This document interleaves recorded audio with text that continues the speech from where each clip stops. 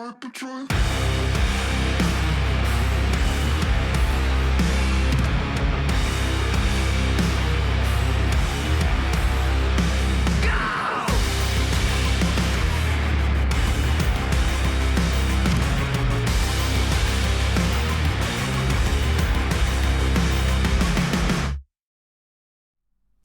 Hello, Chatto! It's Tuesday, and coming up today on Building a Nation with Sirens of Malta, we still have 3 teams in Europe, but that's the cool thing. There's one in every competition. Can we go all the way and actually finally get a 3-final year? In other news, FM Christmas is coming up. Padilla's still smashing it. Fulham are in bed with a weird gambling sponsor, and I found out something brand new in FM that I didn't know before. All that and more coming up today on Building a Nation with Sirens of Malta. You know what to say. We're going to fucking stirrups!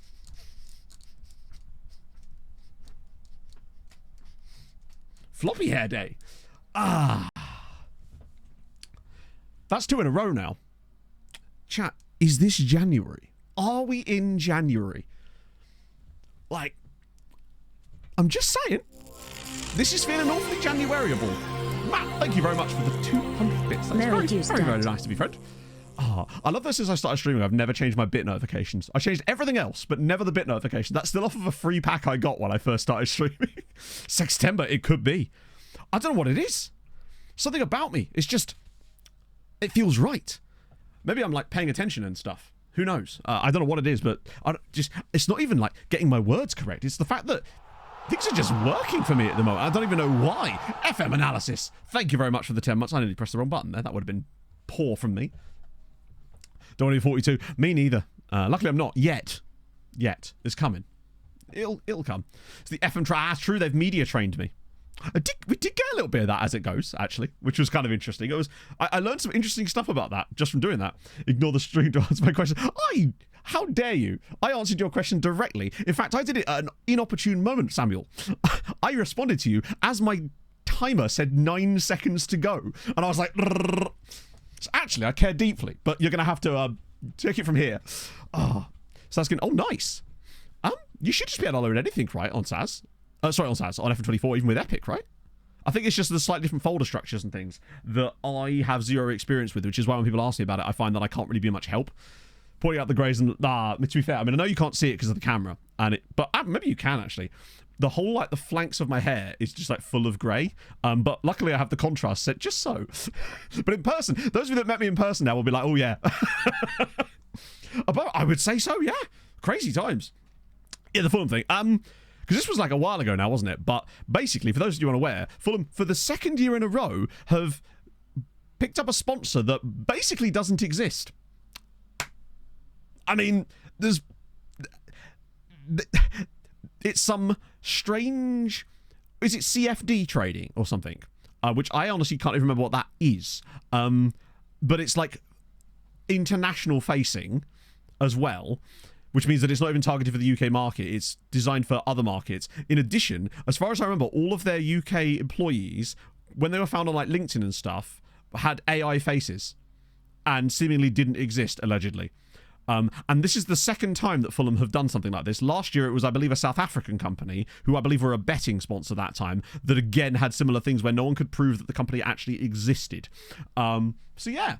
Or there were stock photos, which in a way is actually worse, because AI faces at least would not technically be real people. Ah, dear. So that's fun. They're staffed by Nugents, quite literally.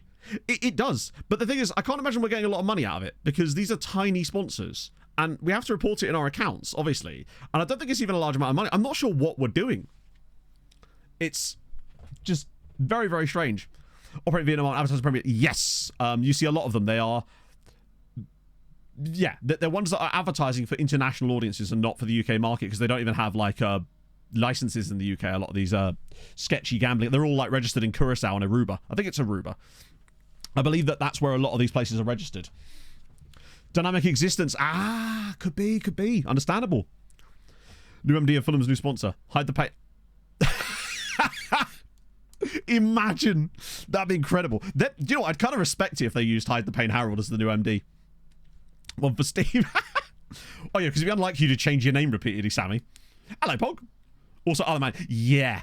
I think that's usually for the European ones. I believe that the ones that want to operate in the States Steak, I think, are based in Aruba, are they not? Because I don't know if any of you guys are familiar with CoffeeZilla, but he did a lot of investigations into like crypto scams and stuff, and a lot of them used a lot of offices in Curacao and stuff like that, basically. It's fascinating stuff. Buy 100 stocks at 10 quid a pop, cost you 1,000. You sell it for 800, you lose 200. So you agree a price, doesn't cost you that. The stock tanks, you're on the hook for the loss. Oh, wow. Yeah, that sounds really bad. To be fair, Sam, are you impressed that you actually finally, through your ways of persuasion, managed to convince Dean to come to Ireland with us? I couldn't believe it. I was genuinely shocked that you'd actually managed to convince him to come. It's so cool. After half time in FM, I don't know. It's not something I've truly noticed, if I'm honest. So what I'm trying to say is it's probably a I'm not saying that at all. Have you considered changing your entire tactic? Exclamation mark backseat. If anything, I'm front seating you in this case. Step 12 to Prem. Oh, nice. National League North. That's pretty good progress, right? Because that's what? Step 6? Yeah, step 6. Not bad in, you know. How are you doing it? Have you got any rules on the save, or are you just going from, like, lower league to full big league? Because those are words, right? No, it doesn't sound pyramid at all. And if you can just convince 3 friends that it's not a pyramid scheme, you too can benefit from it. He's officially signed with Aston Martin. I heard 30 million a year, which is quite a lot of money. In fact, that's an obscene amount of money. Even in like professional sports, that's an obscene amount of money. So fair play.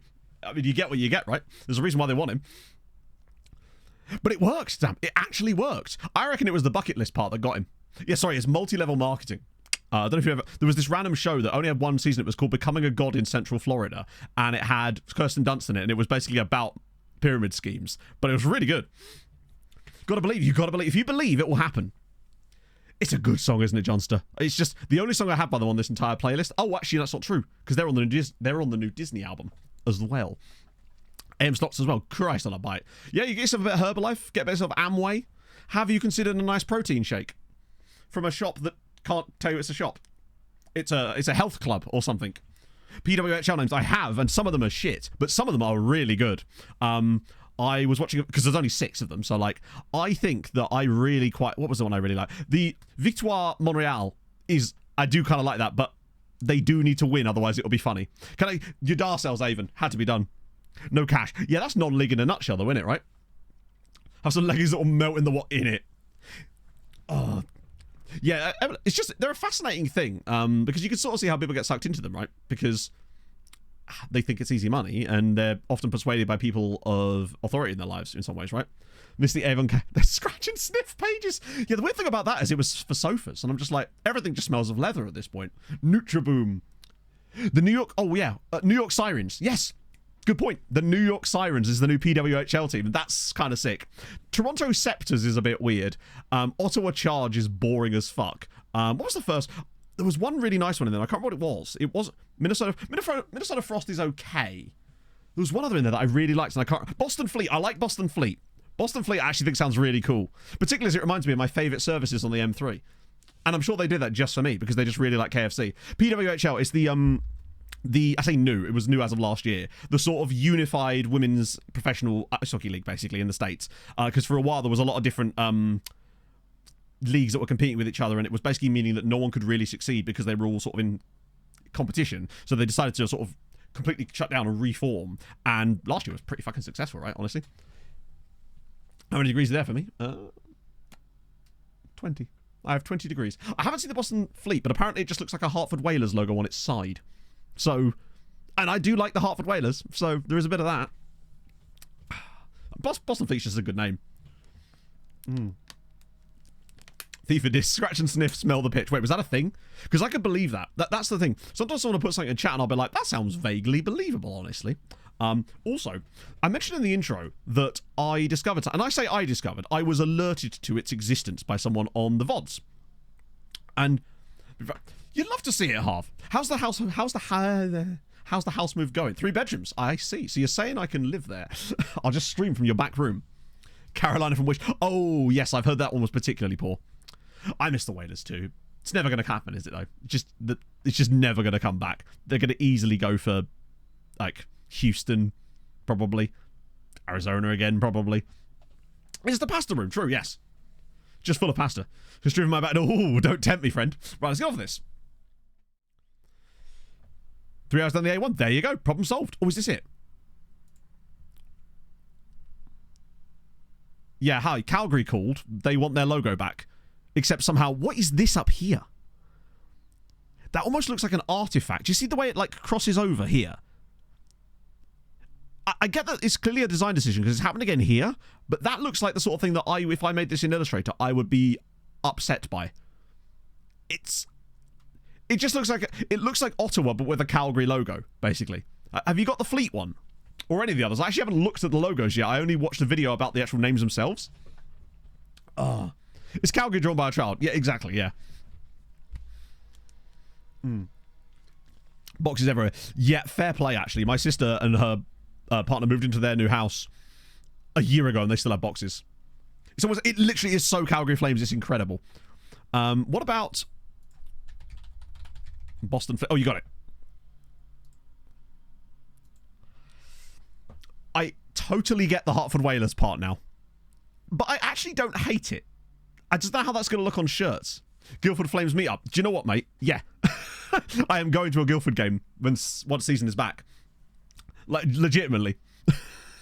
That's my plan. Turns out Cambridge actually have a team as well, which is kind of cool. It's a bit MC-eshy, yeah. I kind of wish there was a website that has... Is there a website that just has all the other logos on it? Because I know there's only 4 more anyway, but looking at them one by one is... here we go.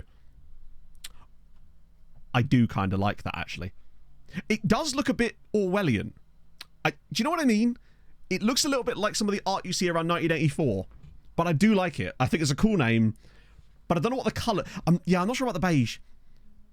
The team colours might look a bit strange on the uniforms, though. But I do like the logo in general. That's just a really nice logo. George Burley. Oh, fuck. I always liked George Burley. It does, doesn't it? It looks a little bit 1984. But it does look bloody sick, I've got to say. Hang on, let's just see. pwhl logos. Here we go. Okay. Oh, Jesus. I mean, it's a clear winner, isn't it, really? What is going on here? I understand why they've done it. But what... I guess that's NY, isn't it? I'm just not a fan of that at all. Actually, I prefer this to this, which is saying something. This... I mean... I'm sorry, but no. That looks sick, but it's a boring kind of name, but I actually think that the logo's kind of sick. Where I consider I'm from, there you go. Never been to... Well, there you go. So we'll have to get down to 1.5, won't we? Now you have to promise me. I'll tell you what, you do that and I'll do the charity stream. It's a bit pineapple-y, isn't it? Yeah. It's... The thing around the sirens, so they're essentially extensions of the S, I suppose, because they're trying to conjure images of sound, because obviously sirens... Because obviously... I presume they're not talking about, like, emergency sirens, although it is New York, which I think is kind of a little fun side point. Made of cheese was started by the Namibian Hello Umanati. Hello Umanati. Big fan of the Hello Umanati. She can't even say it right. Oh, you love to see it. Thank you for the 34 months. While we're looking at cult noises, so we're looking at the new pwhl logos. Yes, lead them to their death. Exactly, yeah. That was the whole point of it, but I just find it funny that it's New York and they've got the sirens on it. Yeah, so for me, it goes this... Honestly, this, I hate to say it, but that, possibly that, and I think the Toronto one's the worst one. Montreal's banging. Toronto is, I would say, it's the lines. It looks like, right, follow my train of thought here, chat, if a random Italian club, like Parma, decided to redesign their logo a la Juventus, right? Imagine a P there. That's what it would look like, using that same weird modern thing where they remove all the style and stuff from a logo. That's what the Toronto one reminds me of. Honestly, this here is better than the actual logo itself. And I guess it depends. Depends what colour background they use on the uniforms, too. It could make it pop a little bit if they have the right backgrounds. That's the only thing. Oh. I love that we just spent literally the first 15 minutes of stream looking at PWHL logos. Regal simplicity, I guess, but it's still that, isn't it? Really, it's still Victoire. Good name. they do have to win stuff, otherwise there's a lot of memes that could come out of that, but fan of that. So, circling back, I was informed on the VOD, and when someone said this, I was like, that doesn't sound right, and then I've checked it today, and so far, they're right. So, you know how we're always talking about players and signing them with big matches, right? So, big matches. Just to find another example. Cortege. You notice here that we don't know his big matches. I didn't realise this, but it turns out, and so far every player I've checked conforms to this, you don't find out a player's big matches attribute in a scout report until they are 22 years old. This is brand new news to me. I had no idea that that was a thing. Which makes sense as to why we're looking at players going, oh, we just don't know yet. So it's hard with our, but yeah, apparently that's the thing.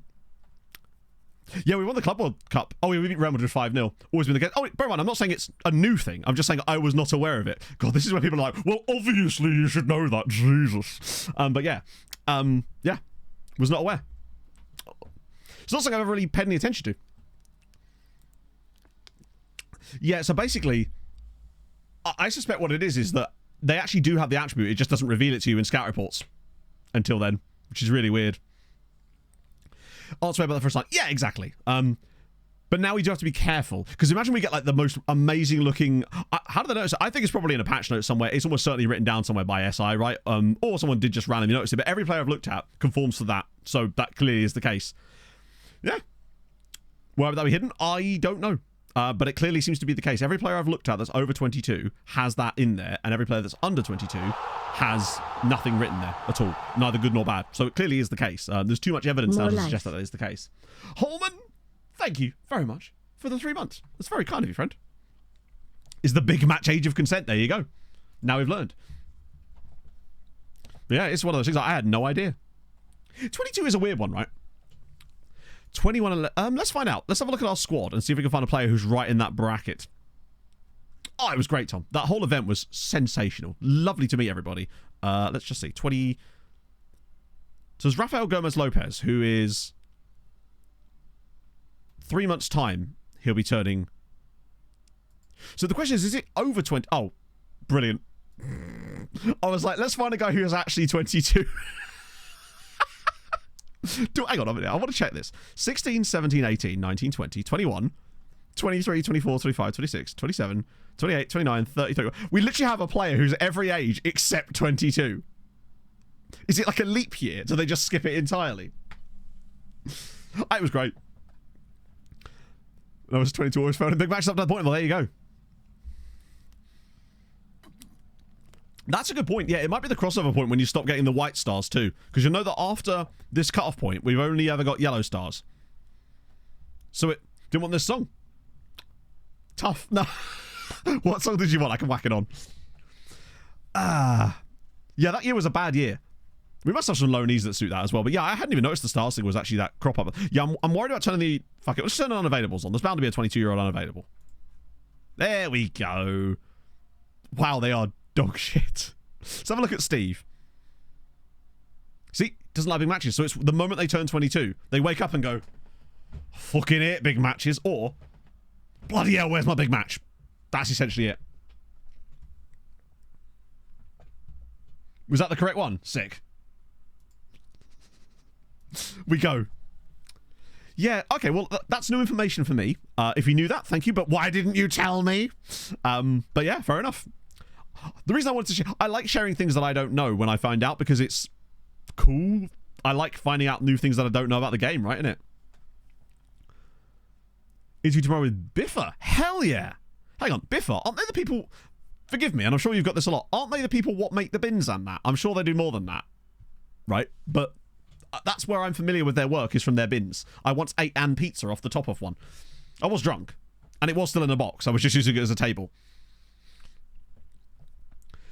Wingback. Hey, fickle wingbacks. You know, you can't... Why is this blurry? FM, why is blurry? I mean, he's literally Babasi, but like probably not as good as Babasi. But he's also 3 years younger. So, fuck fickle. Babasi's fickle. Look what he's done. Customer service. I figured it'd be something like that. That's cool though. So like, M went for a job I think she still might even hear back from that at some point soon, with a company that's in the same kind of field, basically. So around Cambridgeshire, if you say the name of this company, everyone assumes a certain product that they make, but actually they do a lot more stuff than that. Big Game Stat Improve. We don't actually know. That's the thing. We don't know if it can improve. And given the fact that we don't even get to see it until 22, I'm not sure it can. Durex, now you know. You got it. V. James, thank you for the follow. One of our contractors. There you go. What are they like? You and Wanderer Skylight could end up being like on the phone to each other at some point. Be like Gavin and Stacey. I suppose you mean a bifter, right? Let's see. Victoire. I bet there's some guys called... Oh. Well, hello. Before every stream, yeah. I mean, how do you think I keep my energy so low? A bin. Well.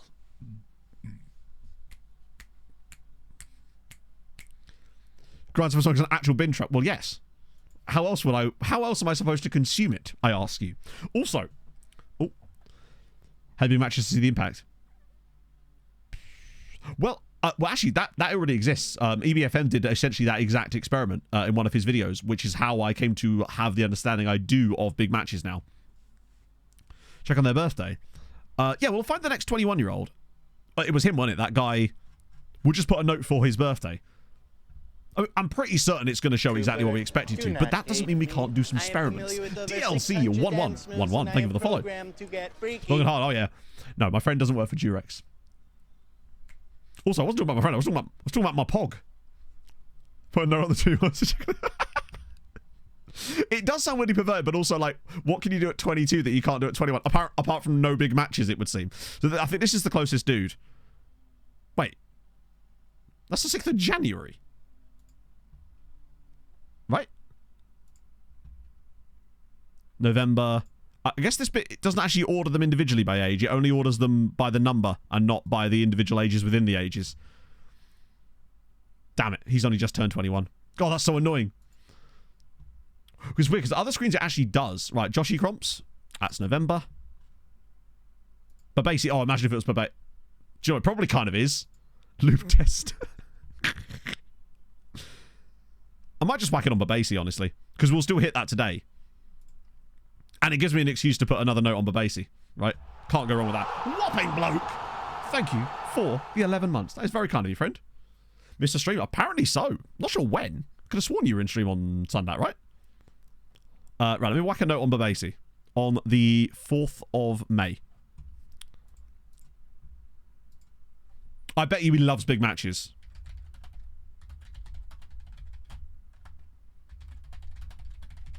Right. We want... What was it? It was... What's the point of putting a note on it with no date? It was the 4th of May. Right, sick. Okay. So we'll see. I just don't see that he can have bad big matches. Because he... where is he? Look at his performances in the Champions League this year. 8 games, 2 goals, 5 assists, 5 man of the matches in 8 matches. 7.97 average rating in the Champions League. I just find it almost impossible to believe that he doesn't have, like, bright green big matches. It just seems impossible to me that he can't do. So we'll see. Yeah, you need to leave yourself that little note. Oh, it's blatantly going to be right up here, big matches, isn't it? Imagine if it is just dark red and he's just an absolute enigma. Oh, dear. May the 4th be with you. He does, yes.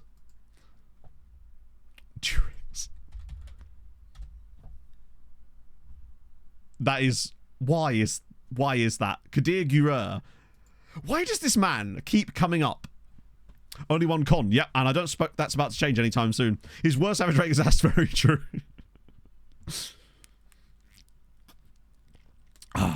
Big match. Yeah, he's got his big matches test. Exactly. It's like the bleep test, but with way more bleeping. Yeah, man just keeps arriving. He's with a lisp. What a guy. He's unflappable, you know. God, we could have brought him in or something and he could have even declared for... Well, he couldn't declare for Malta because he's Turkish. And has 72 caps. I literally just looked at him and went, oh, Zenit. Must mean he'll declare for us or something. So that's the thing that's happened. Something else has happened. And some of you may have noticed this. Is while I was offline, so a couple of hours after stream on Sunday, I was gifted 50 subs while I was offline. As you'll now note, if you look to the top of the chat, you will see the monthly sub leader being Raspberry with Ripple with a Flake. So, first firstly, I just wanted to thank you for that. It took me by surprise because, again, I was offline. And it must have been about 6 o'clock on Sunday. So I was like well offline. Perhaps you're watching the VOD. I don't know. Either way, that is incredibly kind of you. And I just wanted to shout you out personally now, since I wasn't online when this happened. Hopefully that wasn't a mistake. But seriously, thank you so much for that. Especially as, from what I can tell, you're sort of quite new to the community on Twitch, at least. Maybe you're watching the VODs for ages, or I don't know. But I just wanted to sincerely say thank you so much for that. That's incredibly kind of you. Yeah, look at the VAR version of fiscal responsibility. But also, it also reminded me just to sort of say thank you to everybody over the course of this year, because that has just turned up, honestly. That's been in stream, that anyone that's gifted a sub, or been subbed, or primed, or donated a bit, or a pound, or anything, or just being in chat, honestly, or sent a chat message, or not sent a chat message, but still watched the streams. At the end of the day, you've all contributed to making this awesome, right? And, are we listening to Taylor Swift while I'm saying this? Fuck's sake. Oh, the lordy lord. But I wasn't done yet. James, thank you very much for the 5 gifted. I'll put some presents out as well for that. What I was going to say is, this year's been a bit of a weird one for me on the YouTube side of things. And having Twitch be such a nice place to be, and the fact that it's been able to me to keep doing this as a job, has been quite comforting, I suppose. So thank you very much for that, chat, in general. And James, thank you very much for the 5 gifted subs. That is incredibly kind of you. Everything's going to be... It's because 22... It is. In fact, I'm going to add my own song request to it then. Since we're doing this. This is where he takes way too long to do a really simple thing. Me. POV, you're me in general. I'll whack that on playlist as well. There we go. Problem solved. Moving on. Open my own Callum Allen, thank you very much for the follow. Or Callum Allen. Either way, that's fun. It's just a fun time. Oh, dear. I've got big matches too. Pendra's retiring. Yeah, he's been one of our, like, scouts for quite a while. Not because he's, like, amazing, but because he's got knowledge. And we do like a bit of knowledge around these parts. Oh my god, we're doing Harold Bishops now. Where's Hazard? Right. A 1, a 2, a 3. Why am I doing backwards? A 5, a 4, a 3, a 2, and a 1. And Harold, take it away, friendos. What you did.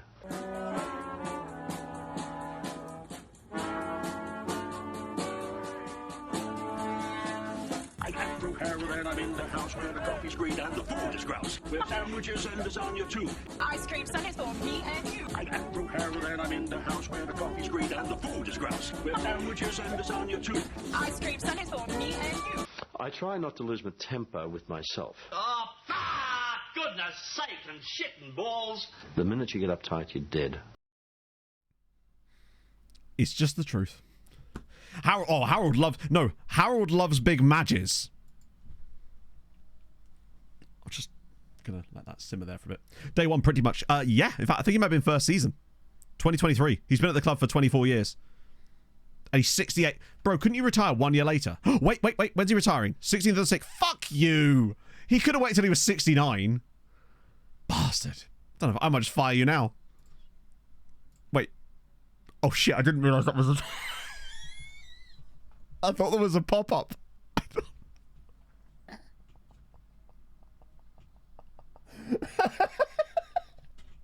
I thought it was going to pop up and be like, are you sure you want to do this? I have cancelled the pop-up, you're right. Noob Slayer, thank you for the follow. Right, well...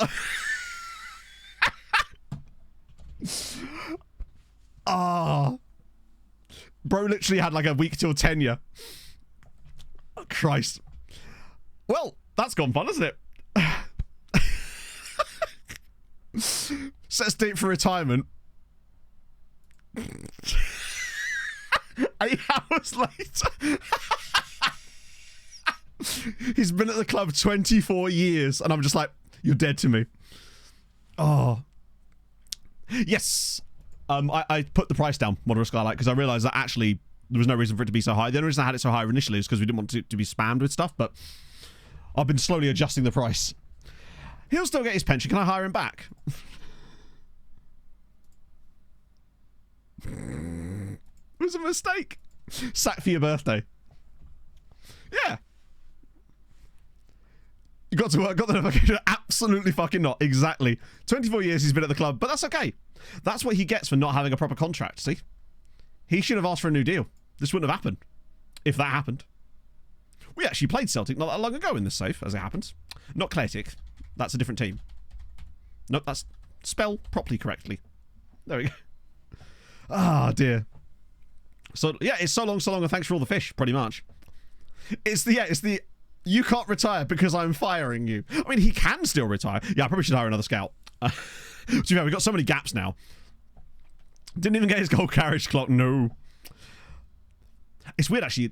I don't know if you saw some of the pictures from FIFA E. There was these, like, managerial office sets, and they actually had, like, a gold carriage clock as part of the set.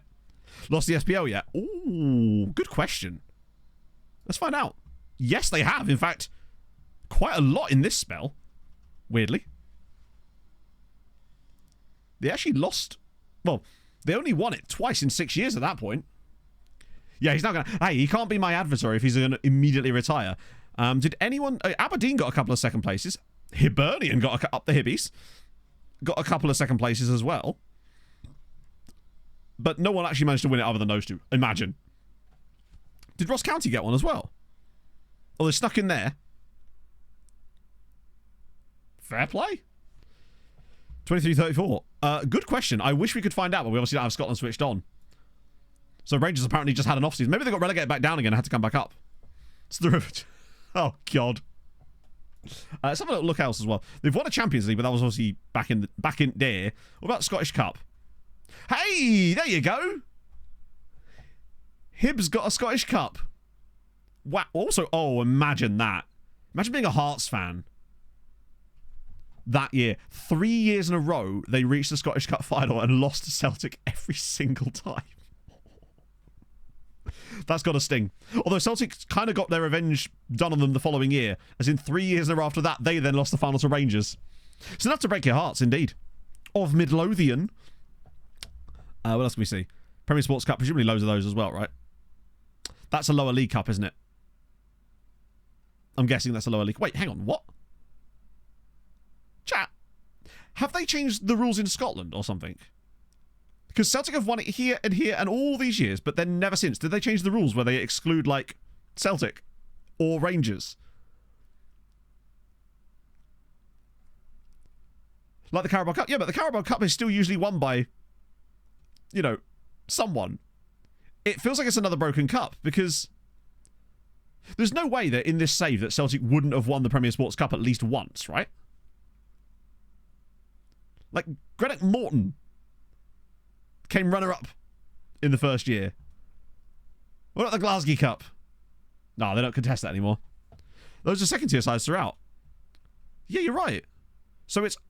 I think it's another glitched-out cup. Gee, that's fun, isn't it? Because that means that that's... No wonder Scotland have had weird seasons in Europe, right? Because that means that... Also, that means Hearts have been in the second tier quite a lot as well, which was not long after their cup final run as well. But that means that Scotland would have been getting a lot of second-tier sides into Europe. Check stadiums. You can, actually, yes. Yeah. I'm not seeing any top-flight sides that are top-flight in the game currently here, either. It's good to know, though, that...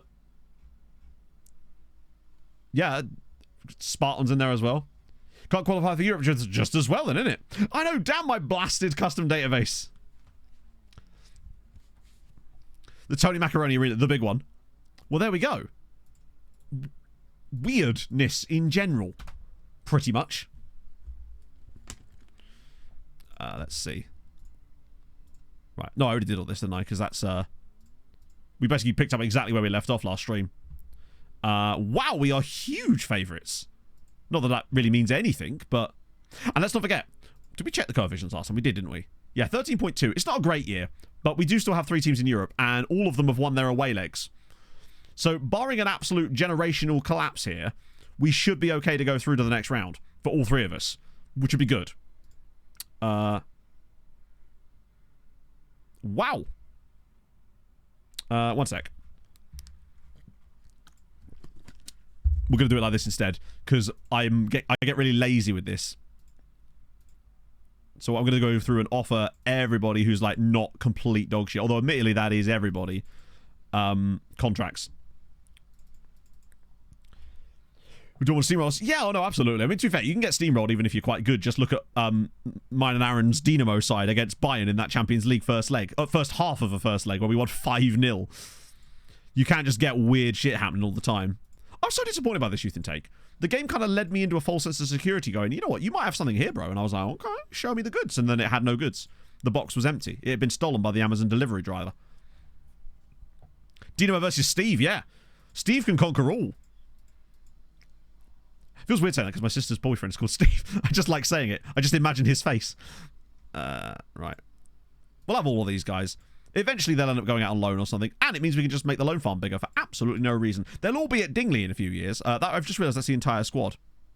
Pogs just messaged me and said that she saw an Isle of Man number plate. She used to take the piss out of me when I would point out interesting number plates on the road, but now that she drives a car, she does it too. She has caught my number plate fetish.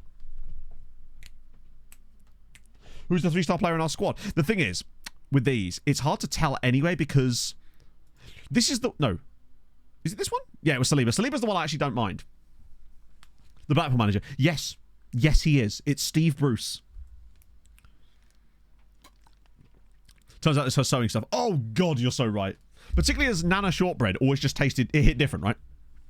As for a 3-star guy, so a 3-star guy would be someone like Roman Ibanez. But... Wait. Okay, maybe not. Dan? God's sake. Scordis? Fulvio? God's sake.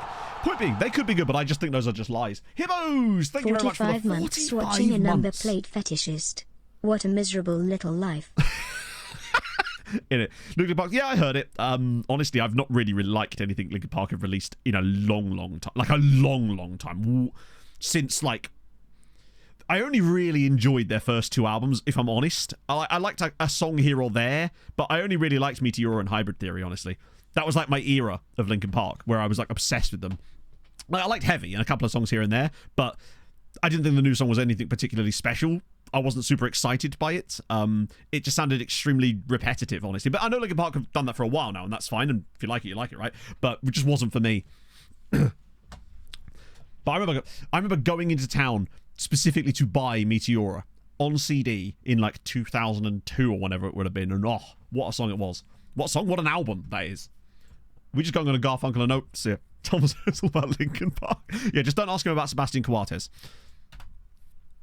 I mean, just people asking about the song. I'm not getting into other people's politics, right? But like, or whatever. But I just didn't think it was particularly an interesting song. Hybrid Theory is an amazing album. Well, it was the album that kind of made them what they were, right? It got them. But then Meteora for me was just like, I prefer Meteora, although I do love Hybrid Theory as well. Crossover. No, so many people. I reckon that's true of so many people because up until that point, I was like full on pop music, but then it was Limp Bizkit and Linkin Park that kind of got me into slightly heavier TM music at the time. So yeah. And then I never really looked back from there. But even then, I was still one of those people that was like, ew, this music has screaming in it, which is weird because I actually listened to Linkin Park at the same time, but like, it wasn't the same kind, I suppose. Then a few years later, it was like, ooh, Bullet for My Valentine, you know? Nishi Corrido, thank you very much for the follow. Just changed my life. No, for sure, yeah. Ian Furno to study for his coaching qualifications. I totally forgot that you were here, Inferno. Which begs the question, why have you not been poached? No, literally, it was Chocolate Starfish. It was that album. It totally did for me. Joshua was like, now hold on. But that's interesting, isn't it? Like, it's... You just sort of get these bands that just kind of open your eyes to a new genre of music, right? For me, it sounds stupid, but it was like a soft gateway with Bullet for My Valentine into like metalcore stuff, right? And then listening to bands like The Midnight got me into more like retro wave kind of stuff much, much later. Yeah, he does have that high rep, you're right. Profile as a manager. Ah, good point, yes. That is definitely the thing they all have in common. Well, those guys do anyway. So that's a good point. But I can see him going to St. Venera Lions or someone, you know. One thing I do want to check, actually, is we do have some scouting slots, if I recall. Yeah, we've got like 7. So we'll have to do a massive map. We've actually got coaching slots available, too. I do need to... Actually, I want to fill this up now, because first-team coaches, they can't get poached from us, or they very rarely do. Different spells. That was every time he got released by a club, we brought him in and then tried to flip into a new club, basically. So that's why a lot of those Patreon regens have got it. So with these guys here, I'm just going to grab, like, anyone who's good, because these coaches tend not to get poached. It's only our under 19 and under 23 coaches that seems to go, for whatever reason. So let's try coaching. Coach. We'll have anyone who's good. How many? 3, wasn't it? Right. What do I want? I guess guys that have... Should I try and get ones with adventurous anyway, just for the memes? New music. I think I may have done accidentally. I think it might have been on my release radar. Is Tamori in there? Where was Tamori? Because there's some... we could probably get Tamori anyway, actually. This guy got terrible fitness coaching. Chris Gunter? Fancy a bit of Chris Gunter? It's much cheaper compensation to take a youth coach. Yeah, for sure. Yuri de Block, great name. Aladali. This man has... He's got Emma in his name. Was Kwanzaa there? Wait, are they all on the previous one? So if I get rid of Adventurous, they'll come back. Tamori's balanced. That's not horrendous. We just don't want, like, cautious ones just in case. If we can avoid it. Devil sold his soul? Did someone request this? That takes me back. Fair enough. Because I don't think I put this on the playlist. Oh. Wait, no! I mean, it has to be done. You can't not get JT at this stage, right? I'm got to bring him in. We've got to break the cycle. We'll get JT. Perfect. Long-term contract, obviously. Now, is Wayne Bridge around? Let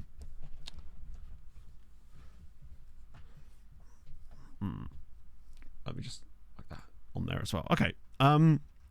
Maltese lad. Oh, this guy here, Shembri. Wait. Hang on. This was one of the guys that I originally appointed. And then he went to Juve, and now they've let him go. What's this guy? He's attacking as well. Is Jimmy Floyd in there?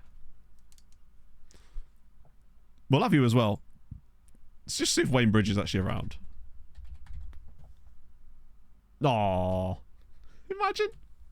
Yeah, he's the one Juve stole because he was actually good. Which was a rare change, you know? Was Declan Rice in there? Balanced. Problem is the compensation for Ricey would be mental, right? Oh. What on earth? 28 grand? Do they, like, not like Declan Rice or something? Well, that solves that problem. Was he any good or not? Ah, he's fine. Yeah, we've already got we've got JT. We're having Declan Rice, John Terry, and Andreas Shembri. Yeah, it could have a contract up soon. Did it say 47? Yeah, it did. Okay, fair enough. So he may sign a new contract potentially. Just want to see if there's any other fun ones in here. Not that we can sign any more now, but I just want to see if there are any like random people that we recognise. Landing Badgie is just a sensational name. Marco Rog. Vedran Chorluka. Hey, Enzo. Chris Gunter, obviously. Rob Hilton's in there. Love to see it. Vucinic as well. Wilgo Marshaggy. Sorry. That's an interesting name. Hang on. Goodyear have a Vietnamese Cameroonian. Dominic Enau. Yes, they do. Yes, they do. It's Dominic Enau, who's a 38-year-old coach at Goodyear who came through at UMS Loom, who are in Cameroon, then went to another Cameroonian side, then came to Malta, but has Vietnamese nationality. Cool. I guess. Love that for them. Surprised, but I do like that for them. Jimmy Floyd Hasselbank. Ah, hang on. Sorry, Tel Aviv Tommy. I thought that was a bloke. That's right. All right, that's Tel Aviv Tommy over there. European comp recap. We haven't done any European football tutorial today. Yet we're about to, as it happens. But so far, we are into the round of 16. We're 3-2 up from the first leg against Dortmund, and that's the current situation. Actually, Slough Steve. Oh, we love a bit of Slough Steve around these parts. Gary Shields is a model citizen. Just want to see if there's any other random ones. I mean, half these players probably played for us at some point. I've just completely forgotten. That's the other thing. Let's go see Tel Aviv Tommy. Clint Shuttleworth. That's got to be a regen. Yeah. There's no way you're not a regen with a name like Clint Shuttleworth. Dwayne James? Ooh, he's a virgin. There you go, bit of Dwayne James. Badgie, yeah, I think a lot of them have been here for a while. Gary Wynn. It's useful. Good to have. Edinson Cavani as well. Stephen Fletcher. Bis, great surname. What else we got? Bradley Scott. Yeah, it's kind of going off the rails. I mean, there's so many now, it's actually ridiculous. I probably should have... Oh, we'll have those three. Absolutely take that. I do worry that maybe Declan Rice signs a new contract. Coefficient list, we're on 13.2 Yes, this he's year. back again. It's me. You'll love to see it. Adam, thank you very much for the 13 months. Unlucky for some, but not for us. We make it work. So, on the year, obviously this is our first season with 7 teams in Europe, so naturally we're going to have a slight... The reason this is so low is pretty much because Hamron, Sweetie and Goodger did fuck all. Although, actually no, Hamron, they get a pass, because they actually got to the knockouts. Sweetie did very little. Goodger did literally nothing. Basically. Luckily, we're still doing fine compared to Spain. So, we're staying in that spot. We're still 8 clear of Italy. We're in no danger of dropping out of the top 4. It's just a question of trying to... And our friend Steve. There we go. Sorry, Voddies. Ooh, Vostovats. I'll have a look at that. Jesus, that's concern. Ooh, okay. Wow, I need to clean up the old shortlist again. There is some proper crap on there. Slough Steve again, yes! So Robin Prescott's holding his value a little bit there. Wow, that's a lot of players that need to be scouted. I was hoping to... Wow, that's like most of the list. Okay, so who's here? You're at Arsenal, you're at... Yeah, you guys are not signable.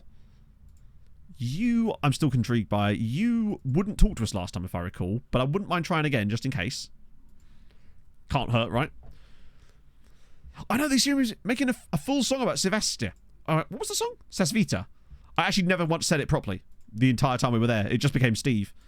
Rizky's up BSG. Justice is already joining us, so I'll remove him from the shortlist. You're already joining us, so I'll remove you from the shortlist. Daniel Lopez, 21.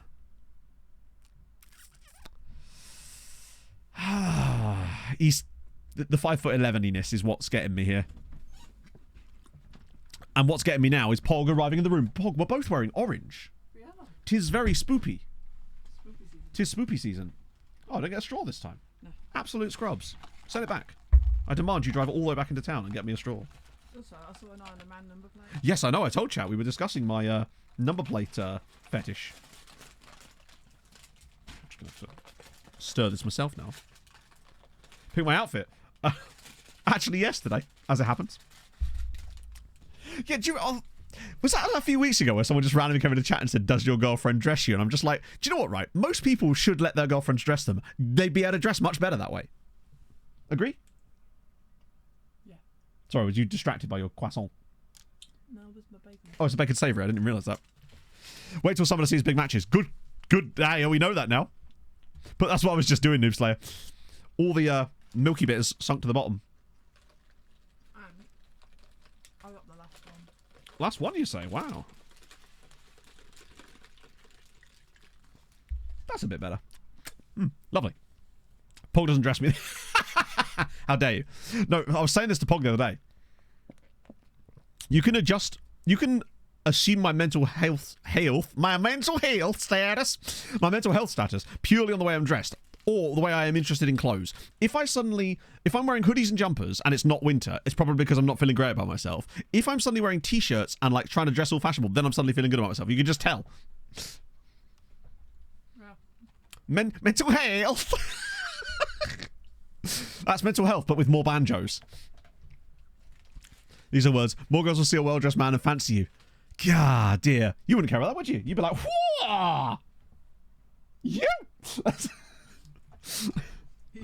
You! Yeah, that's going to need more spinning. Is Papa good? If I recall, we tried to sign him before, but that might just be another dude called Papa, in fairness. Let's find out.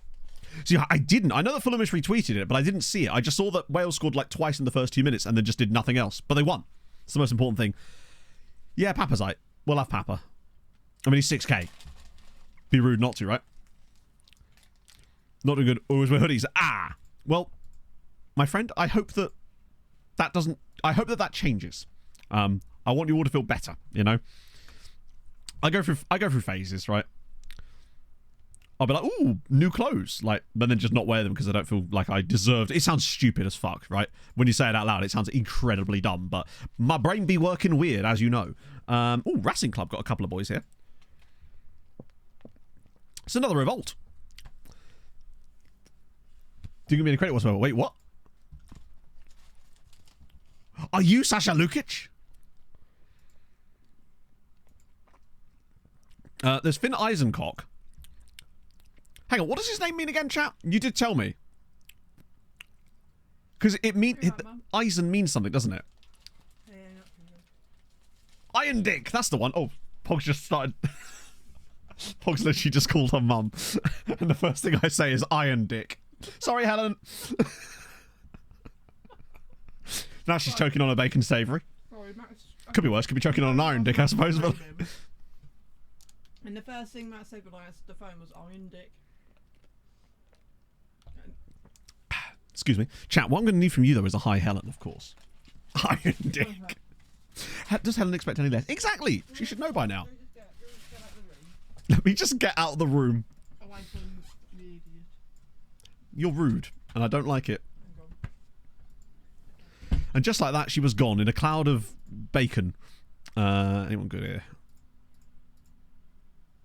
I thought it said Caitlin then. So I knew, well, yeah, because, like, for example, with a bacon savoury, right, you can eat it. Iron Dick ain't going to digest that, are you? Unless you're like one of them sword swallowy blokes. And even they don't actually digest the swords. They just sort of ingest the swords. But now it's winter and the trees just look dark and sunken in as if they're hanging on by shutting off their minds like my grandpa when he had a stroke. Oh, that's a weird metaphor. Quite depressing, actually. Let's see. Boom, boom. He's going to say yes to that, isn't he? Oh, he's not. Okay, cool. I don't want to give you a 2-year con... Am I going to have to give you a wage rise clause? Friendo, this is unacceptable. But I will. I'll do it. For the family. I probably could have put a relegation release clause, actually. It probably would have worked. Always, yes. Always disinfect first, no matter what it is. Anything you're eating, disinfect it first. New McDonald's? Infect it. Wait, infect it? Don't infect your local McDonald's, chat. Take it from me. You will be banned. And it will no longer be a happy meal. Hey, Gover. How's life? Welcome back. An ice and onion shop. So, is that like a, sorry, excuse me, I've got ice in my mouth. Risk chemical weapon. God damn it, Jinx. I've told you. Low move. He won't, oh, he will. Okay. Oh, no, he'll be all right. I think he should be able to take a nice, long contract. There we go. Lovely. Infect the McDonald's. So what happened? Why are you in the dock here? Well, streamer told me to infect a McDonald's. I'm Pog's back. I love it. You could step out of the room for like 3 minutes, come back, and suddenly it's like, oh, we're going to infect a McDonald's. Why are you infecting McDonald's? With what? Don't ask me questions about my motivations. With what? I'm my own man. With what? With my presence. Yeah. I'm like Domestos in reverse. What, you bring the bacteria? I bring the bacteria.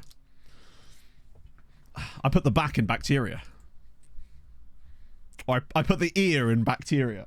Oh, Helen's gone away. Helen is not in the country. They're going to Portugal. Yeah. Apparently the hotel's very big. What's very big? The hotel. Ho's very big. Mm-hmm. Sorry, hotel's very big. Yes. And they're sat by the pool. Sat by the pool. Cool. Can't get their room till 3 o'clock. Snap. And I didn't get... Except mine's a pool of sweat in my butt crack. Yeah. But, because I can't get the room till 3 o'clock. Ah, fair. So, because they had to leave at like 2 o'clock in the morning, they didn't get any sleep at all. Oh. They just didn't sleep. Don't you just hate it when you have to go on a foreign holiday and you get really tired when you get there and you've just got to work straight away? Oh no, wait, you don't. You get to sit around for a week and enjoy a lovely old time. It must be so horrible.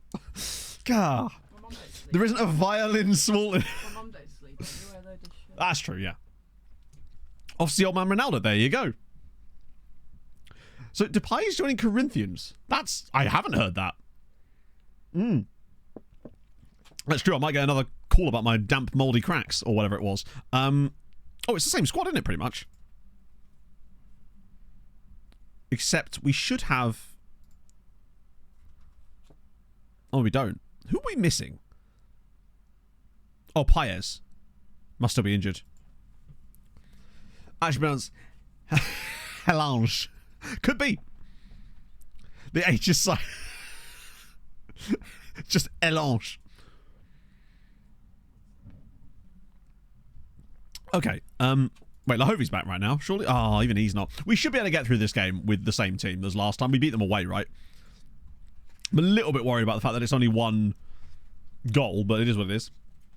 Oh, thank you, Aviel. Right. Hey, there's a Koopman. Thomas, there's one of you. There's a Koopman up top. Oh, he's actually quite good, too. Fiona! I mean, not entirely, but yeah. It's soccer. Thank you very much for the follow. No Mamadov, which is... That could be bad or good, because honestly, Koopman looks pretty decent himself. 6'2", fairly fast. He's eight. As eight goes, he's it, right? I like it. They've got a guy called Heinrich Beer. Sensational name. Sensational. You heard. Yeah, that's the problem with Koopman. Like, Mamadov has got his pluses, but Koopman, if anything, looks more like a well-rounded player, honestly. Davy Ramon, thank you for the follow. No, I'm not going to never press. I'm going to press more, if anything. I never like saying that, because I feel like they always just kick off when you ask them about that. It's like, how dare you accuse me of complacency, says person who's being complacent. Yeah, he's got that lumpy energy that works. Bye, Pog. Thank you for the coffee. I appreciate it, my love. Martin, thank you for the follow. Hopefully, he's not going to work today. Oh, of course, we haven't got Pereira either, do we? Because it's Pineda, Ibanez, and Sauerschnig are the guys that have had to come in. So, I'd be pretty content if we get through this game with... Hey, Jeb. Actually, I can't say anything, can I? If we just get through this game, all three of those guys are going to be back for the next tie. Which, I'm curious to see who that's going to be against. Because I want to test that theory about the draw being, like, predetermined. I know it was after the quarterfinal, but I wasn't sure it wasn't around the 16 stage. I guess we're going to find out. I mean, it might not prove anything, but still. Hey, Jack, how's it going? It's going good here. Well, it will be going a lot better if we can get a dub over Dortmund. Now, we technically only need a draw, but obviously, as far as coefficient goes, we need wins. And this is a slightly weakened side. Here we go. But luckily, it doesn't matter because we've got Babasi. We've got the players who really matter. Ah, good cross again, though, from Babasi. Off to the perfect start, pretty much. Other than, you know, scoring. To use wisdom, in it. Like, I don't like him as a number 8. I understand why we're doing it, but I really don't like Pereira as an 8.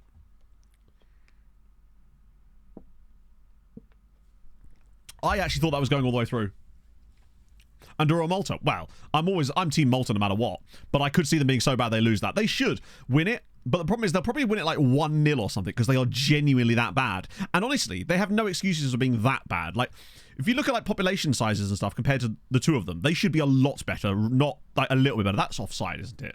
Yeah. But Basie was injured. That's true. From round of 16. I guess we're going to find out. I've always known that it was fixed in essentially from the quarters, but I wasn't sure if it's round of 16. But if it is, then we'll know because we'll get the City-Liverpool winner. I mean, obviously, there's a 1 in 4 chance we could have got them anyway if it wasn't, but there was this whole argument about this when we were streaming last week. National Sport as well, indeed, yeah. Well, it's looking like it's going to be City if we do go through then. Because, oh, no. Liverpool back in it. I'm not going to be comfortable in this game until we get that first goal. If we just get ourselves in front, then it's a 2-goal lead and it will allow for any kind of silly bollocks to happen and not have us completely shit the bed. It is nice seeing Gert Gillet back in a Sirene shirt, though, after literally half a season of being on the sidelines with his leg hanging off. But I think that might be Gert's first ever like major injury he's had for us. He's been very solid for about the last 7 or 8 years, so I've got to give him a bit of credit for that, I suppose. Oh, look at that. 1-touch pass from the goalkeeper. He's just keeping us ticking over. This is an awfully long highlight, which makes me think we might be onto something kind of cool here. And here we go. Sauerschnig, just drop it across. Reynosa's there. Bang. Oh, please tell me that's onside. As if he's gone to... Nah, we're all right. We're all right. Sirens 1, Dortmund 0. Reynosa does it again. Yeah, no, I think that's perhaps a bit harsh on Pereira, as he has done some good stuff, but I do find him quite wasteful at times. He seems to just... His decision-making, I think, at times can be...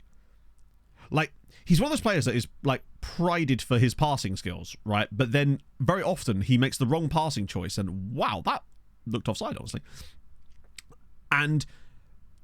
I think sometimes his technique on passes can actually be quite poor. Most notably, I believe it was him that couldn't get that ball through to Iwobi on that breakaway against United. But, you know, I still like him, though. And his set-piece delivery is generally quite good. But even that kind of fades at times. I'm good, Terry. I'm good now that we're at least winning against Dortmund. That was the concern of mine. I think we can get back second goal before half-time here, honestly. I'm feeling it. I love Sauerschnig in these types of games. He's just so reliable. Well, that's a good ball, actually. Oh, wait. Oh. That was a really weird, like, just a weirdly bad cross from a player who's generally quite good at it. Oh, hang on a minute. I think something stupid's about to happen. It just feels like something dumb's about to happen. Oh, there we go. First step of the dumbness. Tackle that goes straight back to Dortmund. This is the equaliser, isn't it? How has that not gone in the net? Wait, it might not be done yet. Oh, we're still going. We still have the ball. This highlight continues. Oh, no. Oh, come on. Well, at least we didn't concede off of it, I suppose. Really shit version of bingo. Yeah, when you see a Gauchi or a... I feel like Gauchi's the one you see a lot. We're winning. That's the main thing. We've not been that great here. But I suppose we are down 3 absolutely crucial players. So I guess... This is... Yeah. Yeah, now we're not doing it. I mean, I'm glad they didn't, in a way. Because that gave Dortmund a shitload of XG. Sonoga, that's not a player. That's a player I haven't heard about for a while. What's he up to these days? Oh, shit. Okay, don't do something stupid. Why is Reynoso that deep? I mean, why was he defending his own byline? Oh, dearie me. Yeah, Koopman with the equaliser for Dortmund here. This is concerning. We are not playing that well, to be honest. Pineda's really struggling. At least we got Compton on the bench now. But, like, this here, that's Reynoso. He's our striker, and he was the deepest player on that entire play. This is a really nice cross, in fairness. Keeper, I don't know what he's doing there. So like, I do, Matt, I do. Season over the Maltese, overall, actually pretty okay, considering the situation where we have 7 teams in Europe, and obviously the Champions League ones kind of didn't really pull their weight, as you'd expect. Please don't, I've got Crompton. Oh, I don't, but we do have Scordis. I'm not opposed to throwing him into the fire. I might even get Kravets off for Kral. Or do I go... No, I'm going to go Dan. He's pleased. I'm going to try Dan again. I've liked his work. I think I might leave it at those 2 subs, though. Save Kral in case we need to take off Babasi, since we've got Sauerschnig starting. Yeah, this has been a really poor performance. Generally speaking. Right, come on. Just a nice corner goal or something. Oh, thank God. I was actually noticing before this game that Gudmundsson had massively underperformed his XG this season. He had like 4 XG and only 1 goal.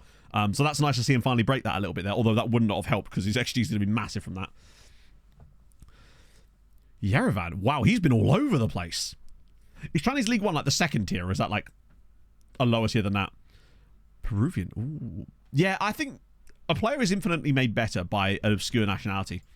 It just makes me want to sign them more. If it's like a player that you wouldn't normally... A country that you wouldn't normally associate with having like a football hotbed. Not that Peru's not a great footballing nation, it's just that as far as South America goes, if you said South American footballer, you wouldn't immediately think Peruvian, right? I'm doing good, old dog. Well, hopefully if we get this game over the line, maybe a nice assist for Babasi to finish it off. Asking you shall receive. Foa Babasi with the assist. It's 3-1 Sirens. Padilla grabs yet another goal. He is timeless despite having absolutely no physical ability. Oh, Haiti's great. Haiti is so good. This is pure Babasi, by the way. Just driving and driving. Perfectly weighted cross into the corridor of uncertainty, and then Padilla's just there. No one else.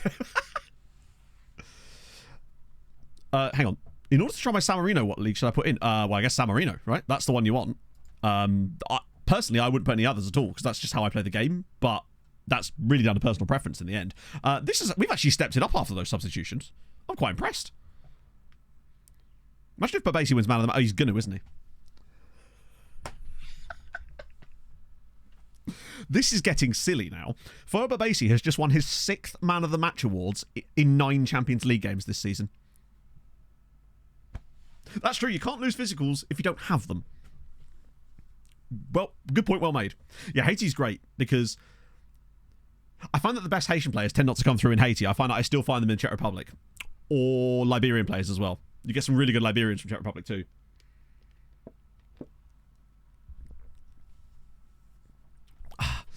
It's just... Babesi just seems to hoover up rating. To be fair, look at the amount of running he got through. 14.5k. Yeah, Guthrum's with exactly 1 XG, so he's actually not managed to encroach on his numbers at all. Where Fulham have fared with that big sharp player. Honestly, we're fine. Like, obviously, would I rather have him? Of course, but last season we played a lot without Polina as well, due to injuries and suspensions and stuff, and we were a lot better without him than we were the first time around because we found a way to play without him. Like, we're still not going to be able to get back what he's got. Oh my God, Wouters scored. Liverpool got through. 118th minute winner. I thought that game was over. Wouters is definitely one of the ones that got away. Though he's still not the fastest. He's got the agility. He's got that big club agility. He might be averaging it. No, he absolutely could be at this point. I mean, surely he's got to be the highest man of the match holder. Not by much. But, tell you what. He could win Player of the Year in the Champions League this year from fullback. And then Michel Bizarma, weirdly, is actually number 3 on this. That can't be for Inter. It could be. Oh my God, he's got 3 Player of the Match awards for Inter since I sold him to them. That's insane. He has scored 6 times, admittedly, in that period, so I can sort of understand it. Yeah. Yeah, and I don't think the Pushkas ones will count because they weren't actually playing in the group stage. But yeah, but basically this season, in Europe anyway, 9 games, 2 goals, 6 assists, 6 Man of the Match awards. An average of an 8.02. Yeah, Daniel Lewis, I think, is either English or Northern Irish, I think. Yeah, he's English. Came through at Villa. And I just want to draw your attention to the fact that, look at his attribute, no England caps. He has not got a single England cap. Wolfgang Benitez, I believe, is, if I remember correctly, he's Colombian. Had to, really, didn't he? He had to be Colombian with a name like Wolfgang Benitez. Which one you seen in a while? Oh, we went on a brilliant Colombian adventure yesterday with the names. Yeah, the Disgusting Valley. What was it, like 300 million or something stupid? Bear in mind, Reynoso, I would say, is a better player than him. Which just shows you how incredibly stupid it is that our values are like 10% of that. When we've won back-to-back Champions Leagues. And I think it's just down to league rep now. It has to be.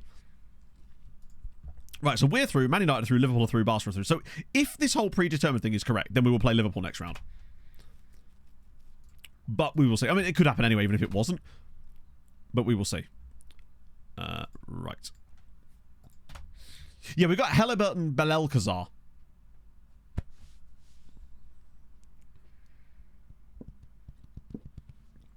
And then we've got the Jordi Guardiola next. Wait, who's that? Most important game? You mean Pep Guardiola? That took me a minute. Oh, well, that's good. Thursday, though, is where it's at. We need to get through Thursday and still have 3 teams in Europe. Look at this. I've got to keep you humble, right? Wouldn't want you getting smash. Matt Gardrian. Oh, my Lord. That's the Granelli effect. Juve through, Chelsea through, Bayern through. No matter who we get next round, right? How many leagues we won? 22, I believe. Or was it 21? It's 20, apparently. Yeah, I was counting this year. It'll be 21 after this year. No, Real Madrid, they are, yeah. Do we watch a match against Hadrian? I'm trying to think which will give us the best or worst chance to make that happen, actually, as far as... Let's see if we get the draw. Well, we could, actually. It would be quite funny, just to put him in the ground. Just to bury him a little bit. Put him back in his place, you know? Right, here we go. Birkikara won the... Now, we've been in this situation before, though.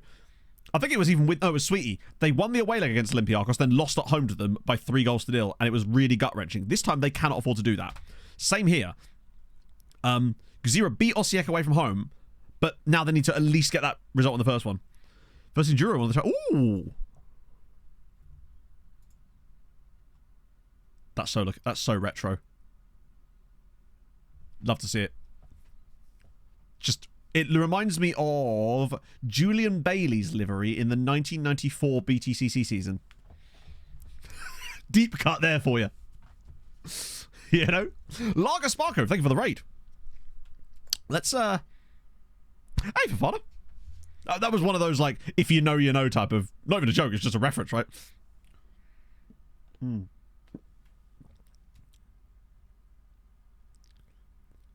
Start the game before the patch. Well, this game was started on, well, November, right? Isn't it? So let's find out.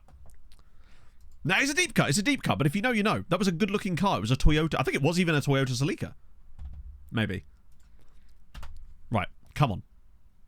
Oh, Lord. Oh, it's all the youth contracts. We are. Ooh, nasty now. I need to, after these matches, someone remind me to have a look at the youth reports, because we've got some good ones in there.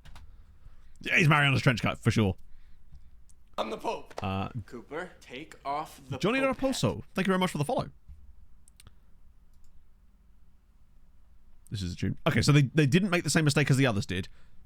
If anything, actually a draw is a fair result. A draw is a fair result. Richard Curtis getting the goal, so they're through. Come on. Oh, beautiful. John Dominguez again. He's been cracking this season.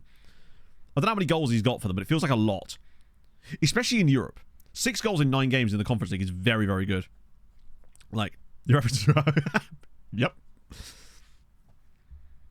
First Champions League and 4 away to... Hey, sometimes you just get on those runs. Tell you what, right? Dominguez is legitimately very good. He's such a... just good player. That's going to be great for coefficient. That should take us into the 14s. Okay, takes us to the 14. But still, we're still below Croatia because we just can't get... Was it Karina? Ah, Karina, you're right, yes. John is he's just such a proper, and he looks like he can develop more. He's only 21. Yeah, Melita, I don't know what they were thinking. Basque nationalities. Yes and no, in the sense that it's in the game as a nationality, but I believe players can only have it as a second nationality, and it's for the designations for clubs like Athletic Club, basically. You can't, there isn't like a national team in the save, for example, or anything like that. It's just, yeah. England did lose a couple. That's true. That will help us, but I still think that, unfortunately, we're just so far behind England this year. We basically just need to be closing the gap as much as we can on the others. And just, I mean, at the end of the day, if we got to a final, that would certainly help. I just want to be trying to get as close as we can as 16.7, which is a tough one when you consider how many we've got, right? Even in-game, Hadrian's talking shit. Is he actually? Hadrian criticises Sirens for lack of directness. You mug. I can't believe that this has organically happened. And you know that it's organic because there's no way we could have set this up. Tell them you have to tell them reject every offer that comes in a few days after the transfer window closes. When a team drops interest, they should ask to be taken off the transfer list. When deciding to do no way. It's a risk because if it doesn't work, you basically lose them for free. But oh yeah, I said I'd play Octotrek against him, didn't I? 3 teams left. Well, they have to. It depends on who they get in the next round. That matters hugely. So John Terry's in. Davis is in. Yeah, we'll Octotrek next. Or we could do We Want This. It's up to you. He's done a thing. Papa Sec. Shembri as well. And Declan Rice as well. Davis and Diet. So Shembri's in. Declan Rice is in. John Terry's in. Hide your wives. It's good stuff. Language course. Lots of these. Scholars announced. Most of them are shit. Well, I reckon we could smash his silly little team with our fun tactic in a way. And if anything, that would be more impressive, you could argue. I think We Want This is probably the way to go. I think it's got enough about it that we could probably win the game. Which excites me. Let me just quickly check the reports. Just in case there wasn't anyone good. Because I noticed okay, this is why wow. What a set of report. Holy shit, man. God, it goes all the way down here. I don't know where to begin. Hang on, who's this guy? Oh, he's 23. Actually, well, I might scout him too, honestly. So, Weidinger obviously is at Leipzig and has already got moon value despite his young age. But Walker and Trainer could have all sorts of potential, maybe. Giancarlo Collega of Hajduk. There's another guy here, Carlo Oreshkovic. There's options in here, is what I'm saying. Oh, look at you. Whoa, hang on a minute. This guy's 18 and he's got insane CA. Bulja Basic. Oh, intriguing. Another one down here, actually. Krasimir Angelov. Okay, there's definitely some stuff in here. Worth a watch. Oh, okay. Did we just sign 700k guy? Wait, hang on. Was it... This guy here? He's 16, so he's almost certainly not going to talk to us. Nah. Walker trains. Which is ironic, really. Because when they inevitably end up with rail replacement buses, you're probably going to want to walk anyway. You interrupt yourself with that. Who's this guy? That's how bad my brain is, that I actually have to interrupt myself. Also, hello. Christopher Graham Casperson. Just a good name. Yeah, because obviously if he was 18, he'd talk to us. Sometimes 17. 16, almost never. Not from Colombia. And if he would have, he probably would have done that thing where they want, like, squad player. Okay. Right. I'm thinking we want this. Luckily, we've got a bit of a... Yeah, the draw isn't until the 22nd, so we'll have a bit of time to recover. Well, I think we'll have... Hadrian will have a bit of time to recover after the absolute smashing we're about to put down on him. Worth changing over. Yeah, no, the fact is you could just play your FM20... If you have FM24, you can still play your FM23 save on it. That's one of the cool things about it. Wow, Slima got a win. Christ, I'm not sure who I even won in Europe out of these ones. No matter who we get as 7th place, I don't think it's going to work out well. Gazira in the Champions League would be catastrophic. Hamron in the Europa, though, that could be fun. Potentially. Right. So. Excuse this tactics folder. It's going to be an absolute mess because it's going to have like some random stuff I was doing some tests. Oh, he actually doesn't have that much of it. So there's... Is Dr. Trek even saved in here? I don't think it is. So... I want to start with we want this. Recruitment focuses. So basically, Chris, I don't have a video on them myself, but I do have a video that talks about scouting in general. In addition, there is a very good video about recruitment focuses, but it will only really work for young players if that's what you're looking for. So if you do !RF in chat, you'll get a link to Iron Owl's video about recruitment focuses, which is the one I referenced in my main scouting video anyway. But I don't really use recruitment focuses for anything other than finding young players. And even then, I don't really find that it's that amazing either. It's more a case of like, I use them to find the occasional player and also to find new clubs to do scouting with my main form of scouting, which is team report scouting. Let's just hit your ass, man, when you start to save. Yeah, that's a good point, actually. It feels weird that you can't do that. If they can, you know... Yeah, no, that would be kind of cool, actually. But yeah, !RF is the one. And obviously, !scouting for my full video about that. For more balance. Man's looking for balance. Ah, dear, don't you bring you've brought balance to a gunfight. Okay, it looks like we're going to have to just play Fredrickson here. So Sawashnik Kortesh. Where's Padilla? Hang on, let me do a quick pick, actually. That might help us a bit better. There we go. Oh. Yeah, no, we can't do that. It's unacceptable. That's more like it. Sawashnik Padilla, Skordis, Hojaruan, Reynoso, Pereira, Gillet, Kral. Vieira's got a lot of work to do here. This could work. Cool. Like, what's he going to do? Beat us? Useless. Tie guys in. Where's Cortege? No, we can't really put Cortege in because... How the drones like film and training and whatnot. That's true. Imagine that. You rock up at training and see us playing this. Right. So Torres is going to get a number. 78. Oh, if you've not seen this tactic before, get ready. It's an enjoyable experience. This is... We call this one All the Playmakers. It's Janos Toth versus Matt Hadrian. Cortez on the bench. Yeah, I think he's on the bench, right? Oh, he's actually not. Shit, that's my bad. I see what you mean now, yeah. Oh, well. Hi, bro. Oh, well, it was a resub in there as well. Akish Naidu, thank you very much for the 6 months. That's extremely kind of you, friend. Hope you're having a fabulous Tuesday. And Oh, yes, Ixie very Mafixim. soon. They are building it now. Ixum Fixum. Got there in the end. Thank you for the follow. I appreciate that. Right. Basically what it does is it creates loads of overloads and loads of like attacking opportunities, because whenever time you get the ball, basically everyone just makes a run forward. And when you've got enough players in the forward positions, good stuff can happen. Oh, there you are, fully suited. Next to, well, Smarty Pants over here, Mr. Janos Toth. Okay, let's go. Yeah, Zabara 5th and 4th, but they've not lost a game yet this season. Sorry, not lost a game this season. They've not lost a game yet since Hadrian took over, I should say.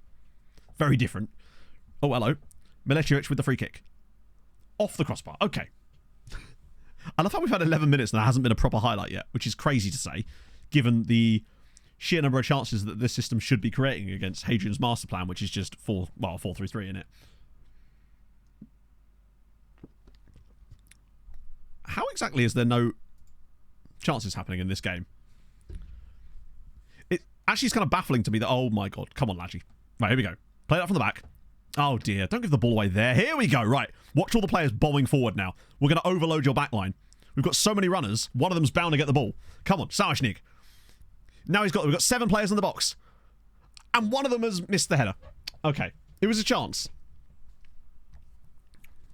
Yeah, I noticed that over the last few days, ever since it went free to play, basically, all my videos that are any kind of guide related stuff have just been exploding on YouTube, which is cool. Swarm of locusts, exactly. Here come all the runners. He's got men inside. So many men inside. It's like a glory hole in here. Reynoso. Oh, it's beautiful. It's 1-0 Sirens. Gonzalo Reynoso with his 24th of the season. Ah. Glorious. Yeah, talk shit about a possession game. Well, I'll show you possession, bitch. This is great from Hojaruan. Lovely little ball inside. But look at this little touch. Little drop of the shoulder from Reynoso. Cuts the defender off at the knees. Bang, 1-0. Oh. Put the key shine glory. Oh, insta highlight though. Come on. The lads have got this. Nice to see an assist for our new youngster as well. Oh, hello. Maybe a chance. His body's coming back. Oh, he's really selfish there. He's done really selfish things. Why did he shoot? He's got a free man at the back post. He's like, nah, I'm a shoot here. The thing I like about this system is that the AI just doesn't know what to do with it most of the time, because eventually it will get in positions like this. What a save from Björk Sultan. He's just taunting you now. This is glorious. Oh. Luis's ball in. Not the tallest of players on the pitch, obviously, on account of having the one defender. He's yeeted it. But we've got bodies back. Oh, that's actually quite a nice bit of play. Oh, Swanton, he couldn't do anything. Happened to the formation. We decided to go, we want this, because we're playing against Hadrian. Right, let's go. Bjork go, well, I mean, we didn't have Matthijs de Potter here, did we? Oh, now we're getting the keeper involved. Come on. Push up, lads. You can't give the ball away that easily, lads. You've got to be better than that, because otherwise this will happen. Right, come on, get back on him. It's von Schwedler. His parents are questionable. Oh, close. And another incredible... I've also noticed that this tactic seems to make your goalkeeper perform miracles. Every time I've played it, they put on an absolute show and they save stuff that they would never normally save. It's like the game doesn't know how to handle the fact that they're going to get so many chances, and it just makes them save them more. This exact thing happened when me and Aaron were playing this system in the Cup. Because you're getting the chances now. Oh, here we go. Padilla. Goes short as well. We're building it up. Body staying forward. Oh, it's Krau. Oh, it's smashed over the crossbar. The keeper's head nearly came off with that one. I've got coffee all over the top of my coffee.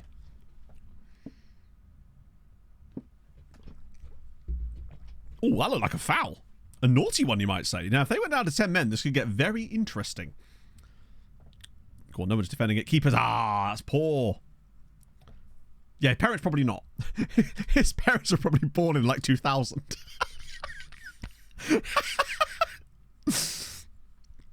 Ah, dear. Right, here we go. Now, if we lose the ball here, it could be trouble times. But if we don't lose the ball here, it could be goal times. Pereira. So many bodies in the box. As if it's a penalty. As if it's a penalty. Padilla from the spot with a chance to make it Sirens 2. Absolute useless clubs of bar 0. Padilla from the spot. Beautiful finish. 2-0 Sirens. And that's his 23rd goal of the season. And we're actually 2-0 up playing We Want This. I don't think I've ever kept a clean sheet playing this tactic before. Little scoop goal. Mike Borgdean. What about Dermot Borg Gallagher? Dermot as a party. Save's going well, actually. We just got through to the quarterfinals of the Champions League. Obviously, we've won back-to-back Champions Leagues as well, so that's nice to continue that streak. Still have other teams in Europe in other competitions as well. We're just taking a little break to play a league game against someone from chat. Strangely. Oh, go on. Oh, no. Now it happens. Oh, brilliant from Sauerschnig.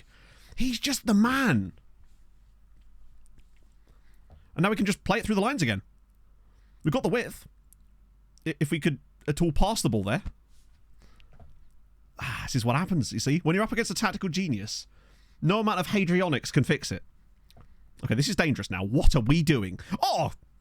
Lulling them in. We've got 2 wingers now. Go on, lads. Have a run. Play him in. He's there. Torres is through. Can he make it 3? There's bodies in the box. Options. He's gone back. Okay, that's fine. This is going to end up with a long shot, isn't it? Kral. Vieira. After all that, and that's the shot. Someone from chat. Hey, you want to get your name back? Do better, you know? Score this from... Oh, I'll tell you what, that keeper's not done well with his positioning here. This could be 3. This might be about to be 3-0. Go on. Go on, do him. Make him hurt. Oh my god, it nearly deflected in. I've never seen a free kick like that before. Torres, he's in the box again. He's still got it. He's lost it. He's lucky he's still in chat, I know. Take away those mod privileges. Oh, Torres has got it back again. Padilla, loads of runners. So many runners. All the runners. Why have you played it out wide? So that tells me we might want to play through the middle. just a theory. Don't know why I think that. I think Torres is probably a little column A, a little column B. Don't concede right on the stroke of half time. Come on, we were doing so well here. Maybe tackle him, though. Okay, so they have got on back. Gerson von Schwedler. It's always their first goal. Every time a player scores against you, chat, it's always their first fucking goal. I can't believe this has happened again.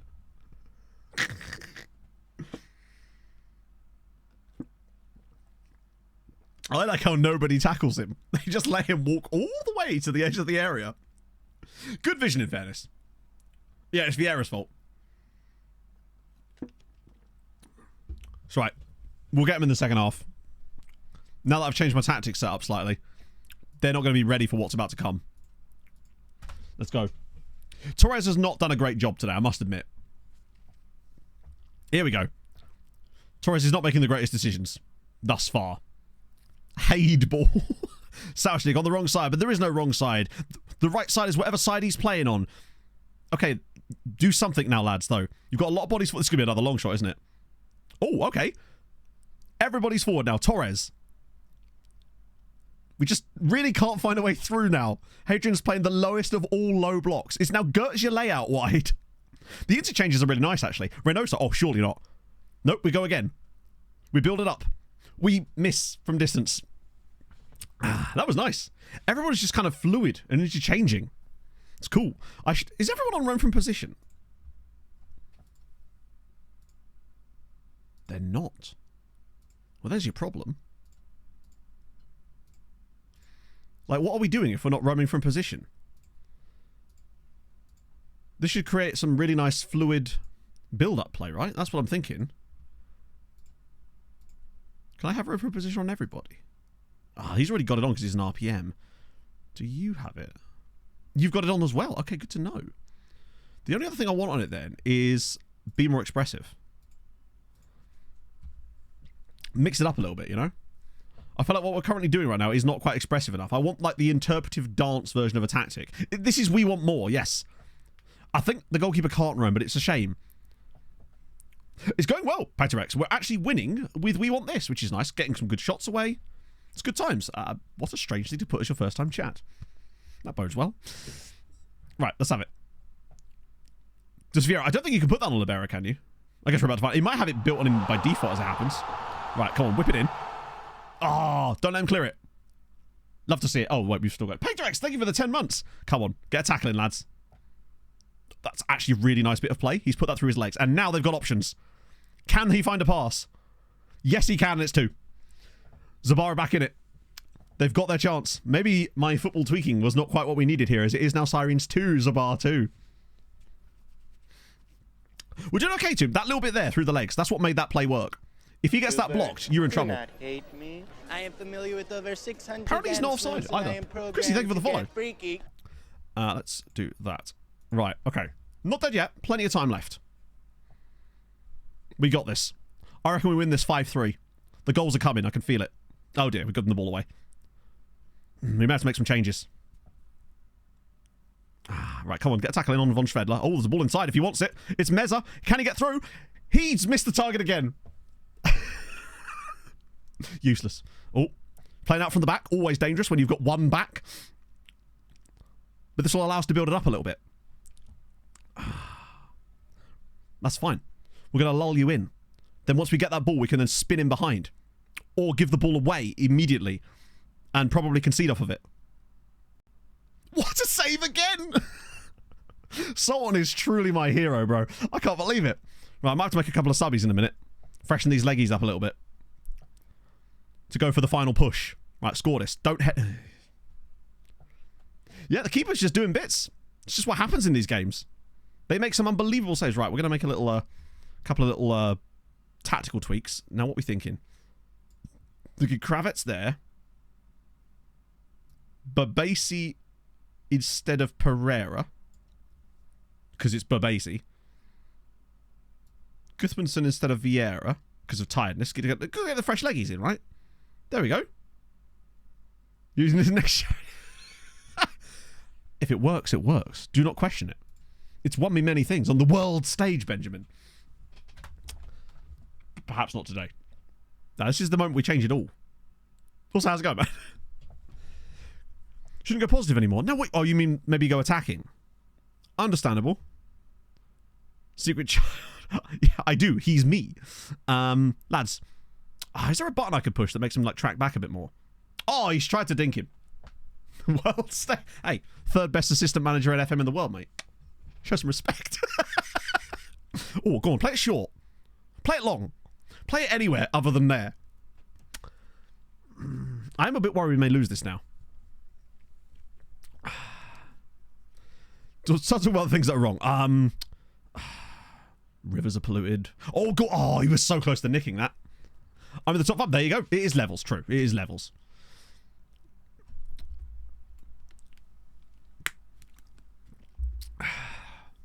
Right. Oh, okay. A bit of space here. A bit of space.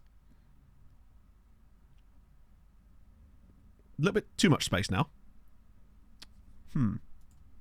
Okay, this has gone slightly wrong. Hadrian's been tweaking. Man's been tinkering at half time. It's Sirens 2, Zabar 3. Okay, just as well we've already lost the game this season. Otherwise, I'd care more. Okay, what can I change? I feel like things have gone off the boil a little bit. I think we need to go attacking. The 5-3 is still on, exactly. I just wanted to give him a chance. I thought it would have been cool if there was time to have the third fourth player. However, what this does allow me to do is that claim that I am the third best assistant manager, right? So in a way, I quite like the quantum explanation for this tier. It's 4. It's gone poorly. Weirdly, I think it just worked better with the original instructions. I think there was a little bit too much roaming going on. I suppose if everybody's roaming, nobody's homing, right? And we did already have 2 roaming playmakers. It's also just occurred to me, I tried to turn on an instruction for roam from position on roaming playmakers. Let's just turn the roaming off. See if I can pull us back into this game a little bit. Because we've got to be serious about this, you know? This is some serious tactical discussion right now. The rest of you already had it, didn't you? Yeah, you did. That's fine. You don't have it, but possibly could, in fact. They did it, in fact. Not as much as expected. Oh, it is. It's just, you know, FM's just, it's bullshit. It's FM bullshit. No, yeah, that would have made sense. I think actually the show running as fast as it did is what made it work really, really well. Like, having all that extra space for things to go wrong if they did, and frankly, as far as I could see anyway, nothing did. That was really, really cool. Go on, knock it down. Not to us. Shit. Okay, this might be getting worse. Sometimes the cure is worse than the disease. Oh, he's taking the piss now. You see? Useless. Showdown energy. Yeah, for sure. It just, in places, it did just feel like big showdown in the best possible way. Oh, go on. Right, spread it. Loads of bodies. Come on, it's like a bloody Morgan here. Somebody. She's going to shoot his. Oh, my God. Hey, instead of running past him, maybe take the ball. Also, you could, like, try and run. You're a substitute. You've only been on the pitch 10 fucking minutes. Okay. I love watching your centre-back jogging after them like, am I arsed? Play's gone. It's like an empty net goal. But it'll help them out. I must say, Hadrian's team has definitely grown in the second half. You're right, a plug-and-play gegenpress, we'd have won this game. Easy. Oh, a good save. Yeah, true, I said 5-3, and it could still happen. I never specified the winner of the 5-3. I feel like we've got a late goal in us. Christmas is injured. Oh, shit, he is, isn't he? That is not ideal. When did that happen? Have I just been, like, insulting an injured man? I feel so terrible now. That's not ideal. Oh, that's, you don't need to do that. You got bodies around. Hey, Pookie. Maybe Octotrek was the way. We'll have to play Octotrek against Hadrian next time. See if I can best him with my tactical prowess. Yeah, the creation hasn't been there in the second half. Compared to what it was in the first half, it was quite an even game. But I bet if we look at the analytics, first half was really solid. But second half's just not been it. Throwing this game... Oh, not on purpose. We just wanted to... Oh, good lord. I just wanted to make sure that Hadrian knew who was the better manager. Turns out it's him.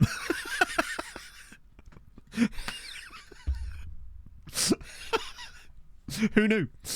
I guess us now. Go on, 5-3. Let's have it. Right, knock it down. Oh, my life. That's fine. Babezi's got this. Not on purpose. Hey! Oh, God. Oh, my goodness me.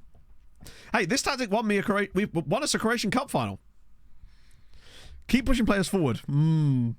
Yeah. They do, don't they? Weird, that. It's almost like they have eyes.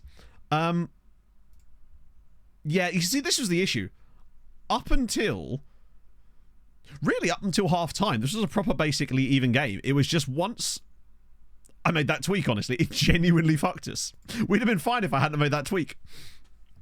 Hour and a half of traffic. That sounds shit. My day's been good. We did just lose this... Oh, Christ. We could have won the title with that.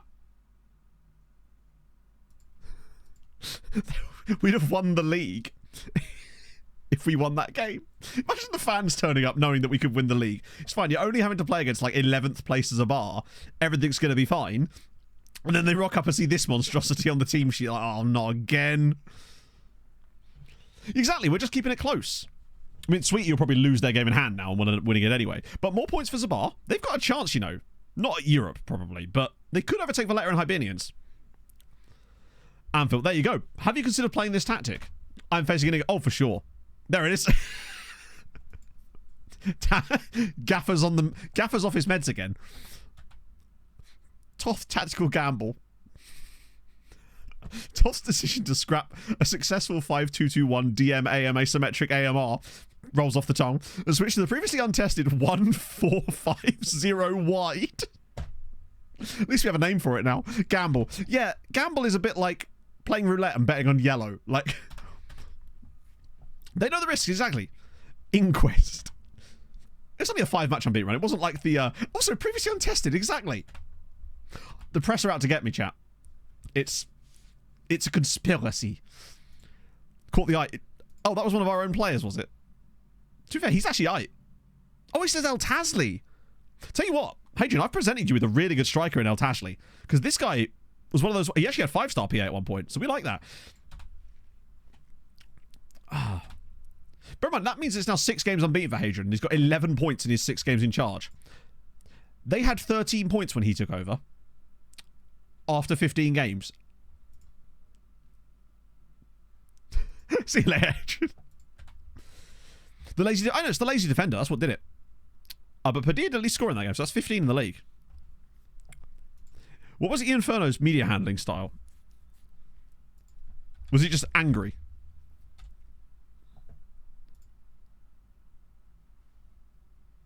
Oh, plays mind games. You don't see that very often. That makes sense. It sounds like Inferno.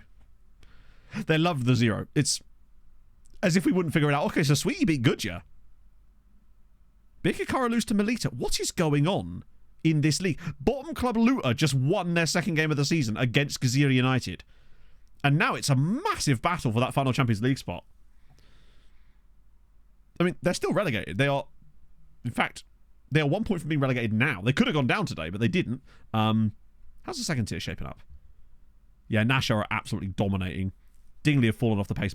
Have Dingley won a game since we literally looked at them last? I swear Dingley were like literally in second, right close to it. And oh god, now it's trying to load their squad. Holy shit. Yeah, so when we were looking at Dingley, they'd had this brilliant start to the season, and now look at them. So they literally, in their last 2 games, have got all those points.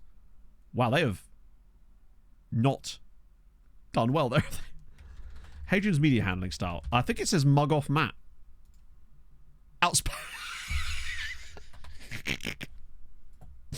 Yep. I can see that.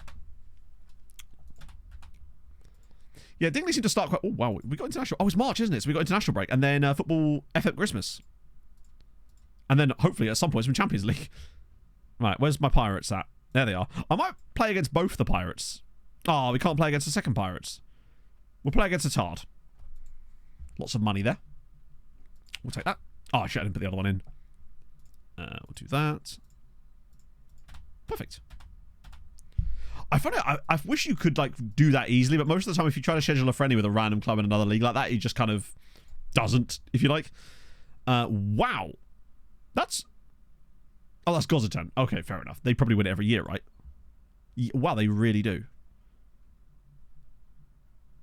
For some reason, I was convinced Victoria Hotspurs... Oh, wait, aren't Victoria Hotspurs the ones that are coming into the full Maltese league system next season in real life? Because they seem to be pretty dominant in this save once they got going. In fact, they've not lost the title for about, what, like 8 years? 8, 9 years? So are they coming into the full leagues next time round? Because I know they've allowed them in now, haven't they? Something like the amateur leagues. I never really pay much attention to the amateur leagues because they're always so close. There's no... Oh my god. Santa Lucia are bottom of the amateur divisions. These guys started the save in the top flight. I think. Wow, it's been so long we can't even see. Yep. They started this save in the top flight. And now, they've actually finished bottom of the second tier. Wow. That's incredible how far they've fallen. Are they even, like... They're still semi-pro. Hang on, Diego Daddario is their manager. That's one of our former players. Yeah, that's the third tier. They can't drop any further than that, but still. Yeah, Daddario was on loan at, like, Hamron, on loan at Nashar, had a long time on loan at Gazira United. Yeah, he's not done well as a coach, has he? I mean, he is a dreadful man. Why on earth would they appoint him as a manager? He is utterly shocking. Now, admittedly, it might just be because it's the best they can do. But he took over this year. Have they got any other crazy managers now that we're at it? Yeah, fourth tier isn't existing in the game yet. It's just Formosas and Azapardes, basically. And then a random Diego Daddario. Hang on, you left your manager role. What possible role could you have taken over? Okay, he's actually not as bad. Aren't Calcara... Oh, they're an amateur team as well. They're a team that I don't think I've ever seen. Yeah, look. Calcara have only done one season in this save that wasn't in the amateur league. Which is ironic considering some of the teams in it are... and they had an absolutely shocking time of it in the Challenge League. I guess there are just some teams in this save that we just never hear from because they just never do anything.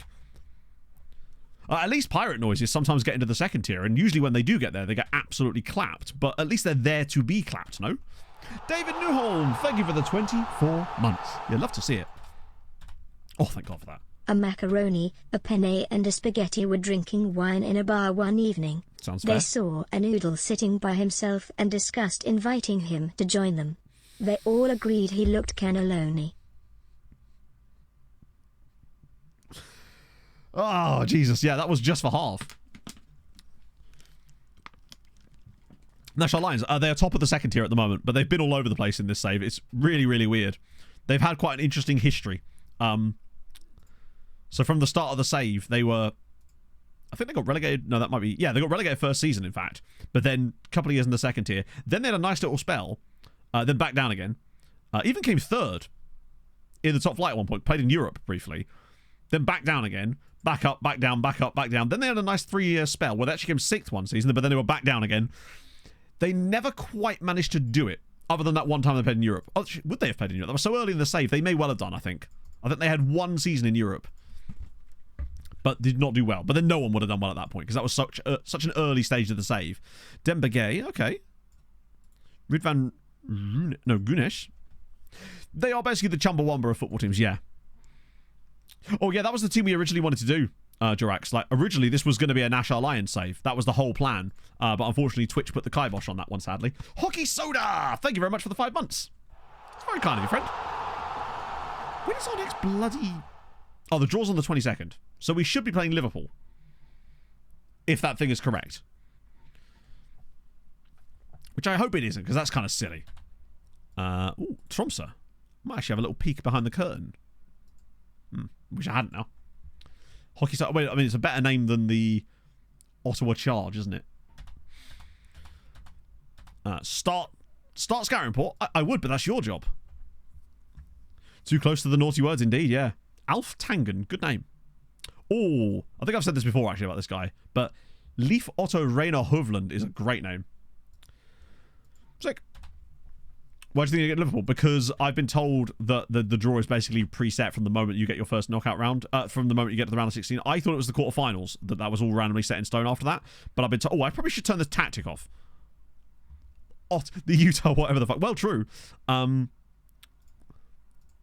mean the one and only... Oh, yeah, I also built a 4-2-4 as a backup, just to see. I never actually used it, but... yeah, I'll play whatever team is needed here. Let's see. I can bring it back again. I've got it saved anyway from the previous time around. Here we go. Champions League quarterfinals. Saves from draws, though. That's interesting, then. Right, let's have a look. I know that from the quarterfinals onwards, it is dead set. It will be the same teams every single time. But I was not under the impression that it worked here. Let's see. Who's our draw leader today? It's Andre, isn't it? Didn't he do the last one? Or was it the same guy all year? Right. Let's gee. Who do we even want? We can take every team, can't we? So I'd take Juve. Out of these, I'd like a bit of Juve, but we'll see. Basically, if it's as rigged as we think it is, it's Liverpool that we will get. But we will see. Man United, I really don't want Man United. Wait, who do I even want at this point? Bayern, I guess? Okay, Man United Barca's good. Dexter's over. Oh, okay. Chelsea would be interesting because it's full of our former players. Why 4-2-4? Because it's super meta and OP. Bayern versus Chelsea. Okay, so really no matter who we get here, it is... Wait, it's Liverpool. Which means it is set in stone. Yeah. So it is, yeah. That's unfortunate. Like, that's way... Yeah, so it is set in stone then. That's a shame. Ah, dear. Even if it was determined at midnight, that wouldn't make any sense because we declared that it was going to be Liverpool way before that. We were talking about the moment the previous round was drawn. Yeah, it looks like it is set in stone as soon as the round of 16 is drawn. That is unfortunate because Liverpool is going to be very, very tough. Right, I guess we'll... But that means... Hang on, that means we know then for a fact that... What? That will play Real Madrid Juve, right? If that's the order they came out in, then that's the order it will go. Oh. Maybe that wasn't actually the order, so yeah, that's fine. That's going to be a tough route. It's going to be tough either way. It is an opportunity to take points off England, but what it actually is as well is an opportunity to lose points to England. It's a good water bowl. Like, very, very solid. Does the job. I like the fact that it doesn't have a straw in it either. Oh, good, we got hammering in between. That's actually, yeah. But then if we do get to the semis, at least, there isn't a game in between those games. It's just, the quarterfinals, I think, for me, are sometimes more difficult than the semis. Just because of that risk of that game in between. Even when we rotate everybody, it feels like our first team squad still managed to get injured in the training. Right. Liverpool. Oh, yeah, it gives us a great chance. Speaking of which, we might have the draws for these rounds, right? Xero versus Aberdeen. Tell you what, right? This is a very... Oh my god, Lyon versus Monaco. So we're going to lose Lyon and Monaco. And I think they play Leggio and Boavista, right? Yeah. So actually, if Kazira could get past Aberdeen, they'd play Leggio Warszawa or Boavista, a team they've already beaten away from home in the group stage. Kazira have got a good little pathway here. What about UEL? Slavia Prague, and then it would be Nice or Ajax, so they get to avoid the Tottenham, Newcastle, Sporting, Napoli side of the draw. Oh, if they could get past Spirka Kara, they've got a shot here. I tell you what, things are hotting up. That's yeah, we know it's the knockouts and crazy shit happens, of course, but just let me dream. Yeah, Tottenham and Newcastle playing each other is brilliant news. There's a potential for massive points, and there's also a potential for England to not get as many points. I mean, at this stage, they're not losing that many because essentially you're guaranteeing that one of them goes through, rather than potentially them both getting knocked out. But it's one of those things where if they somehow get drawn against each other much earlier, it makes way more of a difference. But still. Yeah, plus I've lingered on Spurs. Let me linger on them a little bit more, actually, see if we can bring it into life. Right. Spurs, consider this me focusing on you. I am giving you my focus. We're going to trigger the... How did we only win 4-2 against Arur? That's worrying. I know it was a slightly weaker side, but Jesus. We conceded twice to them. Didn't even create that much either. That's worrying. Hopefully that isn't a foreboding. The focus... Oh, basically, we've had this theory that Spurs basically are quantum entangled in some way, to the point where if we focus on Spurs and draw attention to them, they will collapse like a waveform, like a wave function. And it seems to work. Every time we just sort of go, hey, look what Spurs are doing, they just lose. But they do really good stuff in the background if you don't pay attention to them. Bottle under pressure, indeed, yeah. 4 players called up. Dave, welcome! Good old Dave. Getting more of these call-ups. I thought he was injured. Ooh! Joshy Crompton in the England squad. Nice to see. You've got a clause, don't you? Yes. But it's actually not ridiculous. We take that. Some guy on social... Wait.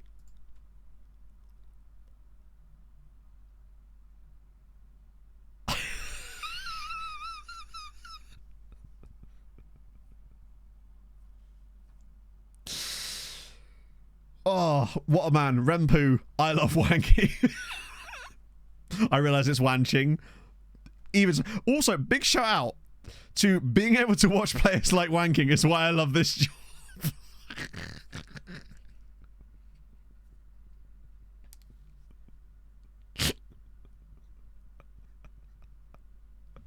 Imagine thinking there are better players out there than wanking. I've seen wanking. I love how on the nose it is. I love wanking. Hashtag wanking.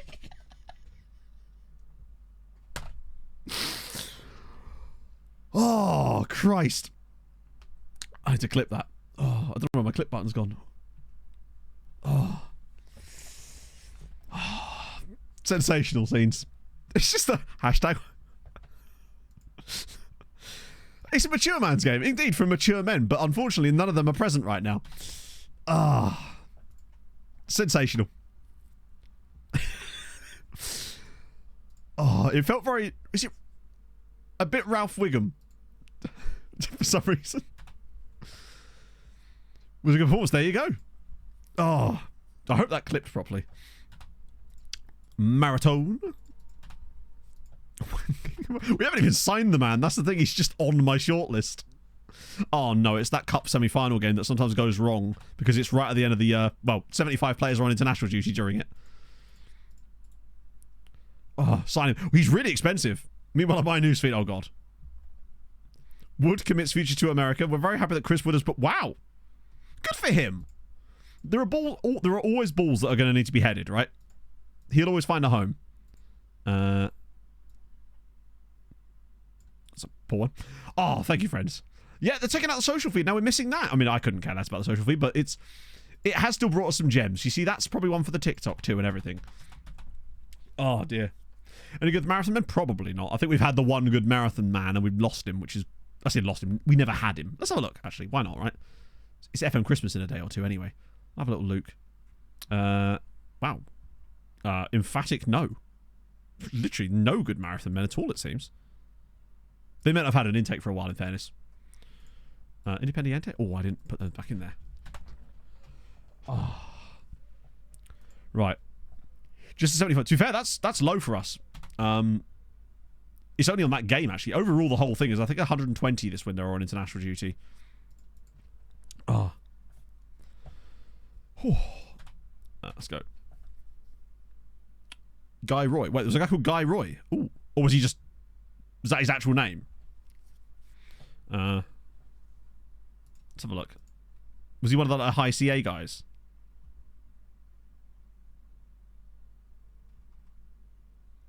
Wait, where am I looking?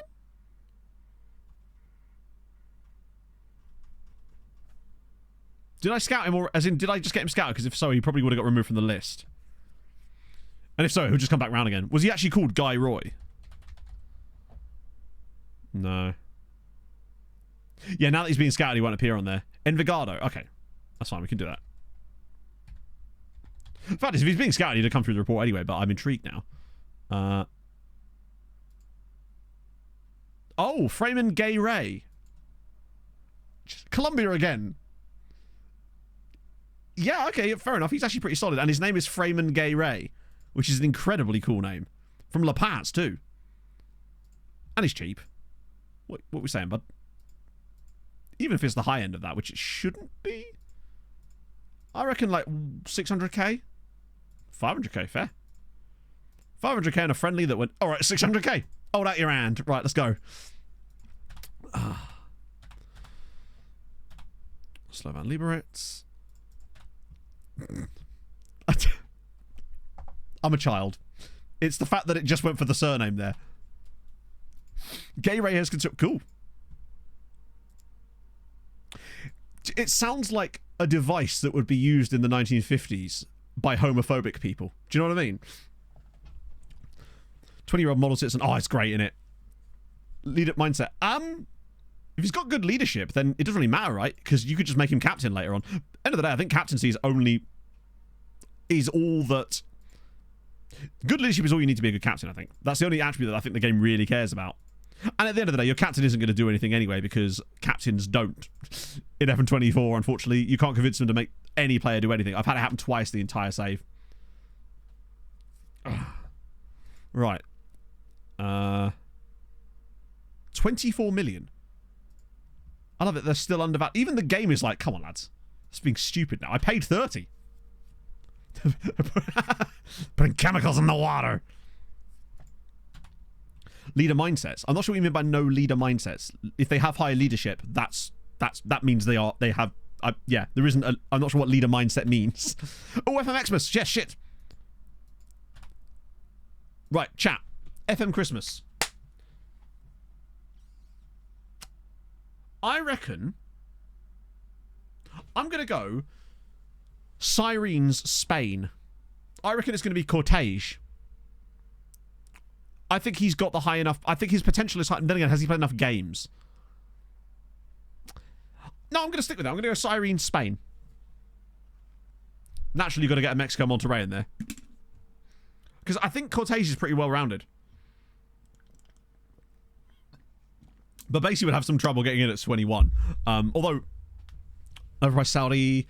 Or a rogue Mexican. Yeah, there's every chance it's a rogue Mexican. It'll be someone from, like, Pachuca. Actually, I'm going to say Mexico Pachuca. I don't know why I've done that. We haven't even got to the match day yet. 120... Yeah. Dynamics unbalanced because there are so many thinkers. Oh, yeah. That's not something I would ever pay any attention to. I don't think leadership really matters that much for that. Ah, there we go. 9-0. That's better. Slightly. Oh, bias. Nice. Okay. Oh, no. God, I spoke too soon, chat. We've gone too early. And progress. This has got to be on this when it ticks over. I'm glad that's not a dynamic day. It actually does. Oh, God. Please don't be too serious. Okay, we're fine. That's annoying, though. 29 million again. It's always like around 30 million for our best players. It's never going to go any further. Right. Okay, Christ on a bike. Right, it must be here. And go. I've actually forgotten what I said here now. New Argentina star. Oh, good Lord. Who's just got... Oh, Navalone. Right, come on. What? Oh, imagine. It actually nearly was Mexico Monterrey. It was so close to being Mexico Monterrey. But more importantly, why is he... Is he really good? I mean, I think he's okay. Vegard Björklund. Do you know what? Actually, he's starting to look better and better. Christ, look at his value. 17 Norway caps. I don't remember him looking as good as this, but he's had a really good season with Birkirkara. Yeah, in fact, he's got 17 Norway caps as well. He is actually very solid. He's very well-rounded as a midfielder because he can tackle as well. His marking's a bit naff, but his positioning's solid. He's developing really nicely. He might just have really high PA. Considered a wonder kid after all. Daniel, thank you for the follow. Yeah, he's just quietly doing... To be fair, he's part of that Birkirkara side that are killing it in the Europa League, so clearly he's doing something right. Fair play. I mean, he's been crap in the league. 6.65 average rating is really bad. Yeah, volatile and media friendly. I don't know if what that means for his professionalism, but he's doing well. Oh, love that. Firenog, thank you for the follow. Okay, cool. Right, let's have a look at the Mexico Monterrey. Oh, it's not a play we've scouted. That's always good. Oh, look at the acceleration. My lord. Fiona! He's talky. Good-ish crossing. Tackling's woeful, so he's definitely a right-sided winger. Mason Bolton Wanderers FC? Thank you for the follow, if so. Always had a soft spot for Bolton. Okay, we got Nazar. We know all about Elias Nazarola because we've scouted him before. Then we'll scout him again because it seems he's gone off the list. Yeah, Björklund, I'd much rather him stay out there. He's really good. On Taldav, if I've said that correctly. Thank you for the follow as well. Wow, all of the follows in the last minute. I appreciate that. We've also got Iker Bilbao, who is from the Basque region but plays for Villarreal. Buddy, you had such a good opportunity to not play for... He better sign for Bilbao at some point in the save. Yeah, seeing some 17s and 18s, I mean, I'm going to scout him anyway because he might have a really cheap release clause. Although I don't think he does because he's already moved clubs. Came through at Ibar. Okay. We got Søren Oliver Vendel. 56 million pounds. Gonna scout him anyway because of, you know, curiosity, but something tells me it might have killed the cat on that one. This is just gonna be Diego. Yeah. Yeah, he'd have to be ridiculous. He gets unflappable at least, but spirited is the pace is a little low as well. Another guy at Barcelona. This guy was on the list last year. He's ridiculously good, and he's almost certainly going to be one of these like 170, 180 PA guys that you just never can be honest to say. Ooh.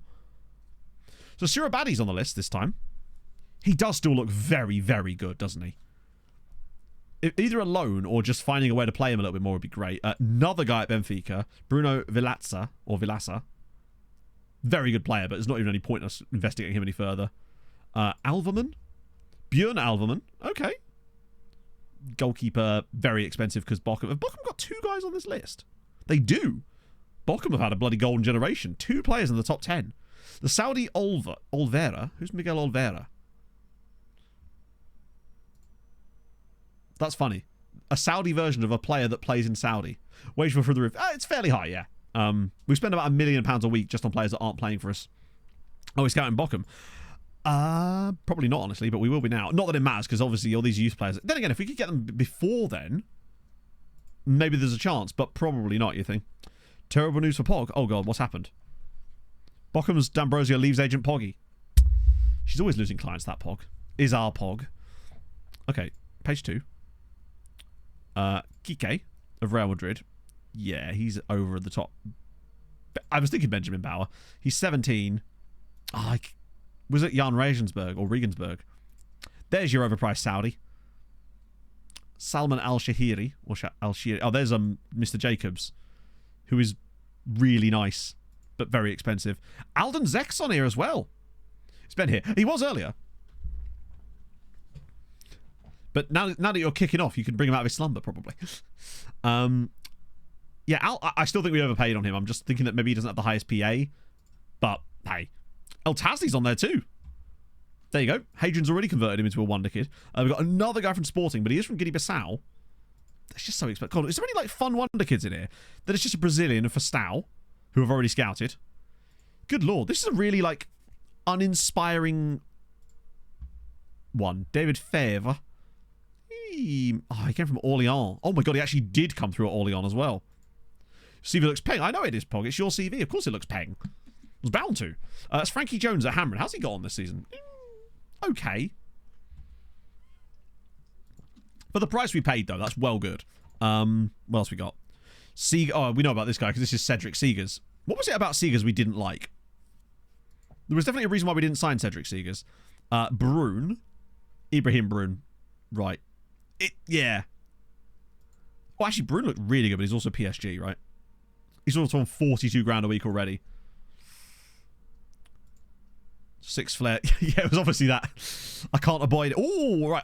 Firstly, another Thai guy. Annoying that we missed out on him, but I think our one's way better. Like, Natapong Saleh, not even close. Right. Korsnes.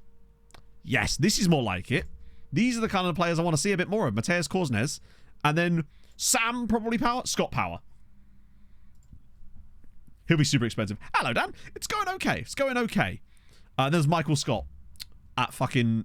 I think I'm kind of glad that he... I think it probably wouldn't have been the best signing for us. I don't think he's got much of a ceiling. But it would have been fun to have signed Michael Scott. There's a guy here, Pedro Chavez, who's on loan from Club America at Sporting Gijón. So we'll have him. There's Donut. Starting to think that actually we didn't miss out much with him. Another of the overpriced Saudis. Who's out of contract.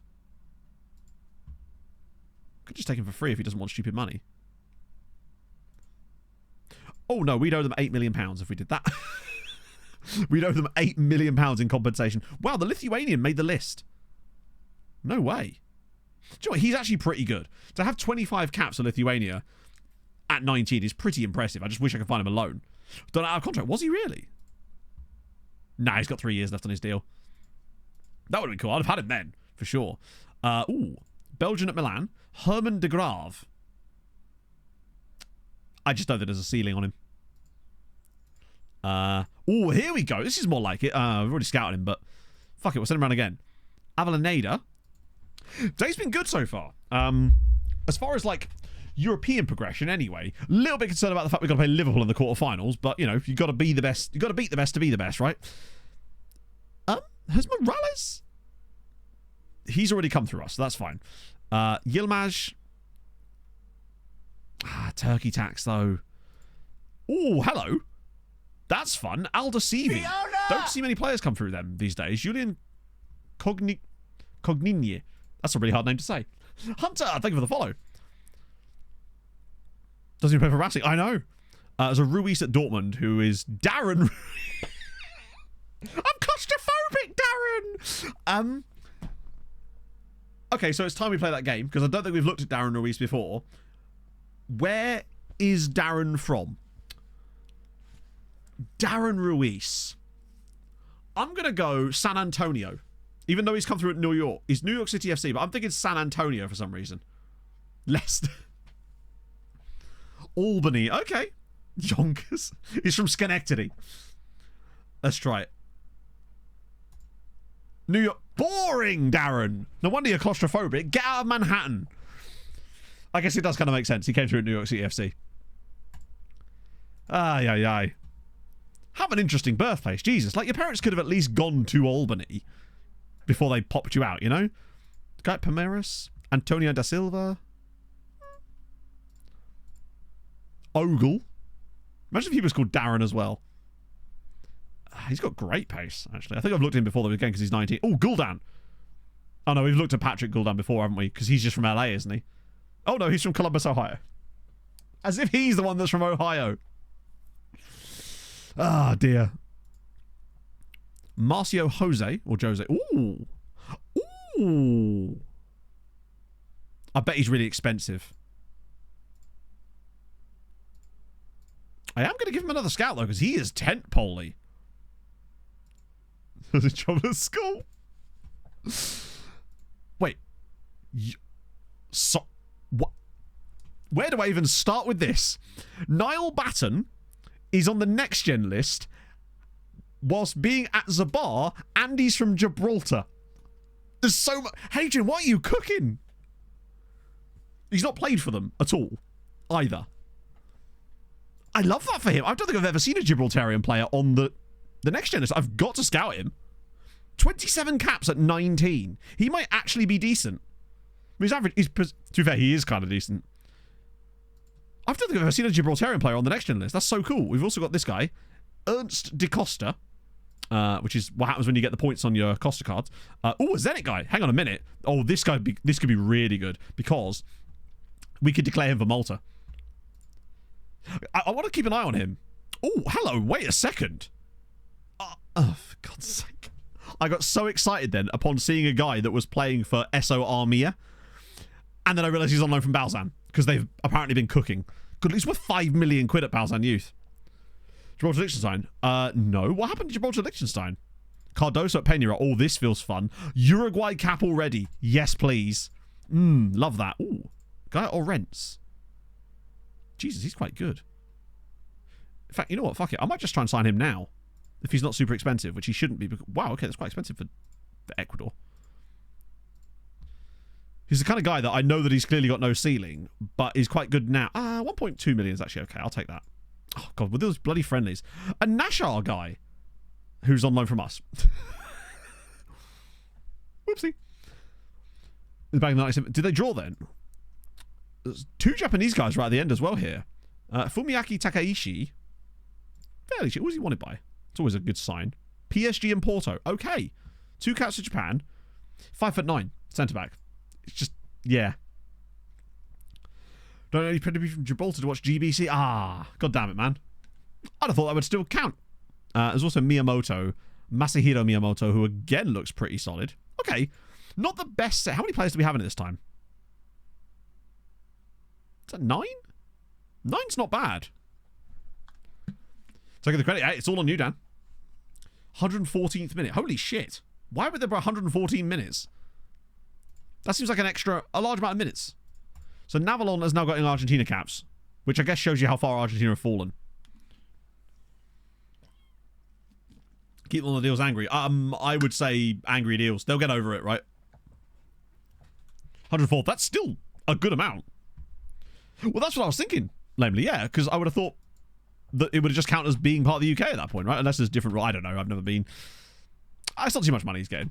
Navalon, he is quite good, but you would expect the starters for, like, the Argentinian nationals to be better. But remember, they've been playing Lucas Juarez up front for them as well. Argentina have really not produced the quality players that you'd expect them to in this save. Like, when you look at our team as far as South Americans go, usually in any given save I do, you're going to have an Argentinian or two in there. But I don't think we do.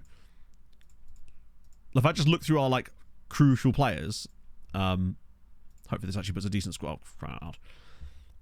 Like, Padilla is Peruvian, right? Fulvio is Brazilian. I mean, these guys aren't actually our starting 11, but, like, Babasi's Colombian. Paez, I believe, is Uruguayan. Vieira's Brazilian. It's weird. Argentina just has not been it. Like, when we actually look at their first team, their international squad. South America. I've done it again, haven't I? Every time I do that. I'm sure they're probably playing for a lot of top clubs. Almaty, 3 guys, in fact, on Arsenal, Atletico, Barca. I mean, it's still Birkirkara, Boca Juniors. But look, Racing Club have got 4 guys in the squad. River Plate have got 4 guys in the squad. They missed out on a World Cup. It's not like... They've got some outstanding players, but not quite to the extent of... I mean, they actually had Lucas Morini, who, ironically... I don't think I've ever seen that instruction before. I guess that's because he's on international duty. I can't believe that we managed to flip him in 6 months for double our money. That was a really good bit of business. Yeah, Argentina is normally an absolute hotbed, but for some reason in this save, it's just not been quite as fruitful as it has been in the past, for whatever reason. It's weird. Right. Financial still looking good. Yes. Lovely.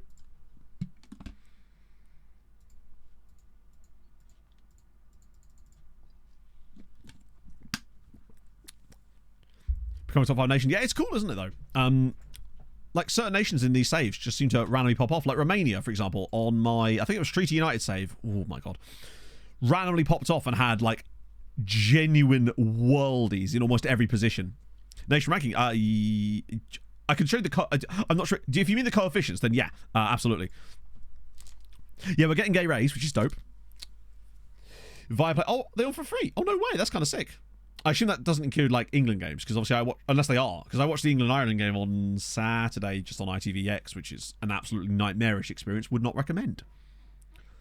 from the naughty site. Oh, good. Let me know what they're like, because I assume we're talking about a certain gate or one of the many others. Is there another England game on this week, or is it tonight or something? Because I genuinely don't know, because usually there's 2 games, right, per international break. A certain gate, indeed. Oh, excellent. I'd be curious to know then, because I've actually heard reasonable things. Oh, it's tonight. Who are we even playing? Finland. Okay. Sick. Yeah, ITVX is an absolute pile of dog shit. It really is. It's crazy that you still don't even seem to get a proper HD in it. Even like 720 in fucking 2024. It's insane. Tarek, or Tarek, thank you for the follow. 25, that's pretty solid. Where'd you want in Cabano? Always get Niskin's Cabano. Yes. He's just an absolutely lovely human being. He's just great. We're up against the Bottas boys. Oh, wow. That's a lot of news articles that don't really mean anything. Oh, God. Joshua Compton's got his first cap under Messe Dago, who, of course, is the Israeli-Ethiopian England manager. Obviously. Salty Doggerino. What a great name. Thank you very much for the prime. That's very kind of you. I do mean that one, Luke. Yes, crazy. How did you know? Floyd Aguita, all those guys.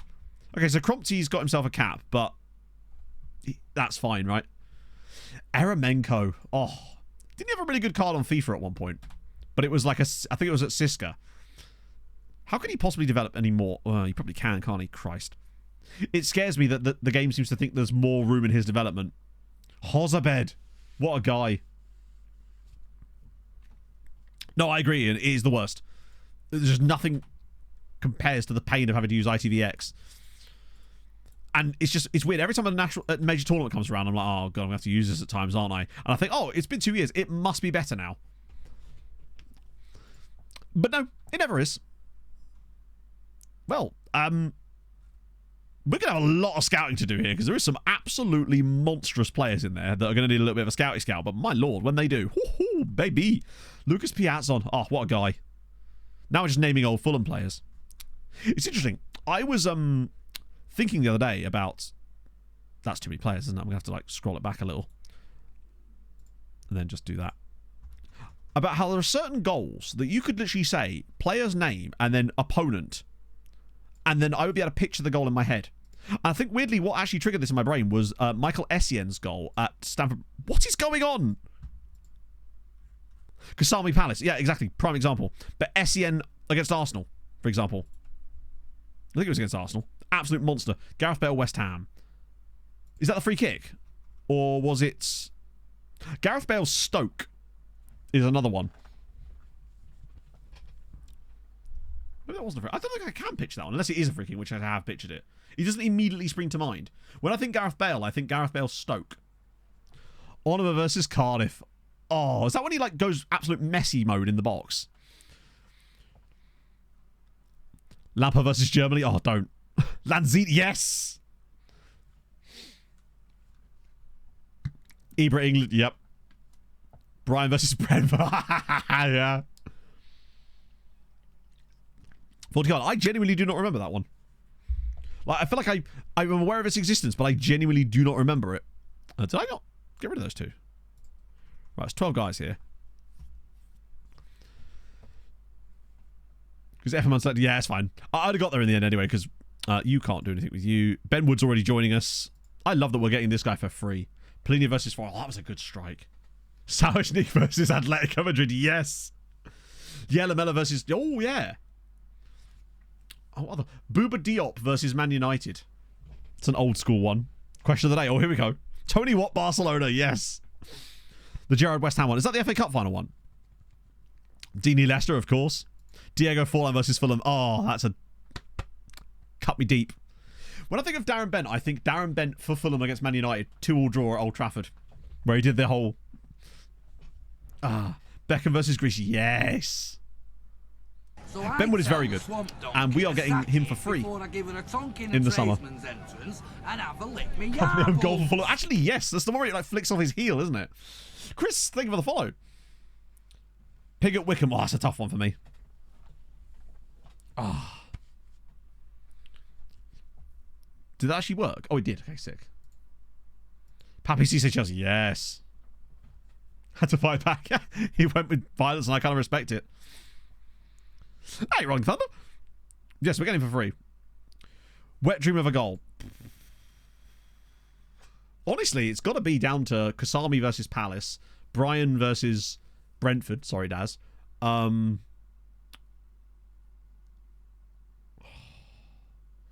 Good Fulham goals. Bouba Diop versus Man United as well, if we're just sticking to purely Fulham here.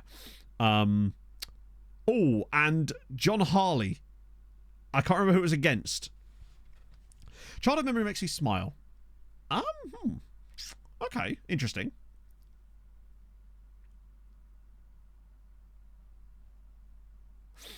Going to visit my grandparents. We'd always go to visit my grandparents on Saturdays. And we would always get fish and chips from the same fish and chip shop on a Saturday night. And I remember sitting on my grandparents' bed eating fish and chips off of like those, you know, the trays that have the little like thing underneath them that's kind of like this little bag, like a bean bag thing almost, basically. Eating that and watching Gladiators. It's just weird. Just, yeah. The assist version of that. Just to be a load of De Bruyne ones, isn't it? When Vikings showed me that frog. Hey, to be fair, I wouldn't be friends with them if I had... Well, we probably would have been friends with them. But that was what began the beautiful friendship between me and Viking. Also, chat, I went off on one yesterday. My friends were like, because we're trying to plan this Eurovision party for next year, we want to get like an Airbnb and have a really nice weekend there and watch Eurovision there. And I literally spent all of yesterday, not all of yesterday, a good 3.5 hours going through every single viable property on Airbnb, triaging them down to a list of what stuff was appropriate, and then formulating a list of 25 properties, which my friends are now going to try and slowly pick from. I went for it. My brain locked in. I think most of these guys are fairly mid. You're very cheap, though, so we might pick you up anyway. Nerd. Oh, for sure. Total nerd. But the last time I did a spreadsheet system, like, wow, okay. Like this, it worked really nice and we got an incredibly good deal. And I think the same thing's going to happen again if they could just choose. It's the problem when you're trying to plan something with 12 people. I've got the spreadsheet ready, but I wanted to kind of get the 25 house shortlist up to them first. That way they can tell me which ones they like and don't like, so I can narrow it down a bit further. Then I can go and spreadsheet them. Because I need to look at things like EV charging, because my mate's got an electric car now. Nerd. Hot tub. All of them have hot tubs. That's just given. Some of them have pools and saunas and stuff like that. In a moto. Oof. I mean, of course I haven't, Paul. No. But I will. I will try to. I'll get Pog to remember. I won't remember. Little things like that. We'll take that. Oh, I'm not locked in. No, they're not. The moment we found out the date, we were like, right, it's go time. Let's find a place. Because we knew that it would be quite expensive because it's May, right? So we're looking at all sorts of cool places. But yeah, it should be fun. We've just come to the conclusion that instead of like gathering around someone's house, it's actually probably better and more fun and cheaper. Well, not cheaper, but like to just get an Airbnb for the weekend somewhere random. You are very intrigued. End of contract, you say? Don't mind if I do. Remember what? To help me book that ADHD appointment then? That I keep forgetting about. I think he'll probably go to someone else, but we might as well. Davis versus Hamburg. Oh, what a finish though as well. I'm immediately not interested in anywhere that doesn't have a hot tub. There's just so many of them, right? On stream. It's the only way you can hold you accountable. I know. It's one of those things where I just wanted to go into it prepared, I suppose, and then you end up over-preparing. Oh, wait. You're Dutch, so you should be okay with a nice contract. No, hot tub's not come. Not at all. I am livid, as you can imagine. Go for about that, right? Dutch caps is going to be a bit of a way off for him, I would have thought. Glad I looked at that, though. Sick. Seems old. Oh, it for sure is running. FM, I would say, skews older than the average video game, I would say. I'm sure there's others that are similar to that, but I think FM, generally speaking, is... There's a lot less sort of... If you look at my YouTube analytics, for example, you'd expect most gaming YouTubers, their analytics to be predominantly, I'd say 25 and under, but particularly in the 18 and under era. But with FM, it's very different. I think only about... Maybe... He's got caps. I think like 5% of my audience is under 18. Eurovision song from last year. I genuinely can't remember. I didn't like that song. I thought it was just noise that people sort of pretend to enjoy. But I actually can't remember any of the songs from last year. Not one. Genuinely not one. Which probably says something. I have to offer him more money here. Right, sick. School and college, to be fair. I don't really think that stops people from watching YouTube videos, though, does it? Right? I mean, if they're watching other gaming YouTube videos, I think it's more down to the fact that FM just skews older, right? Yeah, average player, for sure, yeah. Brussels for December. That sounds lovely. Yeah, Pog and I still need to look for a... Twitch. Oh, no, I was talking about just my audience in general. Twitch is different, of course, yeah. But for YouTube, that was what I was referring to specifically.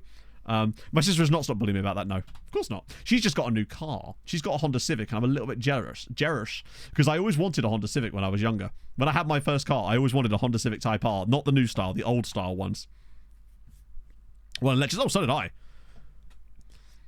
Yeah, Pog and I still need to plan a holiday, because we have the time booked off. We just haven't decided where we're going to go yet. From the, I believe it's the 7th of October? 10th game of Poland, then. I plan to next year, yeah, for sure. That's the hope. Go to Wisła. Go to Krakow. Go to Wisła. So that'd be cool.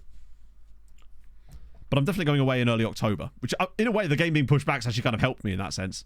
When is the next game? Right, 6 days for Liverpool. Oh, 6 days. That's fine. We can play full strength. Well, we can't, because... Full Capri. Ah. Oh. Yeah, I always wanted a Lamborghini Miura.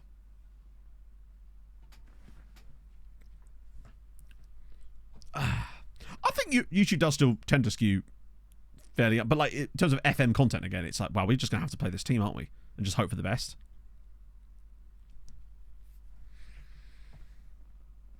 You're watching a spreadsheet simulator. Well, I think that's possibly going to change with... Oh, God, I'm going to regret this so badly if we get an injury here, aren't I? Hopefully my assistant will just yoink them off the pitch if that even starts to look vaguely likely. Problem is, even the rotation isn't that possible here, because half the rotation are actually away on international duty as well. Those seem to be the ones that come back the latest. Jesus, they're dead. Lads, it's a bit annoying that he's only made one sub, and it was to sub Pereira, of all people. Although he did score a hat-trick and miss a penalty. Are you playing the Tiger? I mean, I didn't play him in this game, no. At the end of the day, he's a squad player. He's not even a squad player, he's a youngster. But we had a week between, so I think we could just go with the full-strength squad for this one. Improved deal for Babasi. No, we can't do that yet, mate. Because you've got a 3-year extension clause that I want to trigger first. Players I've had to get loans kicking around. Oh, there's loads of them. Hope for this. Yes, good. Yeah, I can't have him... He needs to get that clause triggered first, then he can have a new deal. I'll offer him a new contract the moment that happens, but he needs to have that contract first. Because otherwise he's not going to let me put that clause in. No chance. I think I mean, hopefully the 3D match entries will look good next year, right? It'd be weird if it didn't. Sack agent never... I have had it not work, but I think that's because the player didn't like me that much. We had like a bad relationship, and I'd only recently just got him to sack his agent for something else. Did Babasi get a man of the match? No, he can't have done, can he, because of Pereira's result, but I think Babasi may well have got an assist in there. I think a week off will be enough for them to recover for the next game, hopefully. They're not too devastated by that. Let's have a little look, actually. 17 assists for Babasi this year. He's dropped off a little bit on the assists. Pereira's still the top scorer. Like, 26 goals off of an XG of 16 is brilliant. Whereas Reynoso admittedly has now caught up to his XG, but he's still... You'd expect more, right?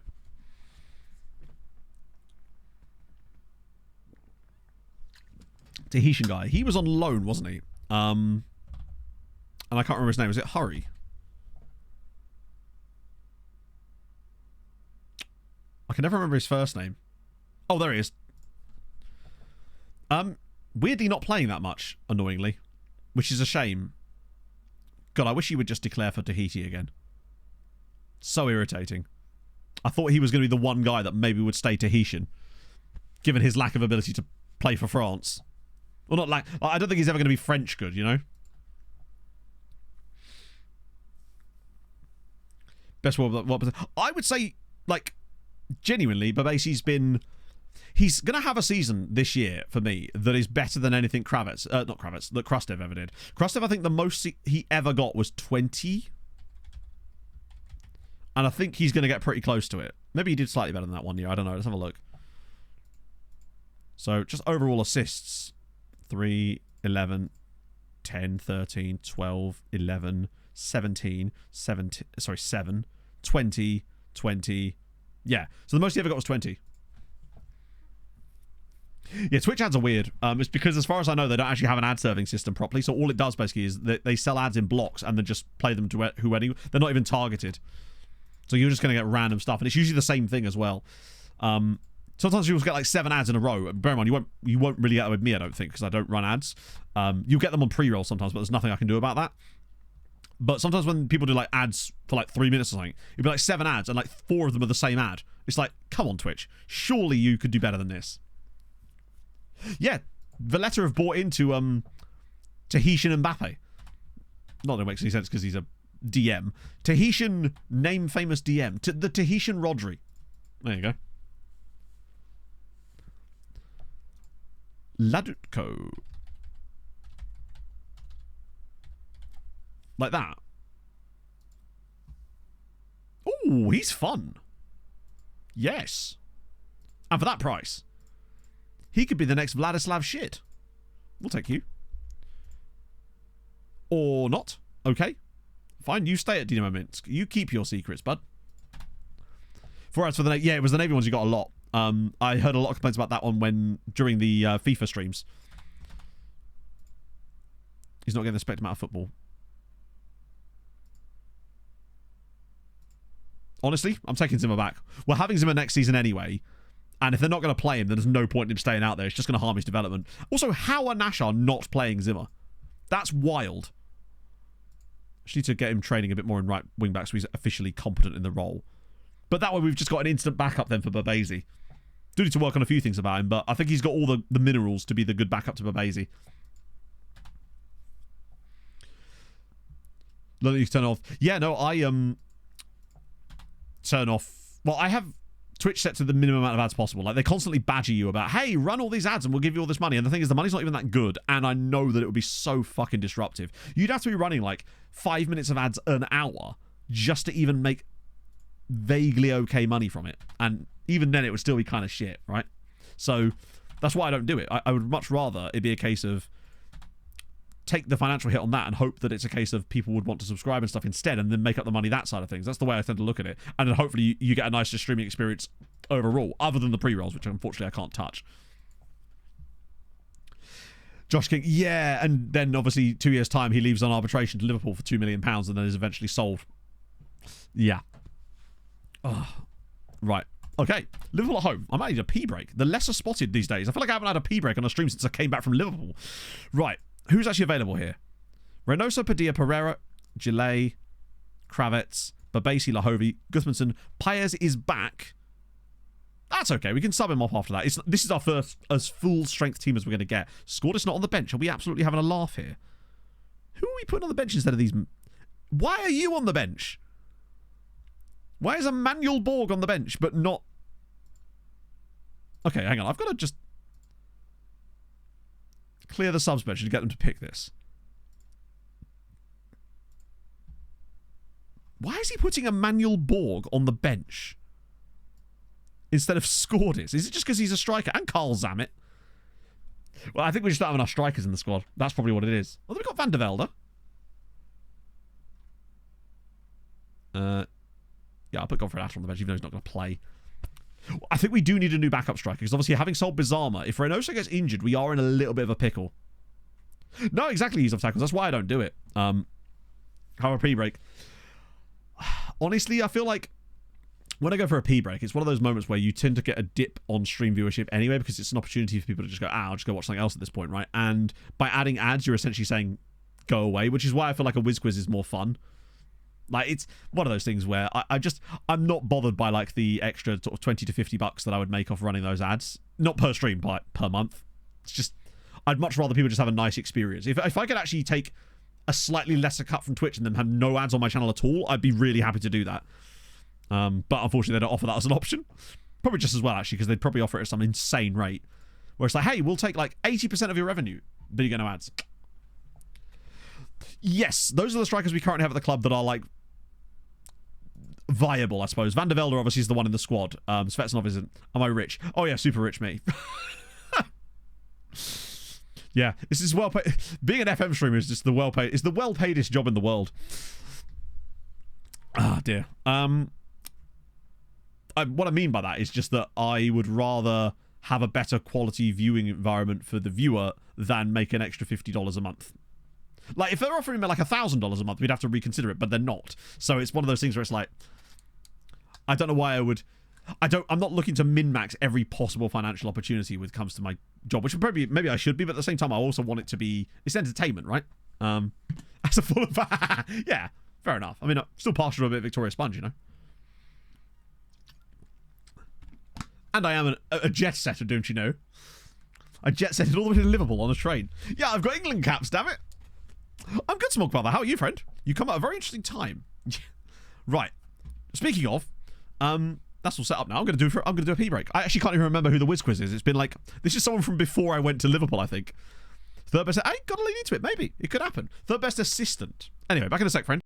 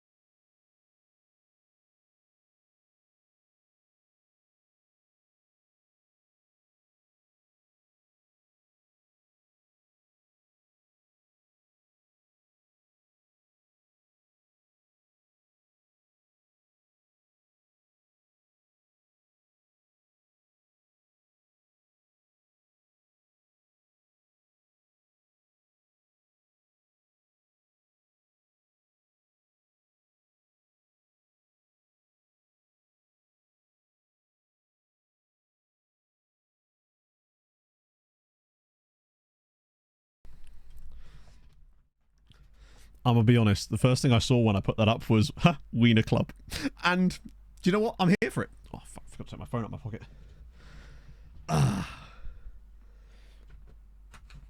Fair enough. Wait, it's actually, yeah, no, it's basically, oh, sorry, for those of you that, oh, I've just realised, for those of you that have sort of come over to my content after FIFA or whatever, found me in the last week, every time I go for a pee, what we do is I clip a Wikipedia article with the player history of a player, and chat have to guess who it is. It's just something we do every time. We call it the whiz quiz. So it actually is a Wikipedia article, yeah. Ah, dear. Also, my new phone arrived. I mean, not today. It came on Tuesday after stream.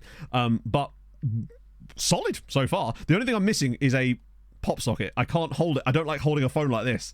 So that's weird. So hopefully that's coming soon. But still, I'm happy with that purchase. And it's got NFC. I finally have NFC on a phone. Not that I really use it, but, well, I wouldn't. I don't have it. So many. Oh, we looked at penises last time. Because we looked at Donergy penis. Also. By the way, the answer was Jurgen Macho. I don't know if I actually said that. It was Macho Man.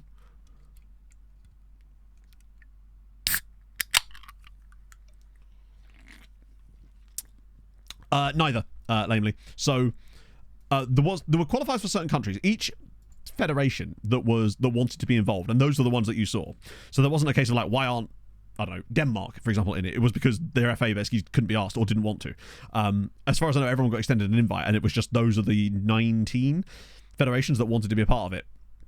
And they were allowed to run qualify, whatever they wanted to do to select their teams, basically. So some nations run massive qualifiers. Indonesia's qualifier had over 100 different people in it, and it was massive, and they had some insane tests, and when they won the whole thing, right?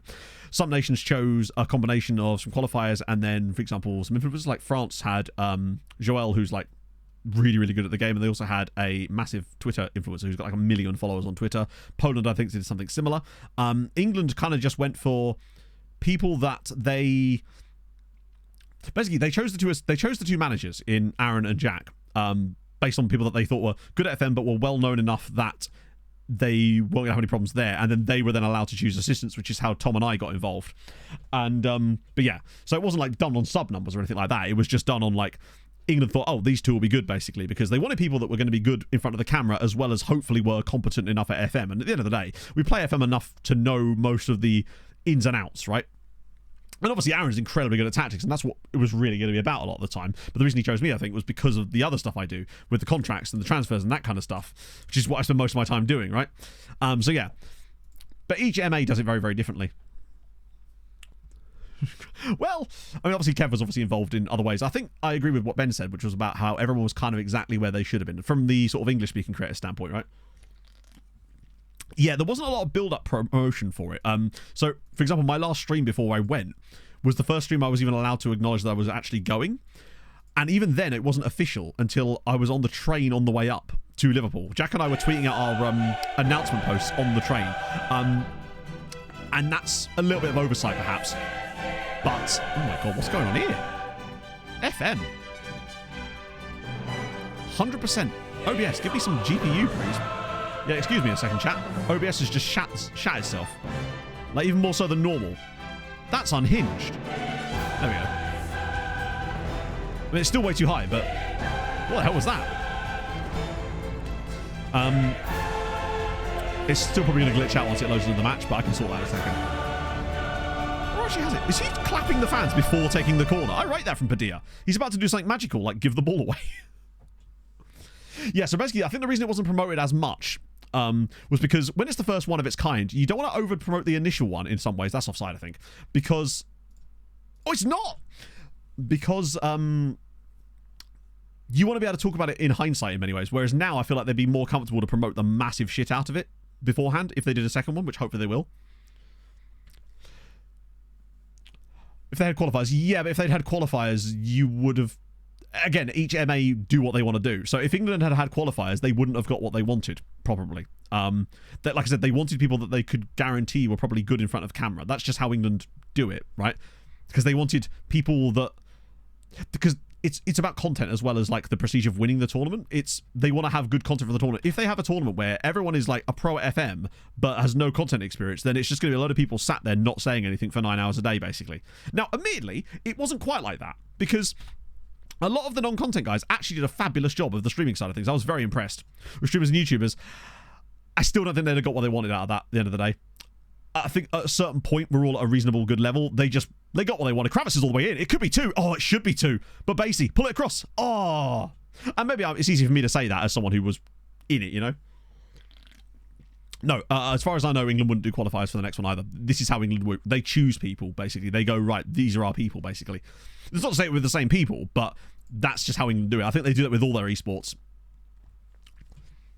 Oh, yeah, Enzo was great. Enzo was in chat earlier. Enzo was brilliant. The Lithuanians were great. The Norwegians were great. The Dutch were great. There's so many great... the Germans were brilliant, but obviously Germans, they had the benefit of having Svayaketa on their team as well, so he already has the content experience. But Sven was great too. I think those little sort of streamer...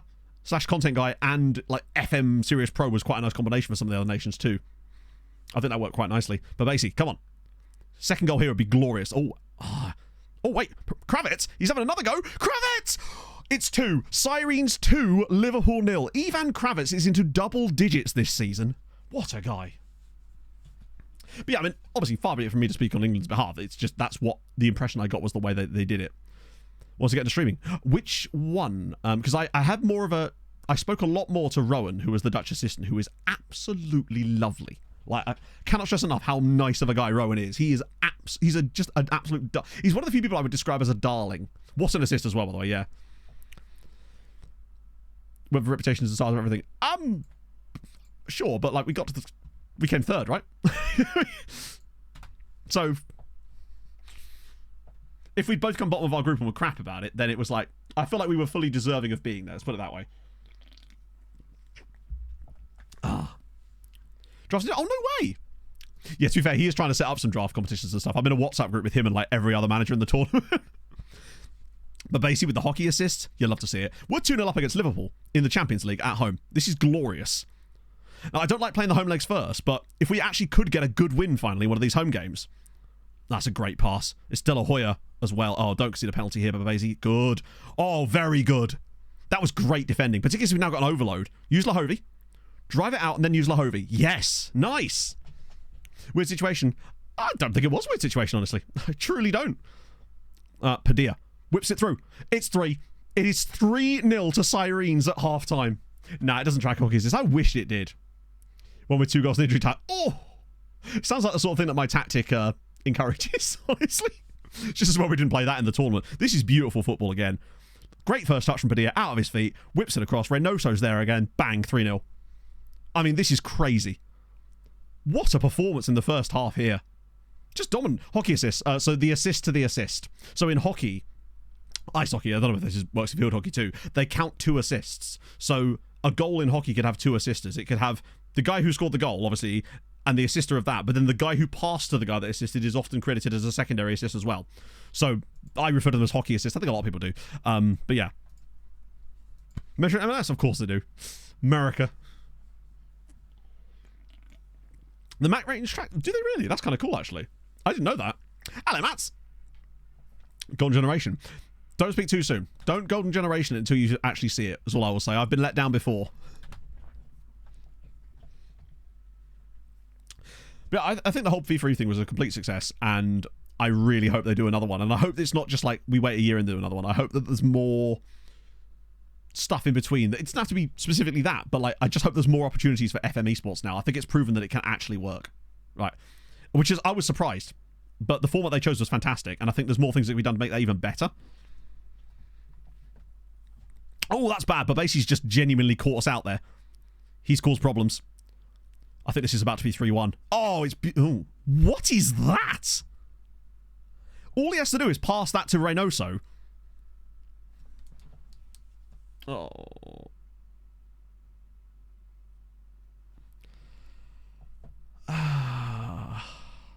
I don't know why he clutters that randomly when he could have just passed that. And then, to have this be the goal as well. Pius somehow doesn't clear it, and the goalkeeper's unsighted. That's really annoying. It's their first actual opening of the entire game. I mean, 3-1 still good. More I would love it. My favourite thing about it next time would be if there was more FAs involved. Yeah. If we could get up to like 32 or something, that would be so cool. Yeah, I mean, I think the only reason, obviously, the only reason England had the 2 teams as well was because of we were the host. But I don't believe England like applied to host. They were just asked if they would. Our fullbacks have actually kind of struggled today. I'm still not going to substitute Babasi because we really, other than Kral, and I don't really want to take him off. This feels like score this time. Pereira is kind of knackered, actually. I might go Joshua Crompton. I'm starting to favour Crompton over Pineda. Just because Crompton's now got those England caps. He's got that future ahead of him that I can see. Wow, Liverpool are coming at us. More teams to get out of the group. I think the reason they didn't do that was possibly just because they were worried about how long it would take on the live show the next day. Hang on. Replace Reynoso with Trejo, who is a left back. What are you smoking? My assistant's like, bear in mind, we have a striker on the bench. He's like, no, we should bring on your left back up front. Okay, assistant. Sure. Another good rush. Yeah, I just... Ooh. Maybe I will get my base here for 10 minutes. I'm hoping that we can focus on the positives of hockey now. And I'm looking forward to the season starting again, basically. I'm just looking forward to things getting back in. Right. I mean, I'd take a 3-1 win considering how badly we've played in this second half. I don't know what that second half was. Like, look at this. Like, what was that? We didn't have a shot in the whole second half. I mean, admittedly, a lot of Liverpool's XG came from the tap-in from the mistake of the goalkeeper. But even so, 3-1 is a very fortunate result for us, I would say, there. He did, didn't he? Yes. I love it. He's part of that team of, like, players who are defenders for their country, defenders for their clubs, but have to play up front for their countries because they're, like, their only good player.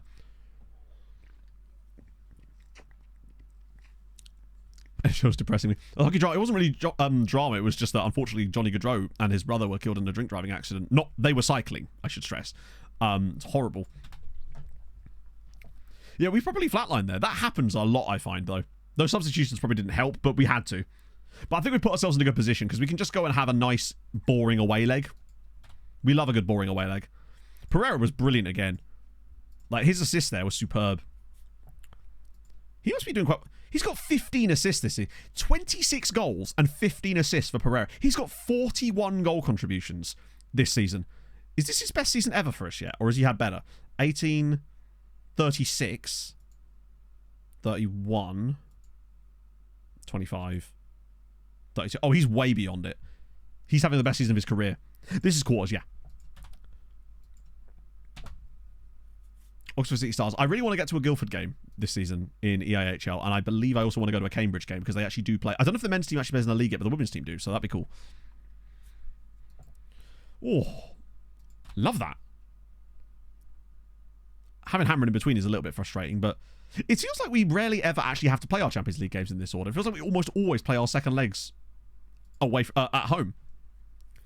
Yeah, he's been monstrous this season in general. I don't know if he's averaged an average. Is his rating over an 8 in all comps? Oh my god, it is. Oh no, it isn't. The only player with an average rating of over an 8 in over 26 appearances, but basically is averaging over an 8. That is insane.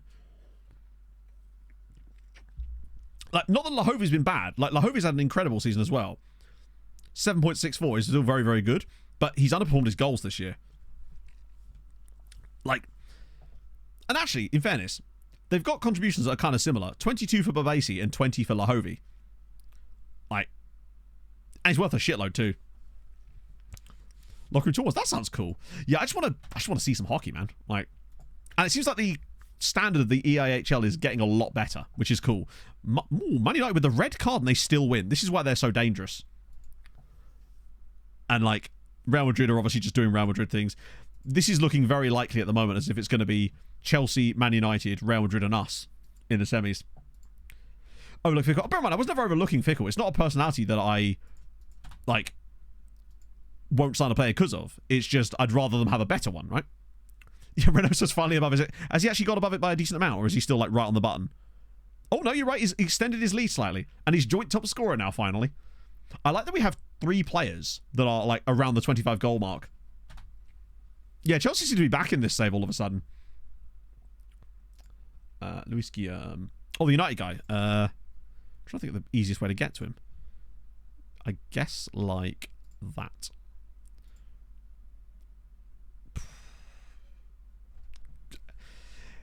I feel like for some reason we never get legendary midfielder or legendary striker status on any of our players. I know that sometimes it's because of age, but like Padilla's 32, he should have legendary midfielder status by now, but as far as I know he doesn't. And it's weird because he's better than these guys.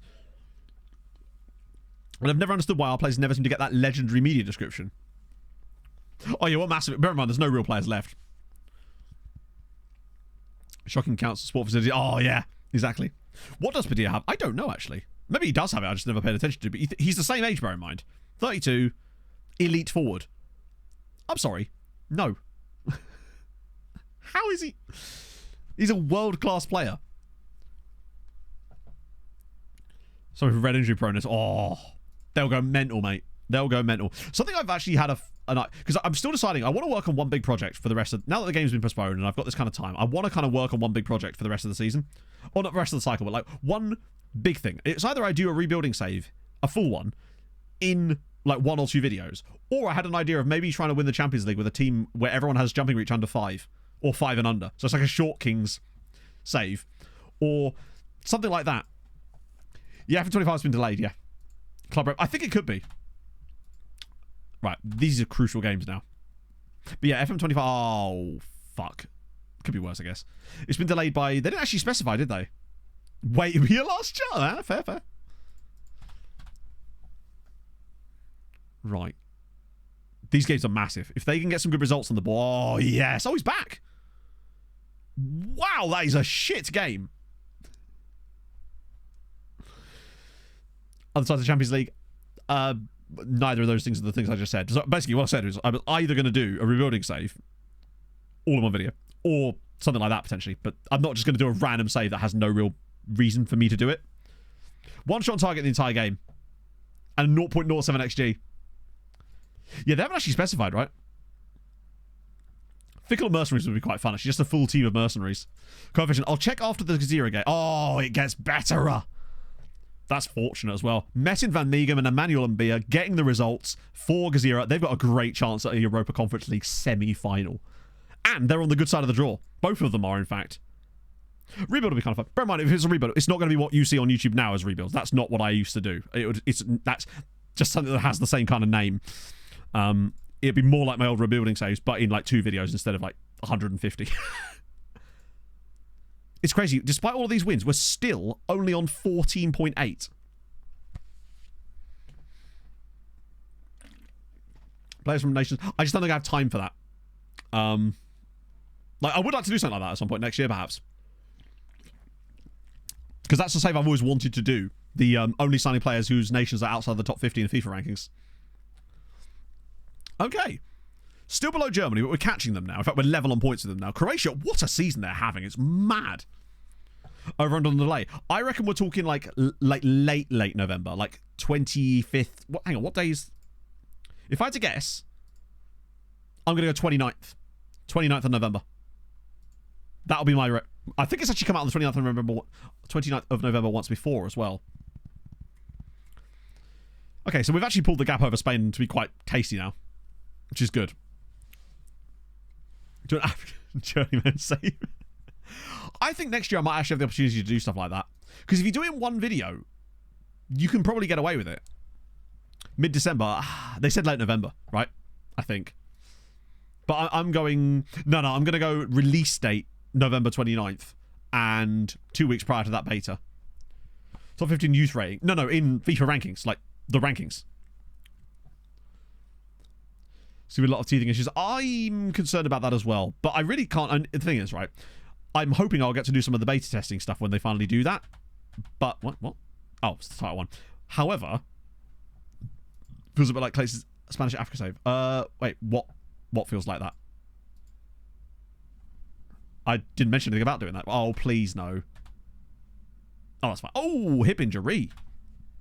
Better than F25. Well, dynamic youth rating is going to be very less important given that national teams aren't even manageable. 26. Bear in mind, it almost always comes out on a Friday, which is the reason I chose 29th. 2020 DLC. Maybe, but it's not going to happen, is it? Nationality's not top 50. But hang on, wasn't Clates' save to win the Champions League with a team in Spain that's based in Africa and only use African players? I'm not quite sure I understand how that's even vaguely related to what I just said. What I said was that I could do a save where I'm only allowed to use players that are outside the top 50 rankings in FIFA nations. I mean, I guess some of them would be African, potentially, because there's some African nations in that group, but I'm not sure I quite... Unless I'm getting my wires crossed, which I probably am, because it's me, let's be honest. Wait, late November. Maybe, I mean, it could get pushed again. Like, maybe. I'm hoping that we've kind of seen the... Who? I mean, sure, I guess. Hang on, lads. Would you go to that? Fine, here's 400 grand. How weird.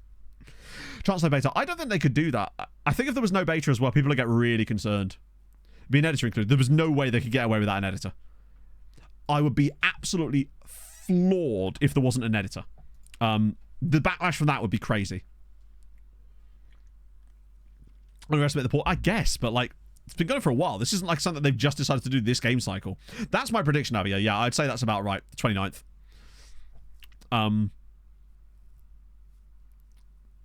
Thursdays. I find that it's usually Thursday or Friday, isn't it? Match engine. Imagine there's just no match engine. Nah, if they got rid of the pre-game editor, at that point, I couldn't defend them anymore.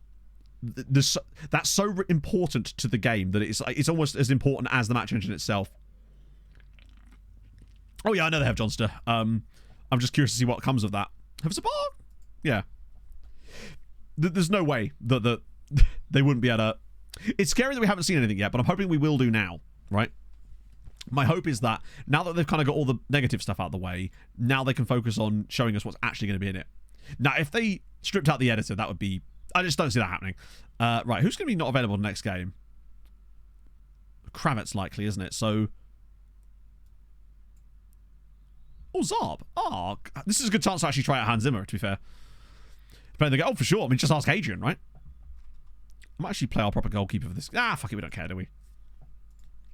It's just so important to the content side of things. But not just that, it's not even about the content. The editor's important to like a lot of the things that people want to do, just to do like basic stuff, right?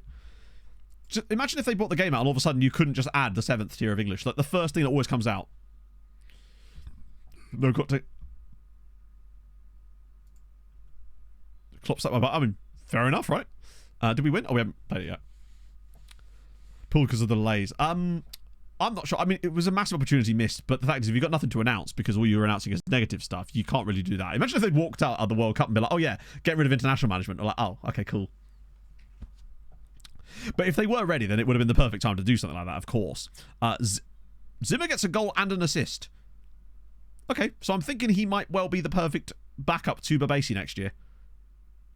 This is his time. Dortmund scarf for the parade. Something I think so, yeah. I mean, they said September still, right? For that. Matters that much, yeah. I mean, I think I would argue that removing international management does indeed matter because it's a massive part of the game. At the end of the day, it's a football management game. And if you can't manage international teams in a football management game, to me, I realise people don't say that they don't play it that much, but it's because it's shit. I still think that's a massive thing that's not in the game, right? I think the argument that that's not a big deal, I think people are downplaying it because they don't personally play it, but it's like, that's a pretty big deal for me. That's just my personal opinion, of course. Kieran, thank you for the follow. Yeah, I mean, Zimmer allows us Krau to just do his... I think Krau's just better in midfield. Well, that's the other thing. With international football being such a big deal in the women's game, the fact that that's going out at the same time as women's football's coming in as well, in its current state. But I just... When you peel it back to its parts, at the end of the day, a football management game where you cannot manage England is mental. To me, that just doesn't sound right in my head. And I know that they're taking it out to put it back in and make it better, but it's like they've taken a lot of stuff out to put it back in and not had it come back in. So, I mean, I feel like this isn't one of those situations. It almost certainly will, but it's just like, it's not a good look is what I mean. Like, I almost always find myself doing some kind of international management every single year, right? So the fact that it's gone is kind of sad, right? I don't think there's been a single FM gone by where I haven't done some kind of international management. Again, that's just me. Right, see what Zabar can get out to against Birkikara. Won't need to... Oh, no, they absolutely have. But at the end of the day, that isn't the consumer's fault, unfortunately. That's... They've, once again, Robin Axelvol. Yeah, it's... Wow, he's actually really good. How's he got more Norwegian caps? I think it's one of those annoying things, because it's like, people go, oh, no one plays it. It's like, yeah, because it's shit. And... I don't like the fact that they use the example of the fact that not as many people play it. It's like, yeah, but if it was good, they would. What I'm saying is, it's not a good look when you've got nothing good being announced at the moment and nothing new is being added and all we're seeing is things being taken away, right? Bring it back. Well, that's what I mean. Because I think there is a lot of things you can do with it, but it's concerning, right? Because imagine it comes back and it's just exactly the same. Because unfortunately, now by doing this, by taking it out and saying we're bringing it back next year and it's better, you've then put all the pressure on it. It has to be then good at that point. Because if it's not, then it's like, what'd you take it out for? Less than half that, really? Oh yeah, no, I would be absolutely, genuinely amazed if the editor wasn't available. There's just no way. There's just no way they don't put the editor out. Also, I've only just noticed how much Victoria won the Goslerton division by. I did not know. We looked at this earlier and I didn't twig. They've won the league by literally nearly double points off of second place. Shuka are 25 points off of relegation. They're second. That's mad.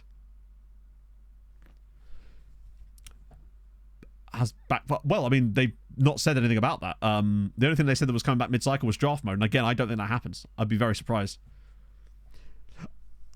Yes, if they were to win the cup from Goslar, they can qualify for Europe. Yeah, literally second and third place in the league. If they combined their points, still wouldn't be able to win it. That's mental. Is it like this every year? What the hell has happened?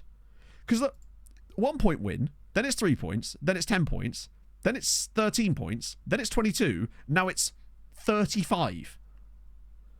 How are they managing this? Are they like a tycoon or something that we just don't know about? Hang on. They've got a 3-star CA goalkeeper. What on earth?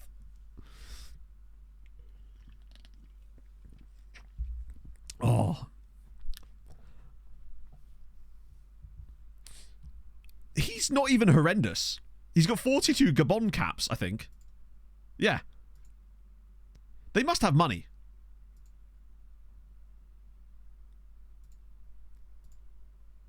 They have no money. They're managed by Marco Olsen Valdez, who is our former Syri... Oh, is it because... No, it can't be because of this guy entirely, can it? Just a random under-19... Wait, they've got to use his loan market coach. I didn't even notice that. Oh, they got the Swedish Chilean, Marco Olsen Valdez. That's fun. Also, how's Miggy Torres looking these days? He's 29 now. It's that low self-belief. Doesn't like big matches. There's a lot of things there. I think that... I reckon we're going to look back on this guy and think that he had really good PA and he just never was able to get it. Oh, shit. Come on now. Oh, as if Padilla's going to miss the Liverpool game. Yeah, 4K a week is quite a lot. So they clearly do have some money. So shame, can we actually look at the Goslerton League season preview? What's good is it? Exclamation mark skin, Jaggy, and you'll get a download link and various other goodies about it. What am I doing? Leagues in focus. I want to see if we can see like the wage budgets and stuff. Ah, there's no season preview for it. Can I look at like...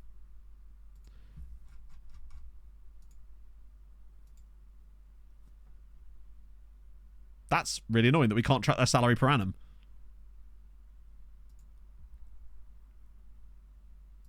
You can look at... Oh, I can't even scroll down it. Oh, yeah, they have no budgets. It's not showing it properly. That's really annoying. We've also got this guy, Lewis Stolworthy. Oh, they don't have contracts, do they? Of course. Nobody's got a contract because it's Gozzo. Because they're all amateur. That was the Goslerton League. Little Tesco's. Ooh, a big, like, nice tub of that dairy milk ice cream would be delicious. 1,100 games in management. All we have to do here is avoid losing... Wow, he's reporting on someone other than Babesi. Oh, displeasure. High volume of quickness training. Okay, that means we just have to do a hokey cokey. To be fair, I did just sign all those new coaches, so that'll probably do it. They always seem to complain about quickness training. And I get it, he's already quick, so stop showing off, Joshua, is what I'm really saying. Mendoza's gone. Okay, cool. That was a random one. Just random 400k there for free. Oh, for goodness sake. Cooper, take off the poke. It's just going to injure all... Literally, none of those players have played in that game in between, and yet they're all injured anyway. George Cater, thank you for the follow. Goslerton League, it's so just, I think it's north of Malta, the main island. There is an island called Gozzo, which has its own league system, but it's separate from the Maltese leagues. But it's still in the game, which is just kind of cool, because Hadrian's a genius. But they can't be promoted out of it. So what we've noticed is that in recent years, Victoria Hotspurs have become absolutely dominant in it, to the point where if second and third combine their points, they still wouldn't be able to win the league. So Real Madrid are through. Man United are through, but narrowly. Okay. Real Madrid are just looking next level. I am worried about this second leg now, just because of the sheer amount of injuries we've now got. So that means no Padilla, no Gillet. Oh. Yeah, it's very annoying. Best player at the moment. Oh, Christ, who is the best player, chat? I mean, I guess the game thinks it's either Pereira or Reynoso. Yeah, no wonder they're getting out of the league, for sure. Reynoso's probably the best player, pound for pound, I would say. Although Pereira is also pretty stacked. Just in slightly different ways, because they are slightly different players, right? Then there's also... Oh, we can't see him because he's injured, isn't he? Padilla as well. But basically, I love that Babesi at 21 is this good. It's filth. There's just pure filth. Oh, we're going to get to find out if he's going to be a big player or not soon as well. The Tactician FM, thank you for the follow. There's just no way that Babesi doesn't have likes big matches. He's played too well. So the players on holiday between the games. Honestly, like, I think I need to schedule some rest training in there. The problem is you lose too much match sharpness. Right. Okay, who's actually available for this game? I think Padilla would be okay to start. Is he, though? I think he is. Defense is fine. It's this part where things get a bit dodgy, because Kravets is... Yeah, we've got no Kravets and no Gillet. So literally our default midfield double pivot is missing. Dan's not fit enough. It's going to have to be a Kral and Atta partnership with Babasi there. I think I have to start Padilla and then hope that we can get through without him. But again, the bench has gone funky. My assistant's being an idiot again. He's putting, like... Again, these guys on the bench instead of actually good players. So, like, we can bring Score... Do we just start Scordis? No, actually, I'm going to do it. I'm going to start Scordis. I can't risk an injury to Padilla. Scordis is so reliable when he plays. Today is required of him. Last thing we need is a... Like, really... Last thing we need is a long-term injury on Padilla. Again, another long-term injury on Padilla. Because Scordis, look, I mean, 7 starts, 8 goals, 3 assists. Very solid rating. He's good. He's good enough. Even if his match sharpness is... Actually, it's not bad. I'm more worried about Kral and Atta. I'm concerned that these two are going to lose control of the midfield. Because Gillet and Kravets are just different gravy. Oh, they got American. I didn't realise De La Hoya was American. God, he's a bit good, isn't he? From Chicago. Okay. Eugene Garlic. No way! That makes him even better. I didn't realise that. Oh, now we've got... God damn it. We've got Garlic Man. He's about to pull it. Let's go. I'm confident. We've got a 3-1 lead, but things can go wrong still. But the one thing this team is really good at is boring people in away legs. But I suspect that part of the reason for that is because of that Gillet monsteriness in the midfield. And I'm concerned that we're going to lose control here. Let's see. Yeah, missing both the DMs. If we go out, I suspect it's going to be because we'll lose control. Scalvini's the manager. That's going to be the biggest. Marley Pauling is a great name. They've got I love that they've got a full team of guys that still have faces, crazily. This would be the perfect game for absolute boredom. But I do worry that a lot of that boredom, just like I said, comes from the fact that our midfield is so good at shutting teams down and we just get cancelled out in those away games. I've just praised the team, haven't I? Yeah, shit. Although, 11 minutes in, no shots for either side. We just don't want to concede early. Well, Shigeki Kono gets an early goal for Liverpool, and suddenly this is going to get very, very tense indeed. I feel like the keeper could have come for that. Nah. Unfortunately, Lahovi just isn't the tallest. That's annoying, because that's not one of the positions I expected us to concede from. Worst possible start to the game. I think we could go out here, you know. Because look at the possession. We're doing nothing in this match at the moment. And this is fine normally. But now that we've conceded that early goal, I mean, we've kept it tight ever since then for the last 20 minutes. They've literally had no shot since then. I mean, if we end up losing 1-0, we'd still go through. So actually, that's fine. But I just didn't want to concede that first goal, for God's sake. Never mind. I think I know where this game's going, unfortunately. It's going to be one of those where Liverpool score every shot they have on target. And even when we deny them basically any chances, they just keep scoring. I feel like we'll give away a penalty any minute now. Fuck off. Okay, never mind. Nah, unfortunately, chat, it's one of those games. It's... These fucking highlights like that are just so irritating. Because you know that you're not going to get the ball back off them. You're eventually just going to concede. Like, they're just... Where are they going? How has he not done anything there? Yeah, this is... It's a shame, but it's going to be one of these 3 shots on target, 3 goals types of games. Oh, insta highlight. Because we've not had a shot ourselves yet either. And now, within literally half an hour, the entire lead has been wiped out. And we've not really done anything since half-time in the last game, to be fair. Right, we can dig deep now. Score this. Reynoso. We need Reynoso to actually step up for once. He's just going to shoot, isn't he? Yeah. Well, number 42. Who was number 42? That was Pereira. Probably not tracking back very well. So we're 2-0 down off of 2.68. Yeah. At least we can start irritating the team again now.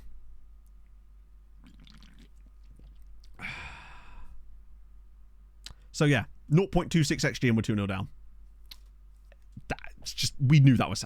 fuck me, man. And unfortunately, I think part of the reason is this. But there's nothing we can do about it. because both of the players that we rested got injured. Glad we rested them. Edison's I didn't know that. Okay. Who's even playing well other than Scordis? Even Babasi's not having a good game. Right. Took a knock as well. Did he really? Nah, shit. Potential lower leg injury. Okay. The thing is, right, the only option would be to put Pereira up front, and then we're looking at Crompton. I might actually turn off football in the box. Just try and free us up a little bit, because we're actually not creating much. Tight calf. Should be able to nurse him through. Okay. We could always bring Padilla on, but not up front. I mean, we've had a shot finally. Scordis is on a booking. Babasi's on a booking too. We can't really do much about that. Oh, now Liverpool are having chances. I want to sort of go as long as we can. Thing is, this is actually not that dissimilar to what we normally do away from home. It's just, unfortunately, they've got those 2 chances and scored them both. Wow, Lahovi's been shocking. Right, now I have to make some changes. Fuck it. I'm going Padilla as the striker. Van der Velde is just not good enough. I'd rather play Padilla as a striker, honestly.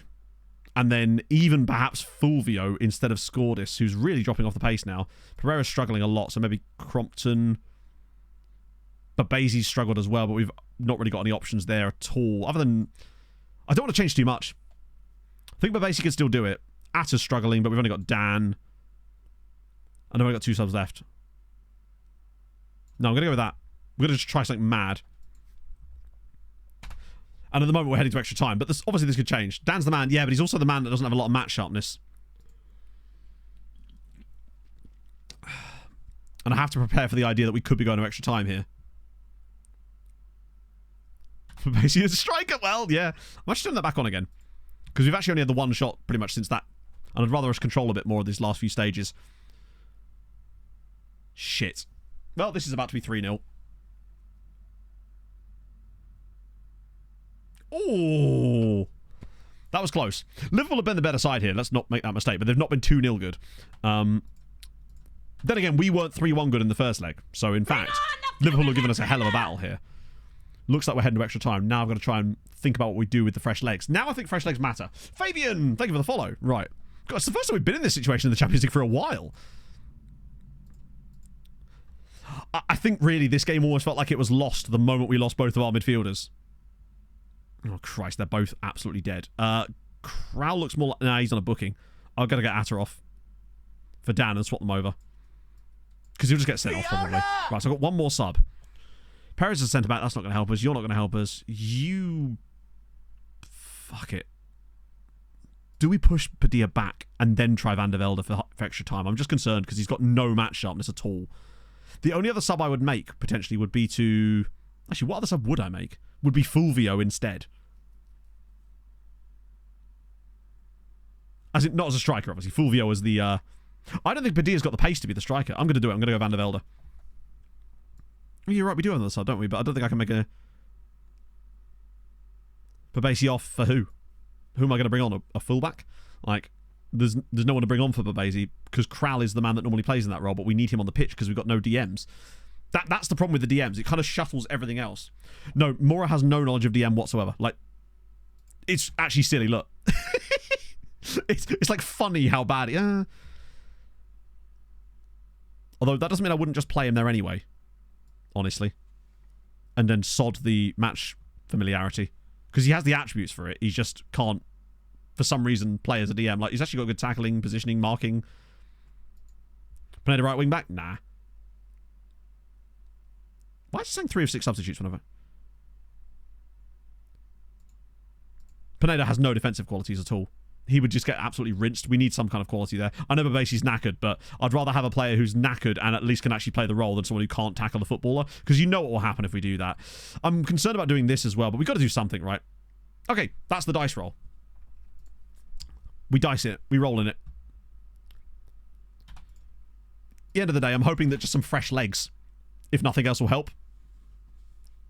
Marini could have been useful, but we weren't ever going to expecting, when we rested the team, to have both of our DMs injured in between the games.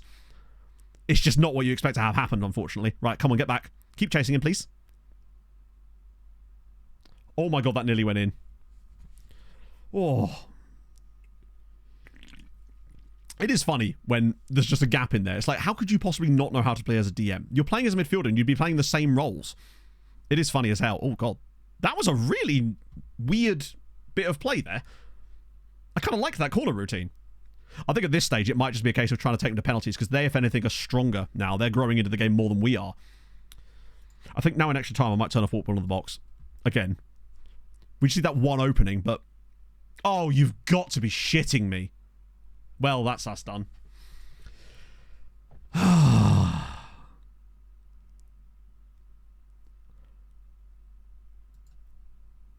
We've got no more subs. Luckily, it's in a... Yeah, I'm going to have to leave the rest. There's no point... Oh, I could do Van der Velde as an AM. No, that would be stupid. Is he tall? I think this is just one of... No, he's really fast, actually. We'll leave him up top. At this point, it's just... It's in FM's hands. More at AP. Well, then we'd lose one of the DMs then. If we move, we've got to keep it as a shadow striker. I'd rather just keep him up front. At this point, we need someone up there because we're just going to keep inviting pressure otherwise. No point in changing all the tactical setups at this point because it's just going to make us worse. I normally just commit in these situations to the same shape unless I lose like a centre-back, obviously. But if it's one of these sort of front three, I'm usually okay with keeping it as it is. Nah, it doesn't matter. Wasn't going to make any difference. A 6 sub. Yeah, we do, but we used it.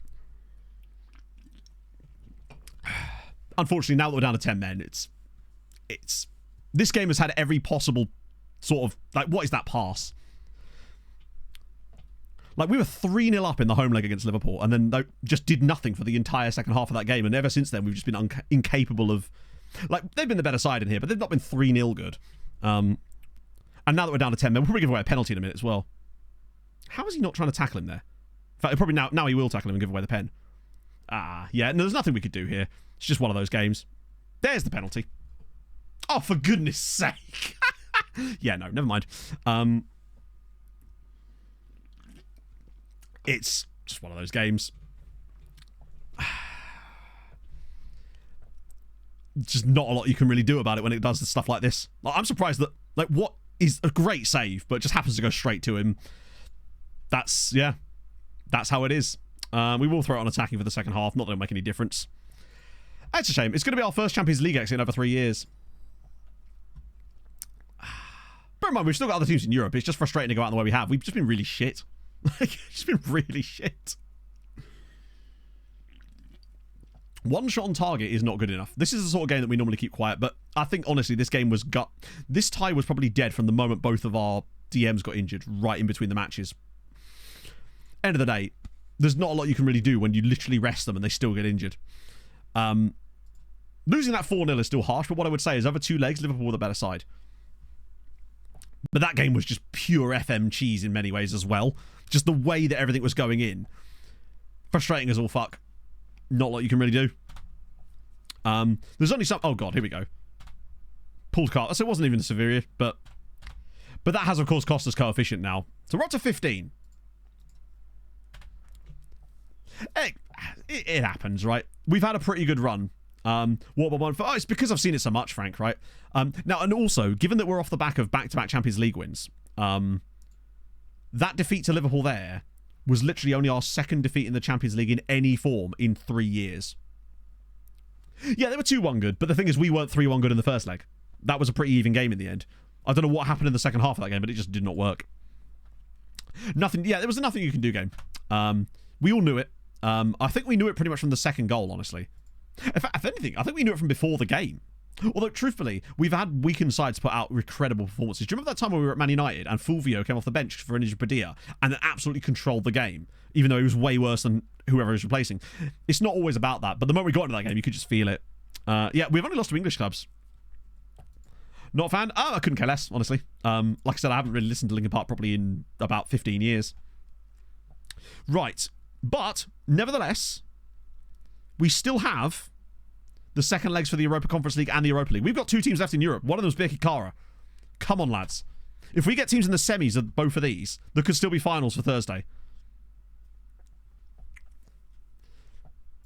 Watch them both go out here and it's just FM going, fuck you, not allowed to have any fun this year.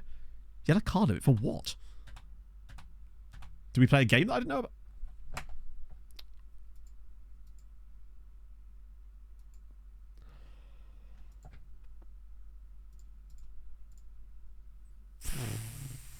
Yeah, all right. 2 shots on target, 2 goals.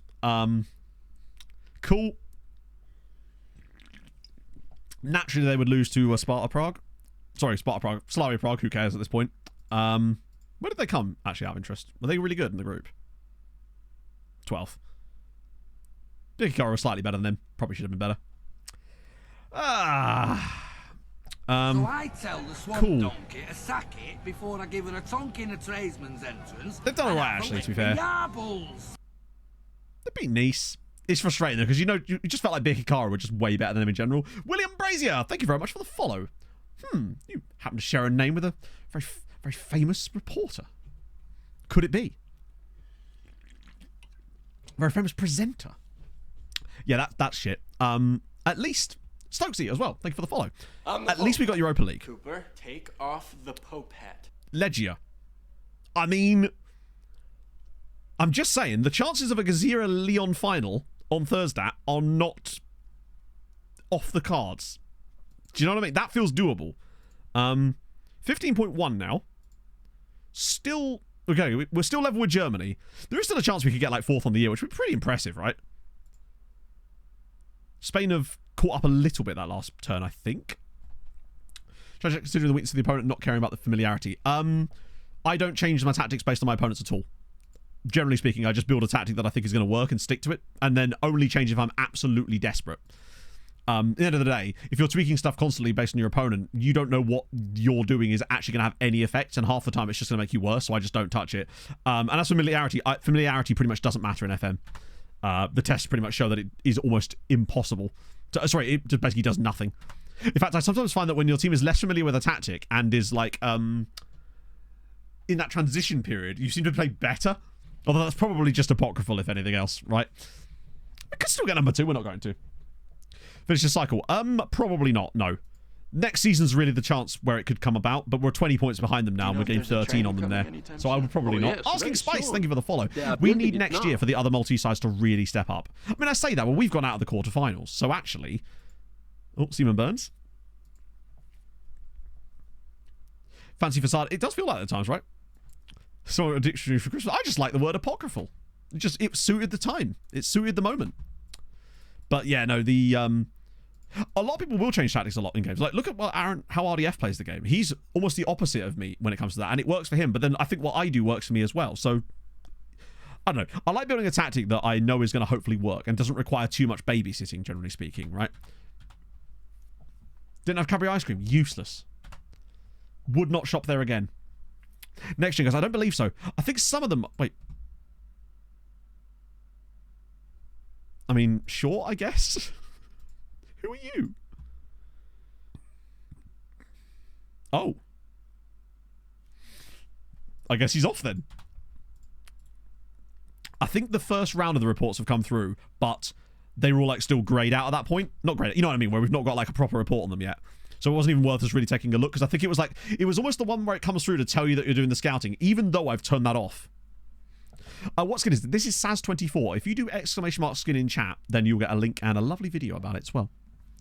But I like how many people have been enjoying Saz's skin lately. I wonder if that's just people coming new to the game and be like, damn, this looks so much better. And they're right. It does. Nuchida, thank you for the follow. Right. Oh, that's what I was going to check, though, was the scout reports. Not scout reports, sorry. The although I think some of them were in there. Oh. I read that as Aubrey shithole. I do it every time, but close. We were very close to an Aubrey shithole there. Sorry, Aubrey. Bo Tiedemann Hansen as well. Good name. Solid work. We must be into the... I think the reports have just got so jumbled up now. More Shabbat and Tesco. Ah. I've just been really enjoying those dairy milk ones lately because of the moussey bit in the middle. It's delicious. Went to Tesco yesterday and you'll be proud of me, chat. I didn't buy any. So there's that. Everyone buffing it. They are now, Duke. Yep. For sure. Oh, no, Gerson. Actually, that's kind of bad for Zabar. Speaking of, have they lost a game yet? No. Literally haven't lost a game since Hadrian took over. Wow, they really were on a shit run, weren't they? Anthony Swan was the only player even scoring for them. But now they're unbeaten in, what's that, 7? They've got a good run in here. I still think there's a possibility they could get up to 9th, which would be wild. Ah, lactose intolerant. Ah, yeah. I don't envy that. I think that would make me... Oh, I'd be so sad. Just because cheese is just my... Cheese is my favourite fruit. It's just the best. Right, Farrell Costanza. Yeah, I think these guys are definitely some of those guys, right? Oh, they absolutely are. But a lot of them are not getting the full... Wow, 100 players? Oh, it's because we're out the window, innit? Right, I've got to be careful here. I need to make sure I don't skip any of these, just because if you go over 100, it will start, like, removing them from the list, and the last thing I want is that. Looks like there's quite a lot of usable players on here, though, which is exciting times for next stream. Jesus Christ, there's a lot of players here. So we can win the title? Well, probably not. Actually, wait, haven't we already won the league? I swear we'd already won the league now, right? Is that all extensive? Oh, it is. Okay, might be some players to look through here, potentially. Daniel Lewis, lol. Did I scout him? 80% efficacy rate. Yeah, you don't want that 20%, though, do you? Just because you will feel it. Wow, has he got higher PA than I thought? I swear he wasn't as high as that. Oh, we take it. Off the shortlist you come, though. Antonio da Silva.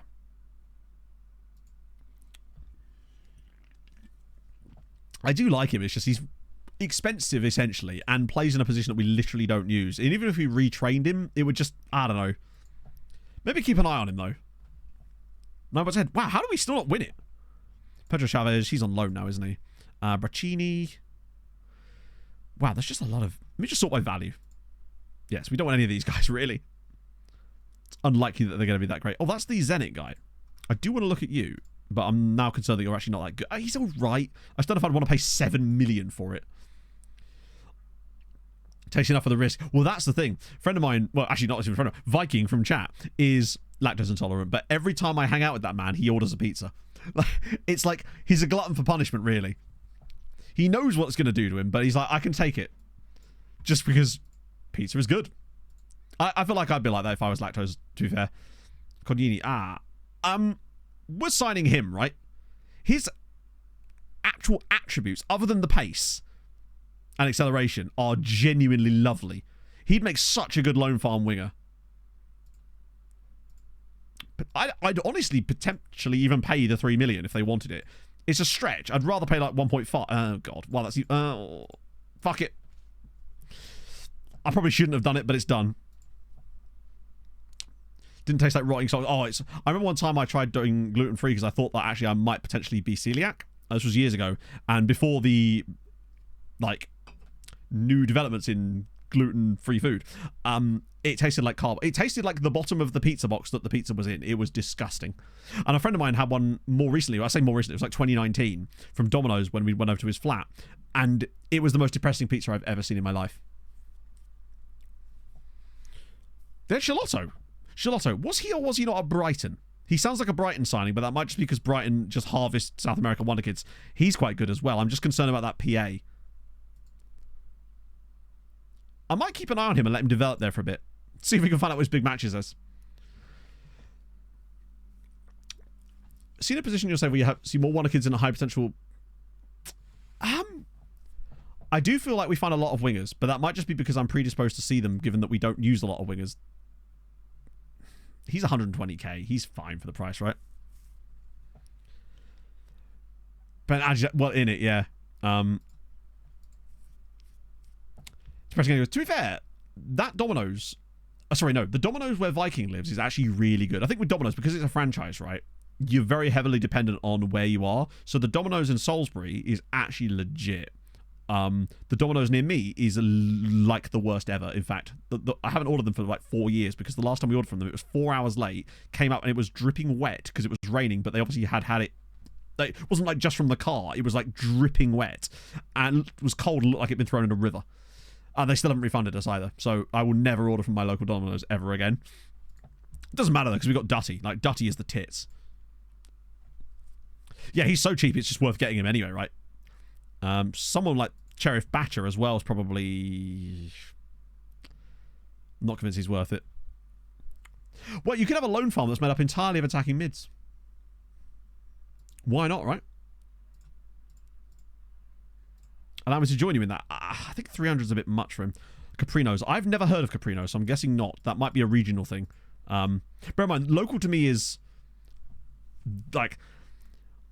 my options as far as takeaway pizza are whatever's in the small town that I live nearby, and I'm talking small town. So there's a Domino's, obviously. There's Dutty, which is the place we normally order from, and then there's another slightly more high-end pizza place that also makes really good food as well. But your options are pretty limited beyond that. Although Dutty's kind of the perfect pizza place because it's exactly what you expect when you think of pizza place in the UK. Those ones that do a bit of everything, but are actually good. Oh yeah, we've got dirty. That's the dirty pizza place is what we call Dutty, and it's not even dirty. It's just it has that vibe. You know what I mean? Everyone knows what I mean when I say that dirty pizza place vibe, where the counter's up to your chest, everything's like chrome, but there's always like it's just they sell everything. It's like kebab shop type pizza, yeah. Oh, so good. They're very hit and miss, admittedly. I went to this one in Hampshire and it was disgusting. That's the one I ate off of a bin. Frankly, it should have been in the bin. Or maybe I should have been in the bin at that point. I might just because I was really drunk. Oh yeah, was it? Do you mean this Barrios or the other one? What are you? For Patronato, that's pretty cheap. Health hazards, too tasty to care about dying. Yeah, the place that looks dirty as fuck but has got like a perfect health record. That's what you want to see. Those are my jam. When Pog and I were looking around, Pog and I went to another town. Actually, it was a city technically. A few weeks ago, just to have a little look around because it's somewhere we want to move to. And one of the first things I was doing was like, what kind of pizza restaurants have we got here? What sort of the options? Zizzy's. I've never been a big fan. Although I think that might be because there was an incident in a Zizzy's near me once, like about 20 years ago, where a guy literally got up on a table and chopped his cock off. So, you know, wasn't there. I just heard about it. So that could be entirely apocryphal. Variation of Domino. Oh, for sure. Same with Papa John's too. I've had really good Papa John's and really shit Papa John's. Pardon? No, you heard. You heard. This is the thing. I've never been in Zizzy since. Wasn't allowed back in with my drape. Oh, this is the... chat, this is the Gibraltarian guy who's actually not great and not bad. I'm going to shortlist him just so we can keep an eye on him. Food is always banging. To be fair, I mean, those are the ones you want to go to when you're drunk, but like, they're just so good. Those kind of food places are just the best. They're always like family run. It's brilliant. To be fair, there's this like hole in the wall like coffee shop that Pog and I go to where we normally get a big breakfast there, which is like a family run business too. And we always go there just because, one, I like, you know, support the family business and stuff, but two, it's just unbelievable breakfast and their milkshakes are incredible. Yes, you heard it correct, Beyond Ultra. Oh Christ, I've got to stop signing so many players right now. This is more of a next stream type of activity, isn't it? But there was just so much in that scout report that I had to break down. He wanted youngster, but I think his contract's probably going to be too much for him to not... will he succumb to my charms? He's 19. Oh, he will. Nice. Central London. Oh, no. This was not Central London at all. This was, I believe, actually in rural Hertfordshire. Do you know what? I was going to say that, Matt, but I would raise you Morrison's breakfast. There was a cafe in Morrison's in Edinburgh, and the... Wait, there's actually an article about it. Oh, maybe that was the one. I'm not sure it actually did happen in the one near me then, because this is definitely what I'm thinking of. I think this is one of these things. Bear in mind, this was when I was like 15. This was years ago. Fails and beans. Never been a big fan of them anyway, so I would tend to skip that anyway. But the Morrisons in Tesco's, the Morrisons in Edinburgh used to have a solid breakfast. Got re-attacked. Oh, that's fine then. Bit of a waste of time on his part, really, then. Haven't had Tesco's breakfast in a long, long time. Pog and I sometimes do go to the Tesco's cafe just to grab like a drink. Like grab a coffee and then do the big shop. But only if it's like a really chill day. Like if we're up there on like a bank holiday, it just feels like that's the time. Should be able to get this guy on the same contract. But yeah, if that's the one, that's almost like it's unlikely that it would have happened in multiple Zizzies, right? Hang on, there's an article about the penis being reattached as well. Imagine joining the stream right then. I feel like I can't even really say that anymore. I think, imagine joining the stream at any point and you just hear me speaking aloud. It's horrifying for most of us. I like that they did a follow-up. I appreciate that kind of level of care, you know? He's going as well. Gibraltar team. Their team is going to be proper shite. Apparently he shut off the whole thing and put it back on, apparently. Favourite phrases. Yeah, I think it's a hard one to explain, I think, perhaps. No, I don't think it is even that hard, really, because the big shop is just... the big shop. It's like you're not nipping in to get a couple of bits. You're doing the the full everything. You've got your shopping list for it's like the weekly or even monthly, right? Top players don't even have clubs. Yeah, it's probably because they're really old, right?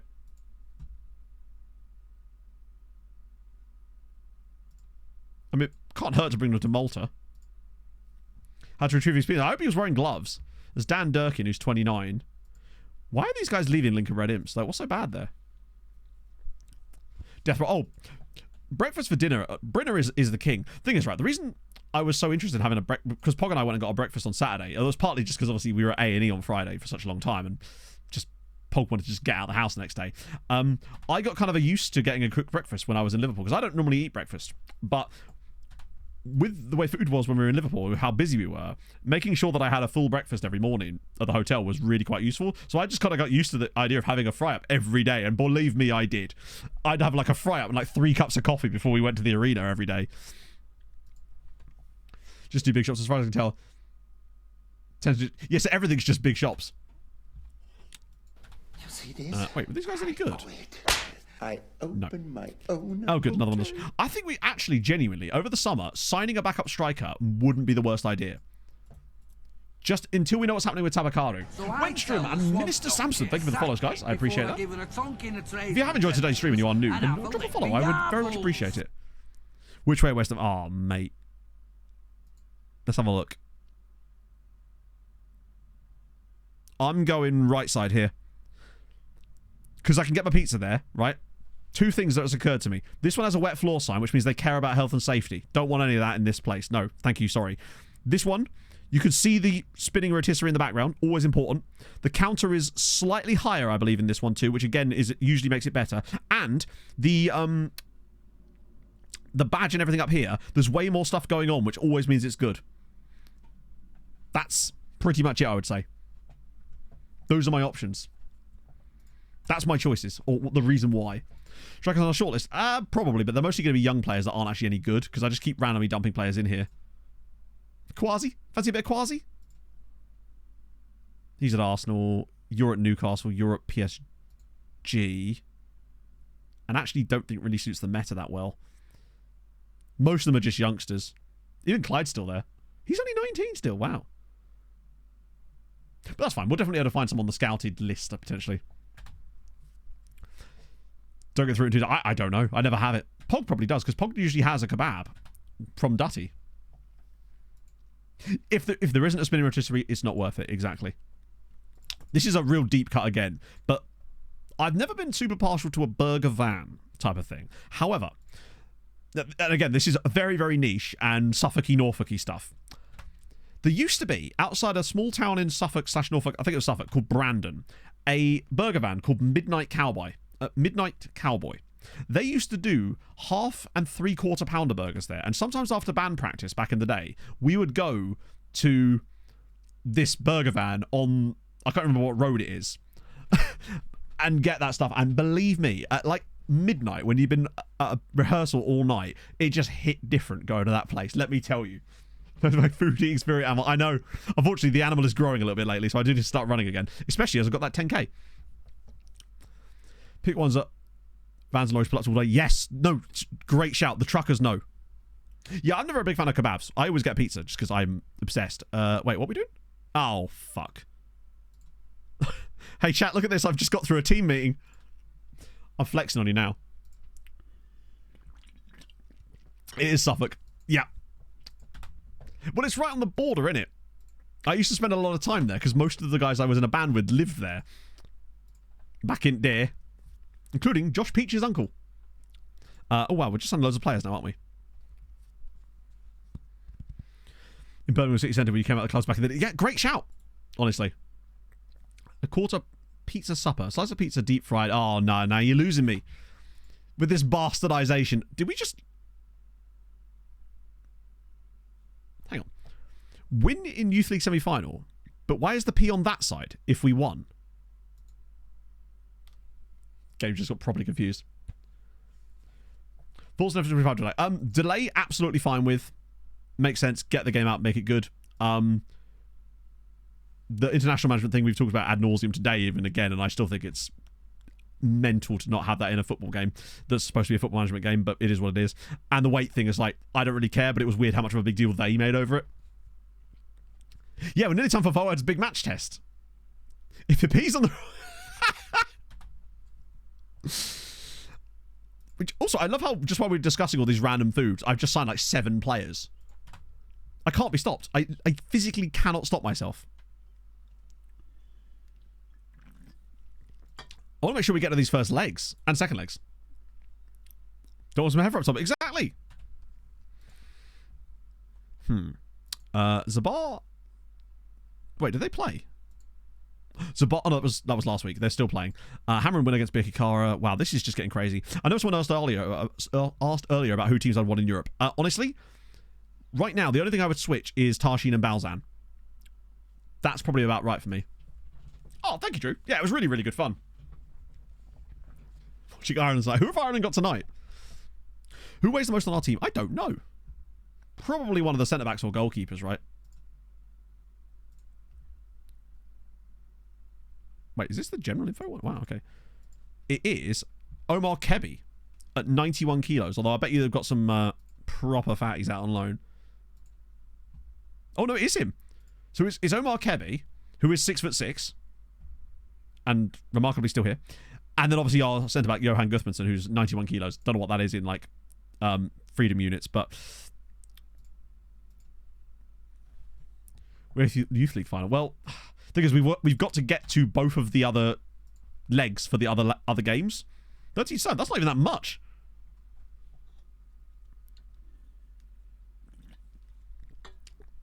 Because we've got 2 more games to get through. Oh, sorry, not 2. We've got to get to both of the legs for the other European games so we can see if they're actually there. Where's the mountain? He's at Nashar, but apparently he's been on a diet. He's a diet mountain. Oh yeah, we're going to be missing Padilla for a while now, aren't we? Come on, forward. I need you now in the rest of the season to just get your head down and get those assists, brother. We need it. I want you to get 21 assists this season. 8 stone. Apparently so. Like a strong gust of wind and they're out, you know? At that point. Oh god, I am so gutted to go out to Liverpool the way that we did. Also sucks that it's like predetermined. Like, why is that a thing? How difficult is it to have that be random? Surely. 4-1, Babasi with an assist. Good start, friend. And god, the battle for top scorer in this team is getting tighter and tighter now, isn't it? Imagine if they all drew on like 27 or something. Padilla would have some catching up to. He's probably not going to quite make it. Pereira this year has been incredible. If a saves coming draws, I guess, but like, end of the day, it's a single player game. They can do what they want with that, right? The fact that it's locked in from the moment it's there is just kind of silly. Or if it's locked in, you shouldn't know that it's locked in. Like, have it lock in the background, but it's not. It's still random each time, right? The whole way through. So that was the treble. Win the Premier League. Win another title. Ooh, where are we on the list now? Or we might catch... We could actually top this by the end of the save, potentially. Particularly if we're going to speed things up now, as of next season. That'd be sick. Okay, a little bit more money on him now. 36. Maybe it's creeping up. We take that.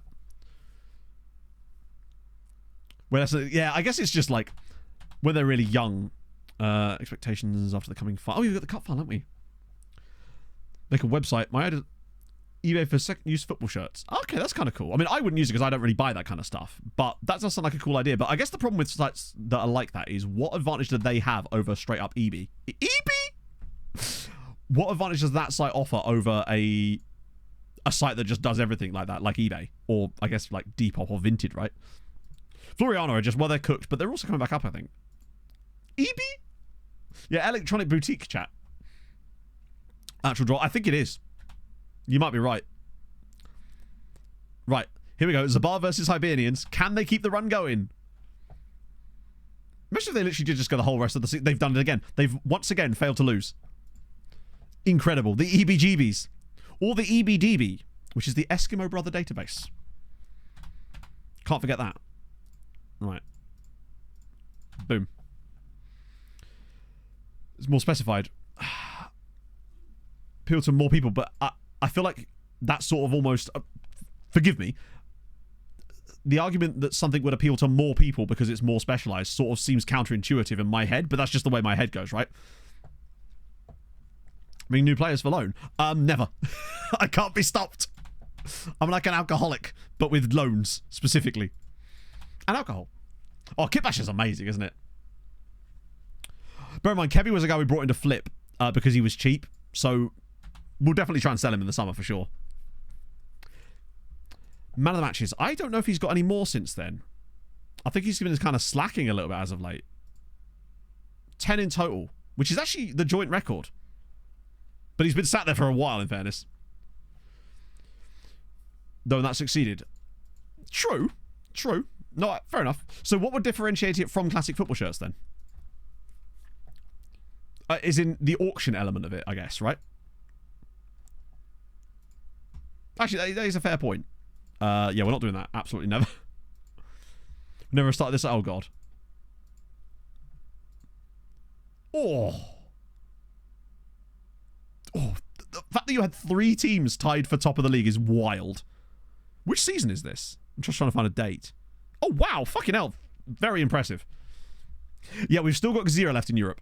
Unfortunately, Birkirkara let us down massively for seemingly no reason. Yeah, and also, remember, for an A-level project, that's actually really impressive. Really, really cool. So when you say, are you building the full website for it? Like back end and everything? Because I imagine that'd be pretty detailed to build a back end for an auction site like that, right?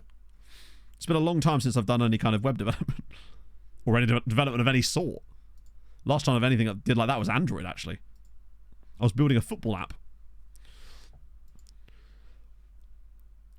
Manager a World Cup over being ass manager. Well, I won't be able to manage a World Cup at FM25. Because the World Cup will not exist. It'll just sort of be there. And now Chelsea lose to Liverpool. Sorry. Replace Reynoso? Yeah, I know. Do you know what? I think... I'm not sure if you're joking or not. You're right, chat. I think we definitely need to replace Reynoso. Useless. Absolute scrub. Manager... Oh, no. I had a great time. I think I was exactly where I was supposed to be. I liked being the assistant manager. It was fun. I think we just made a good team, right? So I enjoyed exactly where we were. But no, no. If we were being serious, no, I don't believe we need to replace our world-class striker, who still had a very solid season. He's just been on his XG rather than above it this year. Like, I must admit, he's had a poor season, but you know that happens, right?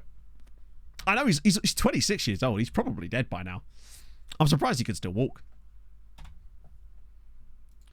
Just a reminder, yeah, it's the one about offering out players for the loan thing, but we basically don't get any bids on them anymore, really, when we do that. So I've kind of been ignoring it for a couple of years to let it kind of come back around. Just so great. Ah, true. We should sell Babesi. Oh, Zimmer. Actually, I might. Yeah, we'll keep Babesi in here. How they were planning on doing it, I don't know. I mean, I don't know if they are planning on it at all. We don't know for sure, but I would hope so. But yeah, I don't know how they would do it. Send him to Pirate Noise is true. Send him back to whence he came. And you know it's serious because I've used the word whence. And I've said it like that, right? Come on, Babesi. It's Balzan. It's a cup final, technically. Yeah. I was going all for all those handshakes, man. You should see me. But yeah, no, I was happy being where I was. So, for A-level computing, I built a golf app. But this was before apps were really a thing. So it was just like... The idea was that you could somehow port it onto some kind of mobile device. But this was in 2006. So... 4-0. 2 more assists from Babesi and a player of the match. Man knows what's up. Reynoso has a 6.5. Do you know what? Maybe you were right. Let's sell him. Let's get rid. 6.5 is unacceptable. Oh, great. More injuries. More money. Good stuff. Babesi on form, of course. He heard me. And now he's managed to grab 20 assists. 1 more assist will be a record for us. Milk delivery service. Oh, yeah. So hang on. He invented the milkman, is what you're saying.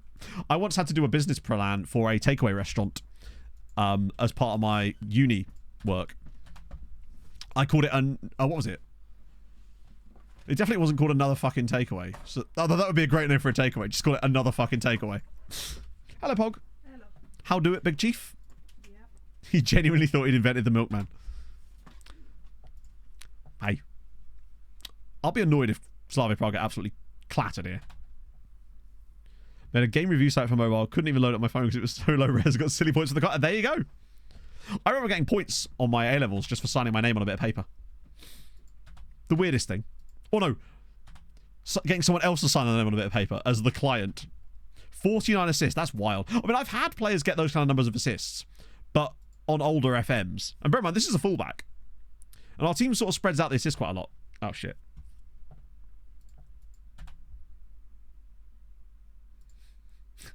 I don't know if I'm back or not, chat. Internet's just absolutely ate shit there. Hopefully I'm back. Maybe Pog's trod on the cable. Shit.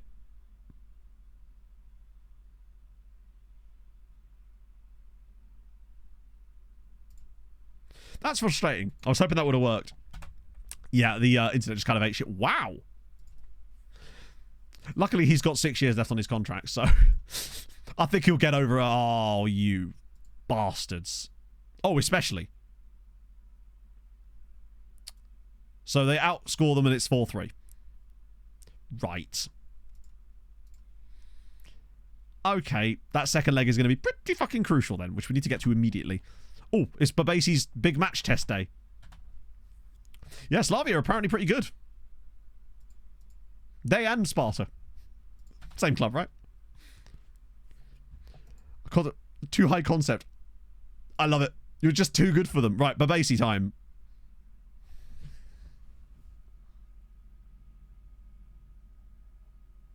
How is that possible? How is that possible? I spent the entire stream saying, oh, he's going to have perfect big matches. He's going to have no problems here. And then actually, somehow, he doesn't have big matches. But it hasn't affected him in the Champions League this year, given that he got 6 Man of the Match awards. So, I guess we'll have to carry him, because there's no way we're dropping him. God's sake, how does that even work?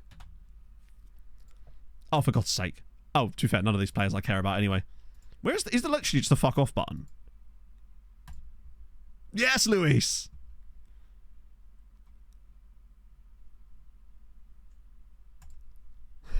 I've never really gone off on people in a meeting like that. I just wanted to see what happened. Yeah, I'd probably just sell him, right? Look at my crystal ball, yeah. Him and Reynoso. Maybe we could do a package deal. Maybe someone will give us like £1 million for him, perhaps. There's like a combined. Like, to like a League 2 club or something. Out of UCL, yeah, unfortunately, Liverpool, we won 3-1 in the first leg. We were 3-0 up. And then basically didn't have another shot from half-time in the first leg. And then lost 5-3 in extra time. Both of our DMs got injured in between matches as well. So we basically had to play a backup DM midfield. And it just kind of went wrong from there. Horrendous goals. Just, you know when a game is just going off the rails, it's all going downhill. We had that game, sadly. Sad times. But hey, I guess we've had back-to-back Champions League wins, right? Can't complain too much. Oh, they're back now. Good. Yeah, it's just one of those FM games, unfortunately. We've managed to be somewhat absent from having those for a while. Or when they do happen, we've given ourselves enough of a budget or like a buffer that we didn't matter too much. But today, it was not that day. What we're looking for, however, is Thursday this week, which is the big one. The biggest one. Oh, God, I'm going to have to do loan extensions, aren't I? That's going to be fun one for off-stream. So I can't do that until after the recap video, so that's tomorrow. Boom, boom, boom, boom, boom. Oh, 16 new players. Oh, no, it's already ones I looked at. Although, Mr. Craig Wiley of Liverpool. God damn it.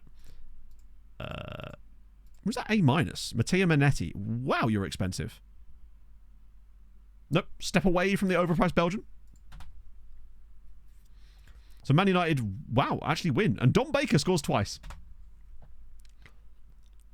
Yeah, it sucks that he's apparently bad in the Champions League.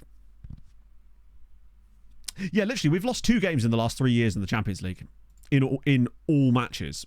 So, well, no, technically 3, because you've got to count the Arsenal game too. And in that game as well, it was the same kind of nonsense. We had injuries for that game too. Pretty much, if we get our first team squad out, we basically guarantee ourselves a Champions League. Like, this year we just had some really unfortunate injuries. Chelsea knock out Liverpool.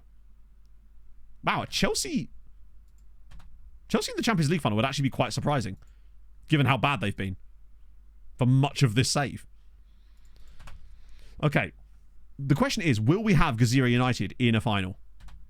If they could turn this game around against Legia, also there's a chance they could face Konyaspor at the moment. Come on. Give us a Maltese side in a final. Just out of nowhere. That'd be so fucking sick. Come on, FM. They were the better side in the away leg. Can they get a good result? I reckon they draw 1-1. Or not. Gazira United... Hey, who are they playing? Gazira United are into the Conference League final. Leo, Mbar, and Dominguez. We will have a final on Thursday. It will be Gazira versus Lyon in the Conference League. Is that the third season in a row we've had someone in this final, or is that the other one? Past positions. Oh, I want past winners, don't I? Oh, we had Sweetie against Marseille all those years ago. Only the second Maltese side to reach the Conference League final in the save. Fair fucking play. What a season for Gazira. And they've been good as well. Like, remember, they knocked out Austria Vienna 11-2 on aggregate in the playoff round. That's amazing. How's the league rank? Second. Yeah, they would get Europa if they won it. Which, consequently, as things stand, is exactly what they're already getting. Yeah, it did, Decoy. It's just one of those games. But they were the better side over 2 legs. It was just the way the goals came about. It was just very annoying. We just got some horrible luck with injuries as well. Wow, Babasi's no longer top assister. In the MTK set, it was like into the mid-20s. One season we actually had 3 finalists in the same year. It was wild. So 15.5 this year, but with the 7 teams, it was always going to be tough. We do go above Germany, though. Do you know what? Fifth, I love that England got 23 points this year, despite not having West Ham playing in the Conference League. Like, bear in mind, they still get counted as if they have West Ham in Europe, but West Ham didn't get into the group stage. So they could have been up for like 27 points this year. In fact, if West Ham were actually in Conference League this year, they'd have been doing even more. They're just unstoppable. Yeah, 15 points is not bad considering this is our first season with 7 teams, right? It was always going to be tough. Next year's very interesting. That's where things start to get very squeaky. We'll get right closer to England, but we needed England to have an off year, and they just simply, other than that, don't really do that. It doesn't help, of course, that this year England were covering up an off year as well. So they were actually gaining ground because they had an 18. If they could have another 18-point season, there's a chance. You could technically get 50. Yeah, I don't know how they managed that. I'm just not entirely. I think it's just because they've had so many teams go deep. Bear in mind, the Champions League has 3 English teams in the semis this year, and then Real Madrid. So that's unfortunately what's done it. I thought that them not having West Ham, at least in the group stage, would cost them a lot of points. And it kind of has. They'd probably be looking at like 28 points if they had West Ham in Europe still. But at least Gazira are into Europe. And I need to make sure I set the final as watchable so we can do that next stream. Oh, we can start the transfer stream with a nice Europa League final. Sorry, Europa Conference League final. Which is not bad. Zagival, thank you very much for the follow. And that's perfectly on 3 o'clock. Look at me go. All English final, exactly. They're only going to get more points. It's just as well they didn't have West Ham in Europe. It could have been even worse. And I do think England are going to be almost uncatchable, but the fact that we had a 27-point season in this save at one point is mental. And the fact that we've got Malta to 7th, up to 2nd is crazy. And I still think there's a chance, because now that we've got this extra time because of the delay of FM25, we're going to be able to push past this a little bit. And now once they start to adapt to having 7 teams in Europe, there's still a chance. Balatra, well, it's 3 o'clock now, isn't it? We've done our time. Which means I get to pick a lovely stream to send you lovely people over to, which is what I'm going to do now. Did I see Breezy was live? No way! That's amazing! Oh, I don't think I've ever been able to raid Breezy. Maybe during COVID. Breezy live on a Tuesday afternoon. I've written Patisi there. That's not a streamer. Make sure I get this right. Oh, you'll have to see it. That's so sick. I don't normally get to raid Breezy. But yeah, if you're not familiar with Breezy, because some of you may genuinely not be just because of the way the times work, drop him a follow. He's the best. I bloody love Breezy. Just a lovely, lovely man in general. And he's starting a brand new save. It says, new save featuring Morten Gamps Pedersen. Is this Norway? Oh, Real Oviedo. Wait, what's going on? I can't wait to find out. Anyway, yeah, join us on Thursday for transfer window, obviously, but Gazira in the Conference League final as well, which is going to be dope, and just general good vibery. So I will see you guys very, very soon. Thank you for tuning in. I will probably have to start work on, well, I can't start work tomorrow on a new video because obviously I've got to do the recap. So I'll see you guys very, very soon. Hold your gun, Capybara Carlisle, honey.